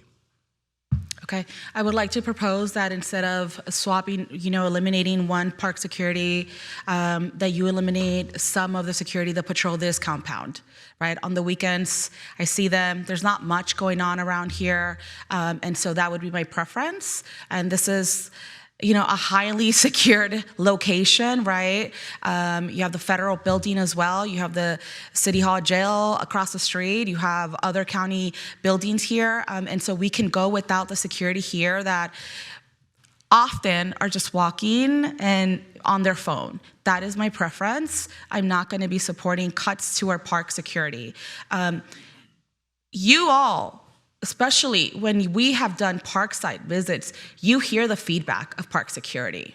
You hear how much they do. You also hear that sometimes when they call PD, they don't receive the support that they need. And so they are imperative to our parks in ensuring that we can maintain them, right? That is not my personal opinion. That is the feedback that we have gotten from them time after time after time. And so I ask my colleagues tonight to keep an open mind and keeping our park security, because I think that they are incredibly important and very needed, frankly. I also wanted to know, in February I raised it, and I'll raise it again, that some of these programming that we have in the city, they're not necessarily luxuries for family, and so I need more information from city staff in terms of finding the efficiencies in our programs. I think Councilwoman Fan raises a great point. What is it I would like to know to bring forward a per capita cost analysis of, for example, the PAL activities compared to equivalent parks and recreation youth programming, because the cuts moving forward cannot just be about eliminating youth programming in our city. It is about asking whether the city is getting the equivalent value for the equivalent investment, the dollars. And so if a Parks and Rec and after school program serves 50 kids at X amount of dollars, and a PAL program serves a comparable number at a materially higher cost, that's a relevant data point that this city council should have. That is a relevant data point that the community should have access to. That should inform our policy choices on this dais. So I am requesting that comparison before we rule out any program from the balancing conversation that we're having tonight. I hope that my colleagues can also support that request, because really it's rooted in transparency and truly understanding what is working in the budget and what is not giving us a full return. I also understand, I also saw the navigation center contribution elimination. I would love to know, does that mean that the city is going to lose the resource entirely, or is there a path to alternative funding? Thank you for the question, Council Member. The thought on that is shifting those, that's, I think you're mentioning 75,000 in shelter costs. So those are being moved to restricted monies. So for example, HAP funding, that would pay for that. Similar process is thought for the homeless manager. So instead of being paid out of general fund, it would be paid from restricted monies. Perfect. Thank you so much for that explanation. In February, I think that we can reduce Cultura from 4 to 2. It really will be the prerogative of this council if they even want to have it at all. I think that's an easy thing that we can save pennies, but that's what we're doing now. I also appreciate that staff has put together a concrete menu of options. A few that I want to flag that I'm supportive is, of course, the lightning on 18th Street and Jefferson. We have the Bowers Museum, we have the Kids Museum, we have the wooden floor in this area. This is an area that is highly, highly active and visited, and so I want to thank staff for your proactiveness, for listening to the concerns that our constituents have highlighted. There's also sidewalk issues throughout this area that have been not addressed in many, many years. And so when we're talking about one-time funding, that is where my priority is going to be in our shovel-ready projects that we just need the funding for, right? And so a lot of these projects have already been highlighted from my office to yours, and those are easy things to do. I will also be focusing on ensuring that with one-time funding, that I do my part in fund projects that, that benefit our entire community, like park restrooms, Cabrillo Park, Edna Park. Edna Park is basically a regional little park, in case people didn't know. It is used by all of the cyclists in this county. It is a connection point. And ultimately, most concerning here is if we do not address these restrooms in the condition that they are, the lack of privacy that they have, these will be liabilities for the city long term. I have no doubt. And so I think that this is in the city's best interest, in the council's best interest. I am also open to the conversation about TOT increase. I don't want to make that decision alone. I don't even know that I'm there yet. I would need to speak with our partners like Travel Santa Ana. I want to learn more about this. But I think a conceptually modest increase is reasonable. Again, I want to learn more about this. And I know that this is something that I think that many members of the council have highlighted. I'm supportive of moving forward with the paramedic rate alignment. The staff report, to me, makes it clear that 76% is already covered by Medicare and Medi-Cal at fixed rates. So I don't think that there will be a negative impact to our constituents. Did you want to say something, City Manager? Okay, got it. So thank you, and it leaves almost $700,000 in recoverable revenue for the city. I am also supportive of the HRC consolidation for cost-saving purposes. And in February, I said I was fine with the credit card processing fee, and I would love confirmation in a future budget staff report that the cash payment options will continue to remain an option for our community. And, furthermore, can you confirm if some of the nice to haves and some of these charts were removed? No, it should be the same information that was provided during early direction. Okay, got it. And the other thing that I will highlight again is the consolidation of special events within PD. I think it should be consistent like all other departments. I'm sure that will provide a cost savings, and maybe if staff would provide an analysis, I think that would be helpful as well.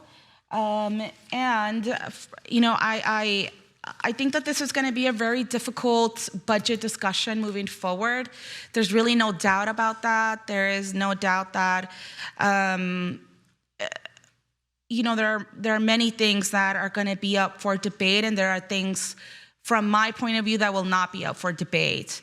And so I just want to make sure that we're looking at every program through the same lens, that every department is being treated the same, and that there are not just going to be cuts, from parks and from public works. Every department needs to do their part here, and that also includes your department, City Manager. And I look forward to having further conversations internally and publicly. Thank you. Thank you. Mayor Pro Tem, we're good? I know you're not well, so. Thank you, Mayor. So before we expand, so there's clear direction, because we're going to be back in months. It's freezing. Councilmember, so just so we get clear direction, Councilmember, you said further cuts in the city manager's office. Can you give us where you want us to make cuts so we can start moving on that also? I would need a list of every, what is all encompassing in these departments. Because the chart that you provided here includes Parks and Rec, includes PD, includes planning, includes community development. Okay. I think there's a finance part here. We'll provide a list of the position already on the city manager that we removed. Okay, thank you. Mayor Pro Tem, they lowered the AC Thank you, already. Mayor. Twice I asked him. Okay. First, I'll just quickly go over the revenue increases that we got to make. I definitely support moving full steam ahead with beginning the process of increasing that TOT tax. TOT, not only for our hotels, because it is one of the lowest in the county, but also the short-term rentals. Now that the ordinance has been invalidated by the courts, it's important that we start looking at that to see how we could start generating revenue through that TOT rate. Paramedic service alignment, supportive of that. I also want to voice my support for staff moving full steam ahead with Willowwick Golf Course and looking at those potentials. I know that's a long-term plan, But in the meantime, we should begin to aggressively be in conversations with the city of Garden Grove to see what potentials we could have there for future revenue generators. As far as all the unfunded one-time needs for consideration, I don't want to see, and please record this, staff, because you probably won't ever hear me say this again. I'm not supportive of a dog park, no, that there's an additional Bristol and Wilshire, no dog park. We already have one. Let's focus on that, keeping maintenance. I thought you wanted to close your dog park. No, and no additional splash pads. Like let's stop with these extras that are gonna require a lot of maintenance in the long run. What we should be doing with that property on Bristol and Wilshire, as well with all the other properties on Bristol, in aggressively investing in economic development to pursue businesses that would like to come to Bristol and Wilshire. Instead of putting a dog park there or another amenity that we need to invest in and provide maintenance for, let's look for, yes, another coffee shop, what we've done across the street from Santa Ana College is amazing. That's what I want to see throughout Bristol Street, so that we could bring businesses in here that are going to generate the revenue that we need to be able to pay the bills and keep the lights on. As far as all the other stuff on slide 23, which was, I think, Exhibit 2, if I'm not mistaken, I would just red X them all because we don't have the money. And I appreciate Councilmember Fan for being a realist on the resources that we have and not being able to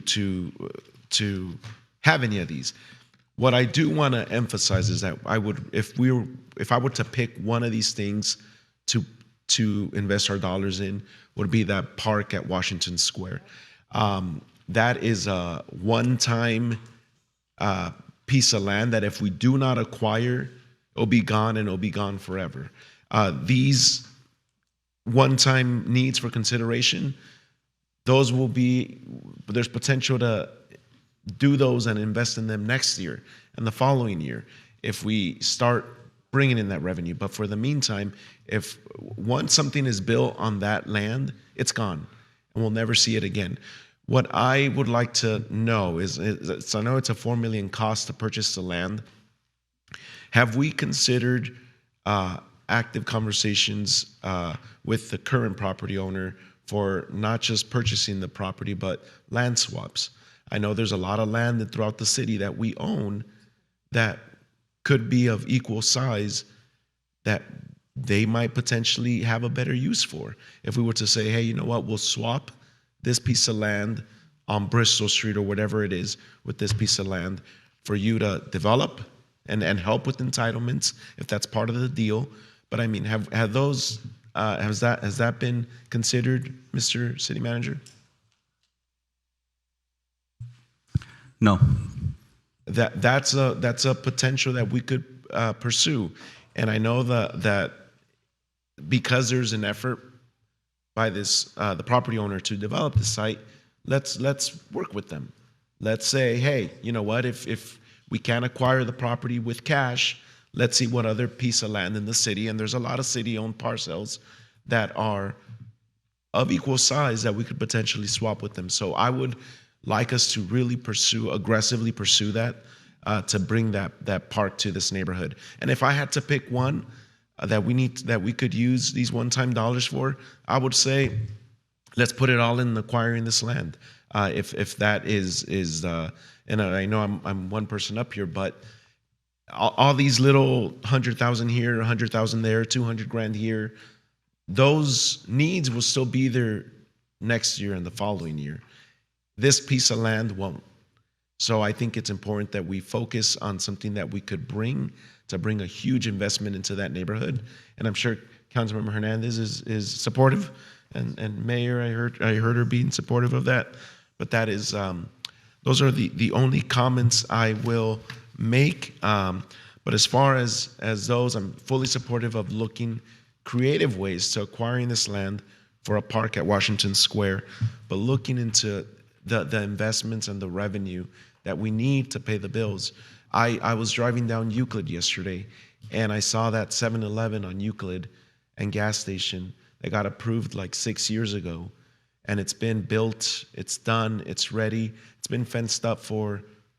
I mean, what's the issue with that, City Manager? Do we know why that 7-Eleven gas station hasn't opened?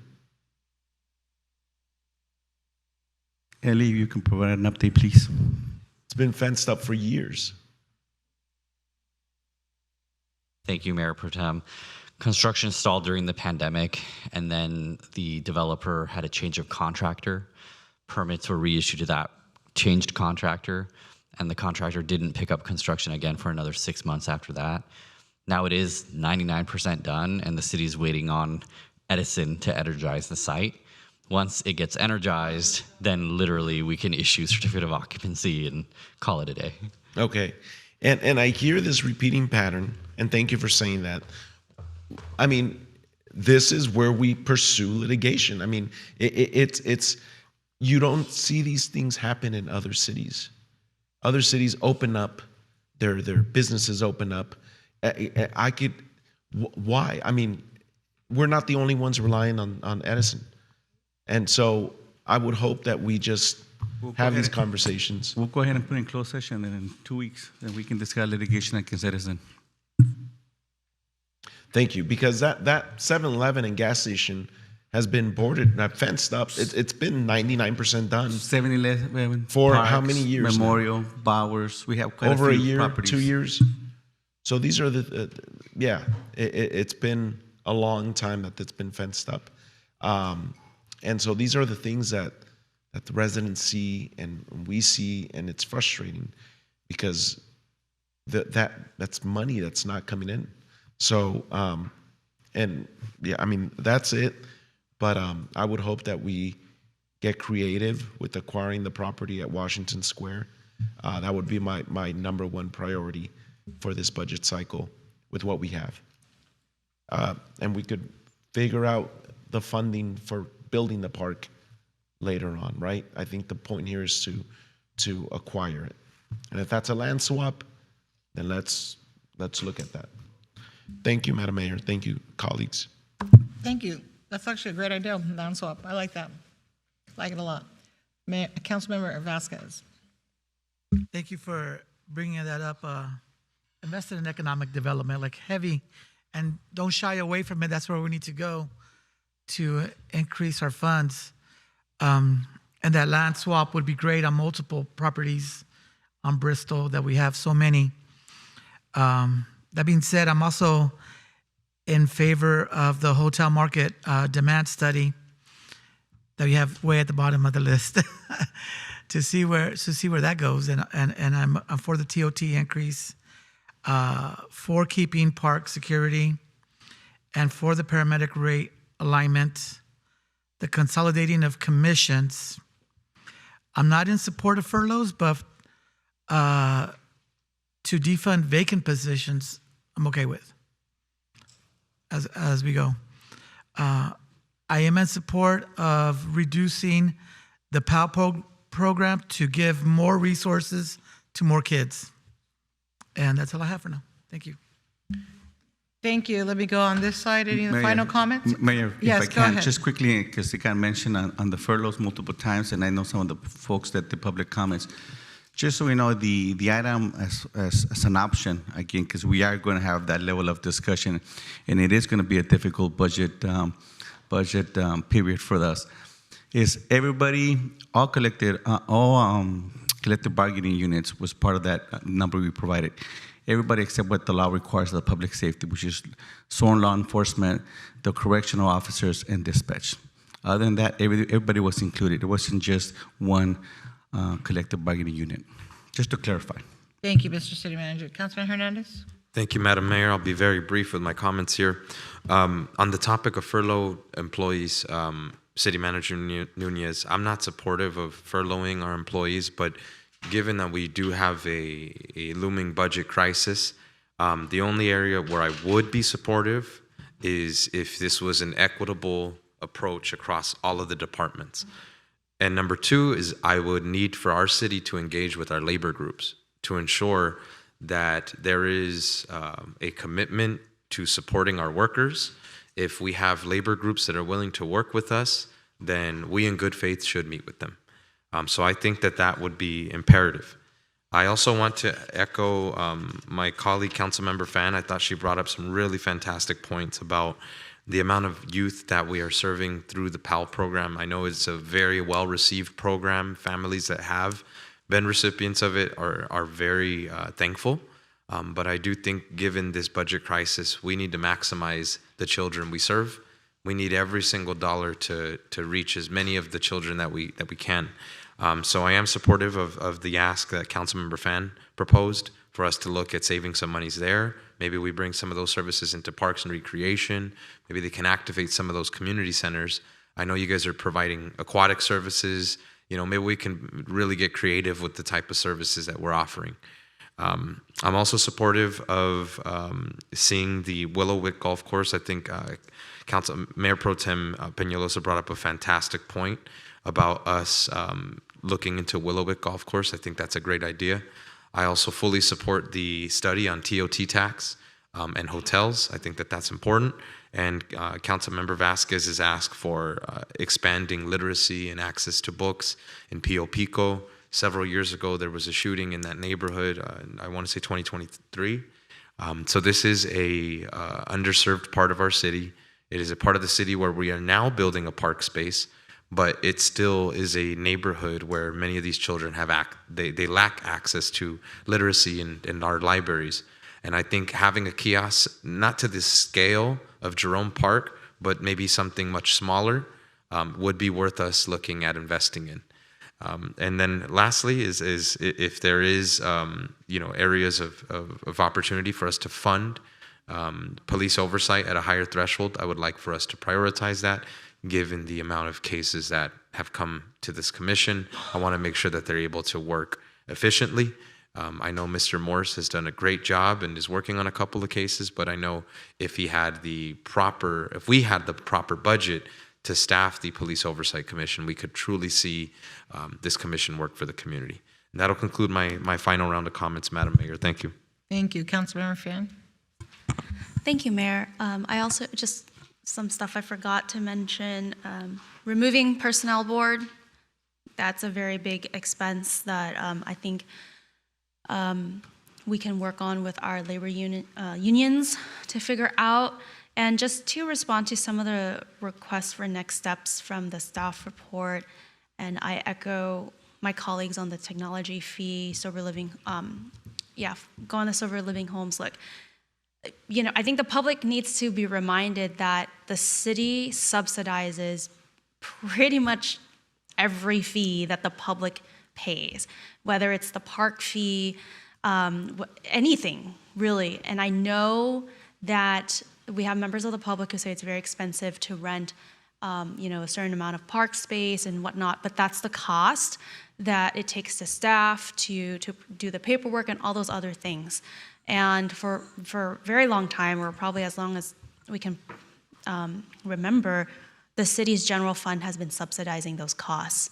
And now we are looking to make it fair that those who are using these spaces are going to pay for the cost of using those spaces, in addition to the fact that all of these require regular maintenance and all of that stuff and cleaning.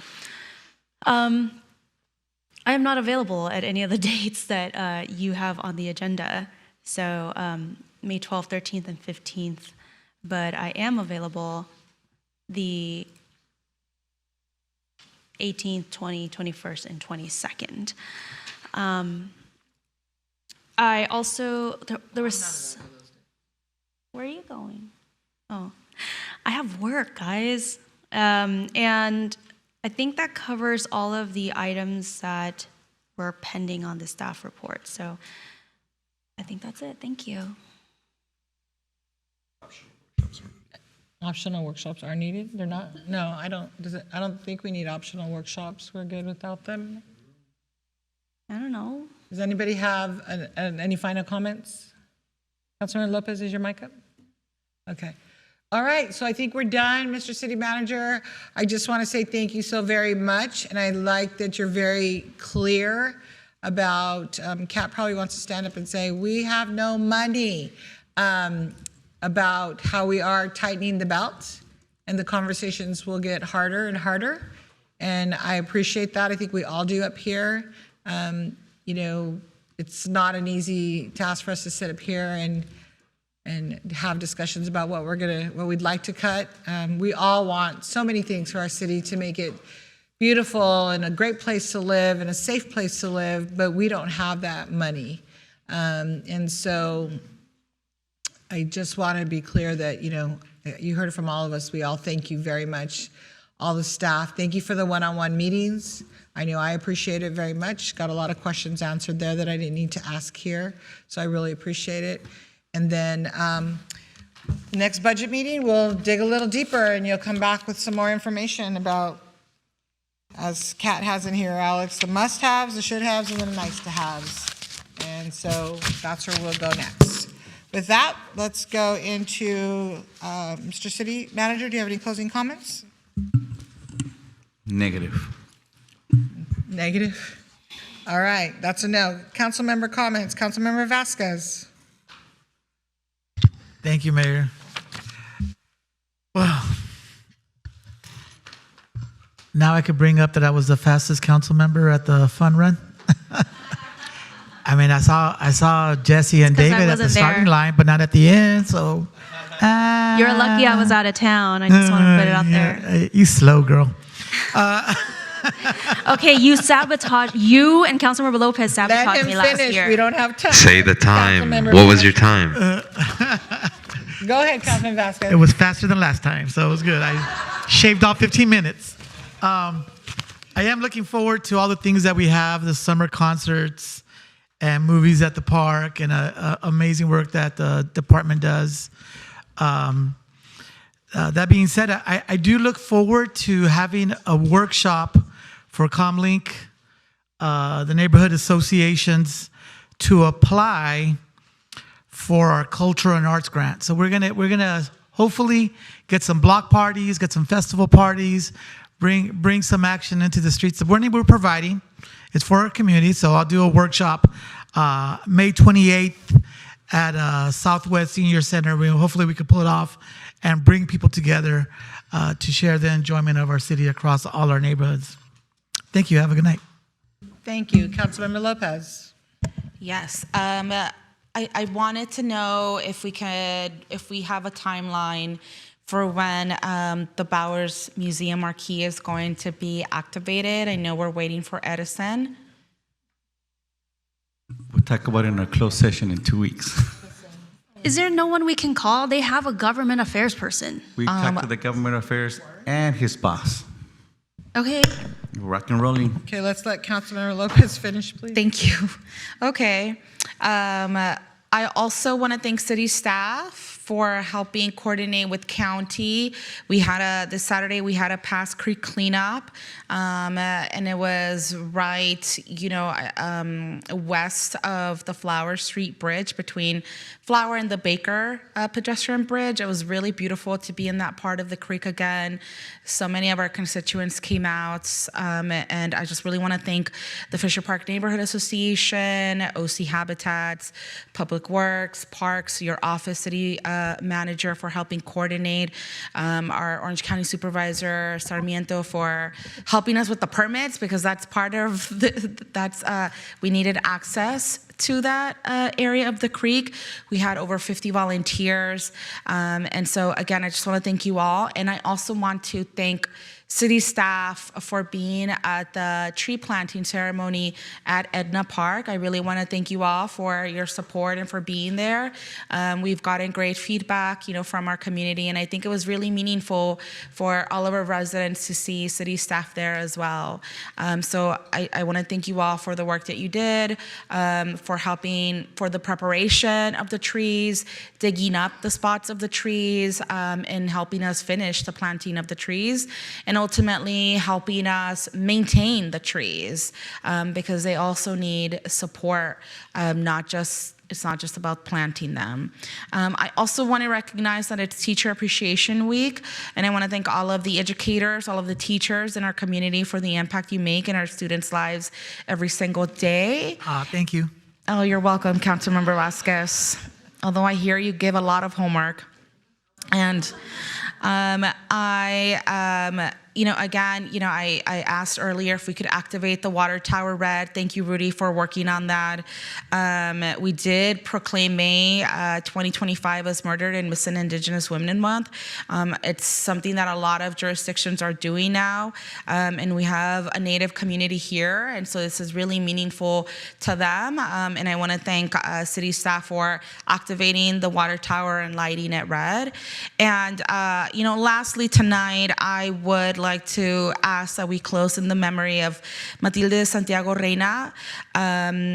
Matilde Santiago Reina passed away a few days ago, and my thoughts are not just with her family, but with her husband, Roman Reina, all of the community that loves and supports them. And losing someone is very, very difficult, and I hope that people can show them the support that they need in this moment. Thank you. Thank you, Councilmember Fan. First, I'd like to say the tree planting was super fun. Thanks to Paco, our parrot, for being out there with the Los Amigos team. We love having our high school volunteers. As many of you know, we had our Black April commemoration in Little Saigon, and it's always a reflective day, I guess. It's an interesting time because it requires a lot of reflection from those of us who are part of the Vietnamese diaspora. If you weren't here for my presentation, Black April is the commemoration of the fall of Saigon and the end of the Vietnam War on April 30th, 1975. The country is communist and has grown a lot in economic stature, and many people love to visit, just as I do. I've been there many times. I have family there, and it's a wonderful place to experience amazing culture, food, and just absolutely stunning natural beauty. But it's also a place where you don't have the freedom to speak how you feel politically. You don't have the freedom of opportunity. You don't have the freedom of, in my opinion, making your own choices if you don't have connections within the party. And that's why we still see a lot of Vietnamese immigration into this country. And I really hope that as young Vietnamese Americans, and just as Americans who are, whether you're progressive, conservative, moderate, whatever, and you talk about progressivism or communism or socialism, and look at the history of the Vietnam War and what it means to this country, but also to that country, that you take the time to understand the nuances of the people who are hurt, because it's really easy to look at it in a way that is very black or white.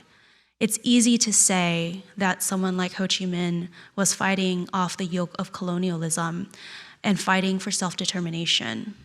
And it's very easy to demonize a group of people who, yes, were communist, and say that they took over the country.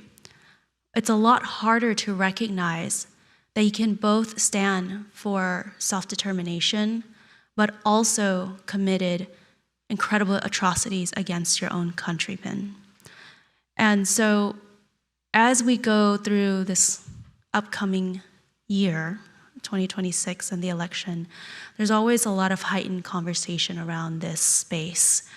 And I hope that as we discuss politics, history, and context, that we're able to take a nuanced view of each other, of the environment that we're in, and look at the policies, address the policies, fight the policies, criticize the policies, but not each other. I also Well, that's the sad part. Well, it wasn't sad. It was just kind of more serious. But the most important thing I'd like to say is happy Mother's Day to all the moms, the adopted moms, the bio moms, mothers who are just people stepping up, the people who take care of you when you didn't know you needed to be taken care of, the people who are your village. And I have so many new moms in my life. I have so many incredible women who have truly shown me what it means to be nurtured and loved. And I guess I just want to leave you with something that my mom taught me that helped me understand immigration, because I had a very different view when I was a lot younger. And as a mother, she said, honey, no one would leave their country and you would do anything for your children. And so this Mother's Day, I'd like for us to thank and appreciate all the moms who have defied every obstacle, every border, every danger, just so that their kid can have a better life than they did. Have a good night. Thank you. Councilman Becerra. Thank you. It was great to see the chamber filled tonight. Thank you. It was great to see the chamber filled tonight. Passionate residents like you. I don't know. But no, and seeing all the folks come out from Washington Square and all of our union brothers and sisters, it was just great because we were talking about issues germane to Santa Ana tonight. So it was just great. It's not, sometimes we have some out-of-town guests who are paid to come in and talk, but it was great to have our local folks here. I wanted to clarify my vote on item 25 from earlier. I did support the approval of the adjustment to our clerk's salary, and I supported the amended contract agreement with our city manager. What I didn't appreciate was having all of the items lumped together for the evaluation. So I would just say right now, I really appreciate what you've done, Mr. City Manager. You've done an amazing job. Just there's been so many things, as you like to point out, things that have been in the pipeline that we've all talked about, and you've got them done. So I want to thank you. And Madam Clerk, thank you so much for all that you do. I mean, you constantly, day in and day out, show absolute professionalism, and you're above the fray, which is very hard to do in a city like this, especially in City Hall. So thank you for all that you do. And speaking of thanks, I want to thank our Water Division staff. So we were out on the OC Marathon course on Sunday morning, very, very early, and our Water Division staff was out there. And I also wanted to thank Sylvia, and I wanted to thank my assistant Evelyn, because getting everybody out there to coordinate with the Segerstrom High School track and cross-country folks. They were handing out Gatorade, we were handing out water. First it was kind of cold, but then when you get this barrage of runners coming at you all thirsty, you don't really think much about it. So it was really fun. My aide Andrew was out there as well. In fact, Andrew's comment was, I didn't think this was gonna be fun, but darn, it got fun. But our Water Division staff was just kicking butt out there. I mean, they really did a great job. In fact, I overheard a couple times from runners saying that we had the best water station out there. And I believe it, because as you start to get the slower runners, you know, they were filling up their water bottles, and I can hear them say, wow, this water's cold. So I don't know if they're serving scalding hot water somewhere else. I don't know, but I know that they appreciated our water. And finally, congratulations to the Santa Ana College baseball team. They swept through the 3C2A regionals this past weekend, and they are going to begin play in the 3C2A Super Regionals on Thursday over here at Santa Ana College versus Citrus College. I don't want to jinx and say where I hope they're going to be, but let's just say they've been in this chamber before where we've recognized them for winning the whole darn thing. So let's see what happens. So with that, let's wish them the best and have a good night. Thank you. Councilman Hernandez. Thank you, Madam Mayor. Want to start by thanking city staff for today's city council meeting. I want to thank members of the public who took time from their day to share public comments. I want to respectfully request if we can end today's meeting in memory of Matilde de Santiago Reina. I know my colleague, Councilmember Lopez, brought her up earlier. She passed away April 26th of 2026. She is a mother who leaves behind her young children. She was a lover of nature and a lover of parks, and somebody who frequently served our residents here in the city of Santa Ana. She was very strong and fought cancer for as long as she could. And I just want to send my condolences to the Reyna family. My heart is with you. God bless you.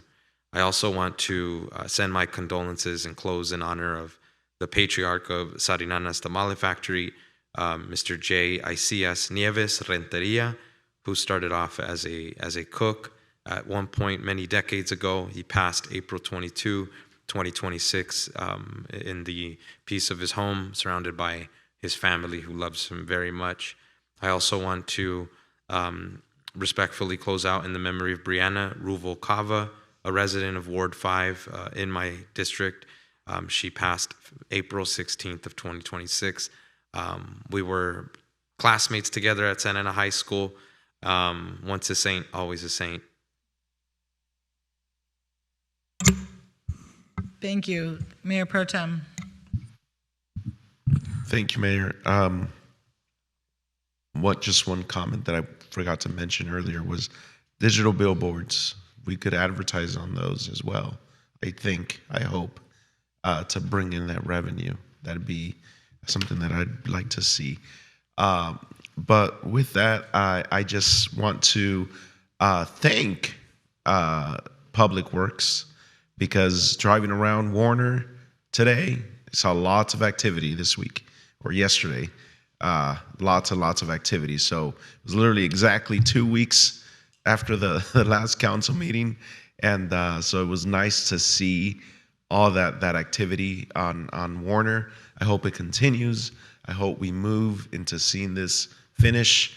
And I also just want to thank you guys for staying on top of that over the last couple months and really making sure that gets finished.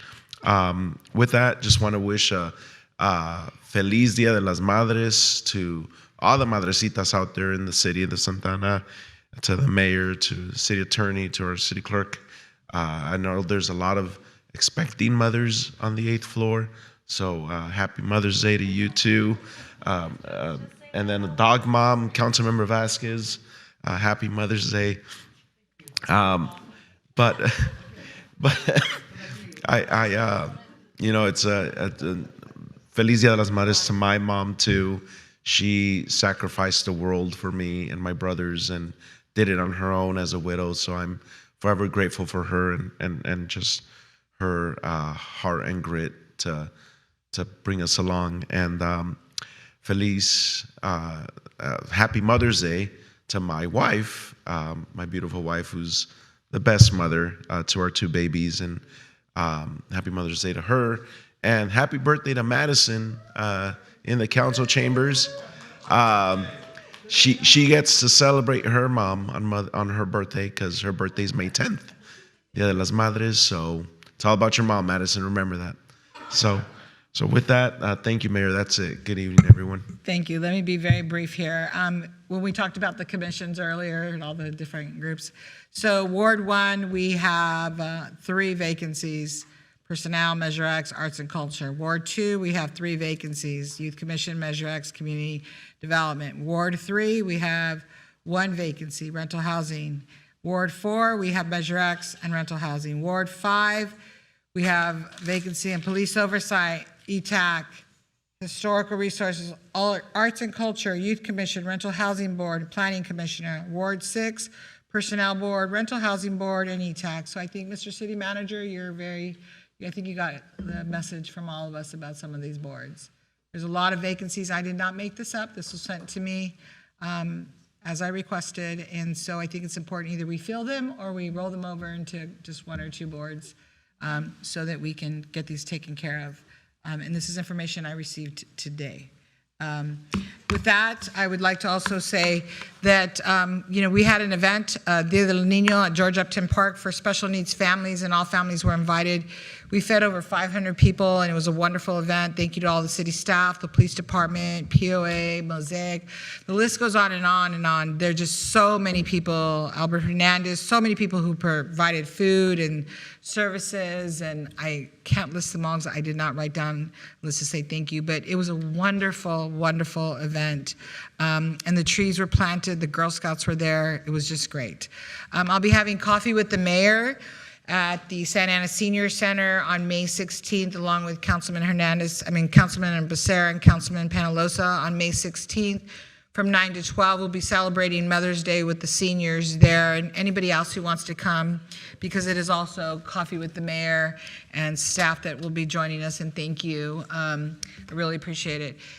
I'm going to just say happy Mother's Day to everybody. I think Councilman Pham put it best. When my grandmother came here, she came alone from Mexico, and then she eventually brought my father over, and that's how we ended up in Santa Ana, because the coyote that brought her, or the gentleman who brought her, said that she was in Los Angeles when he dropped her off on 4th Street. And then when she went into a store, they said, no, senora, you're in Santa Ana. And that's how we all landed here, because he dropped her off on 4th Street. And then she eventually brought my father over, and my parents met at the Yost when they were children, and here we are, right? So long history, but happy Mother's Day, and both of my grandmas are going to be missed. They're missed dearly. But yes, I'm a mama and I'm a grandma, and so I'm going to celebrate the heck on Sunday. And so happy Mother's Day to everybody, because sometimes, as Councilmember Pham said, you create your own village, and whether it's your Nina, your tia, your best friend's mom, whoever it may be, whoever's your mother, celebrate with them and love them and hold on to them tight, because they don't last forever. Every day is a blessing. With that, I want to leave Chief, you, Mr. City Manager. Nobody's talked about it, and so I'm not going to be a buzz killer, but I just want to say, try not to be. Yes, that's a good one. We've had multiple shootings, Chief and Mr. City Manager, and I know that you're doing the best, Chief, and I see your officers out there. We've had multiple shootings, and I'm not asking for information. I don't need to share anything with the public, and I'm not asking you to share anything. They're not young, they're older, so there's a different story being told on the streets. Something else is happening. And if those of us that understand gang violence very, very well, there's things happening on the street. However, it does bleed into our community, with our children, with our families, and one person getting killed affects their whole family, and including their children, right? And so none of us have the answer on how to stop gang violence, because if we did, we'd be millionaires or gazillionaires by now. We know that, yes, education does it, after-school programs do it, so the school district should be we should focus on the school district. Their budget is bigger than ours. We do the best we can with the budget we have as a city, and I just want to, I don't know the answer, Chief. I just know that I'm disturbed by all the killings that are taking place on our street. And I know, again, I want to say, because I don't want anybody to post, the cops don't do crap, because that's what they always say. They didn't say that when you're out at your SWAT call this weekend, arresting the guy in the Motel 6. But I'd like to meet with you, Mr. City Manager and Police Chief, and with your deputy chiefs, Chief Rodriguez, because I want to talk about what can we do, what can we share, how do we address this? And I would please ask the community that if you see something, say something. Because that's part of the problem sometimes, is neighbors see something, they don't want to say anything because they're afraid or for a lot of different reasons. And then it takes a long time for a crime to be solved. And so, but I know you guys do a fantastic job lately. I've been reading the SIG alerts, so I read them all the time about, so-and-so got arrested after committing a, crime a week ago or 2 weeks ago. So thank you for a job well done to you and all of your officers and your leadership there at the PD, Chief. But I just really want to sit down and have just a conversation about what do we do now? Summer's coming. And, we've always said, gets hotter in the summer. Not necessarily data shows it gets hot, like usually around October. There's data that actually shows the months that it gets very violent in our city and other cities. And it starts at home with our families. I don't think any of us up here or anybody in this room should take full responsibility and say, well, it's housing, it's this, it's that. No, it starts at home. It starts at home. And I've been in this business a long time. I may be retired, but it starts at home. And so whatever your home is where it starts. Because I know people that were raised in foster care that are amazing people and never been in trouble with the law. And so we can't say it's because they were foster children. It's choices people make with their lives. And I can say that because I have family in prison and in gangs and drugs, and I have family that are very successful, and it's choices that we made. And so I would like to have a meeting with you because I want to be able to share with my constituents. And at the Coffee with the Mayor, if somebody asks that question, I think we need to be prepared to answer and not give them confidential information, but just be prepared to answer, how are we addressing that? And again, I really want to thank you, Chief Rodriguez, and your deputy chiefs and all of the officers, and Mr. City Manager, because I know when I call you and I ask you, we talk about it in a very healthy manner. But a lot of the emails that I get or the phone calls from our constituents, people are very concerned. They're very concerned. And so I just wanted to close that tonight to say, the families that have been affected by the recent killings, my heart goes out to them. I don't know the what's, the hows, or the whens, and I don't need to know, and I don't want to know. But I just want to know that we as a city, Mr. City Manager, and our Chief Rodriguez, that we are doing the best that we can to protect our community and to address those issues. So with that, thank you, and this meeting is adjourned.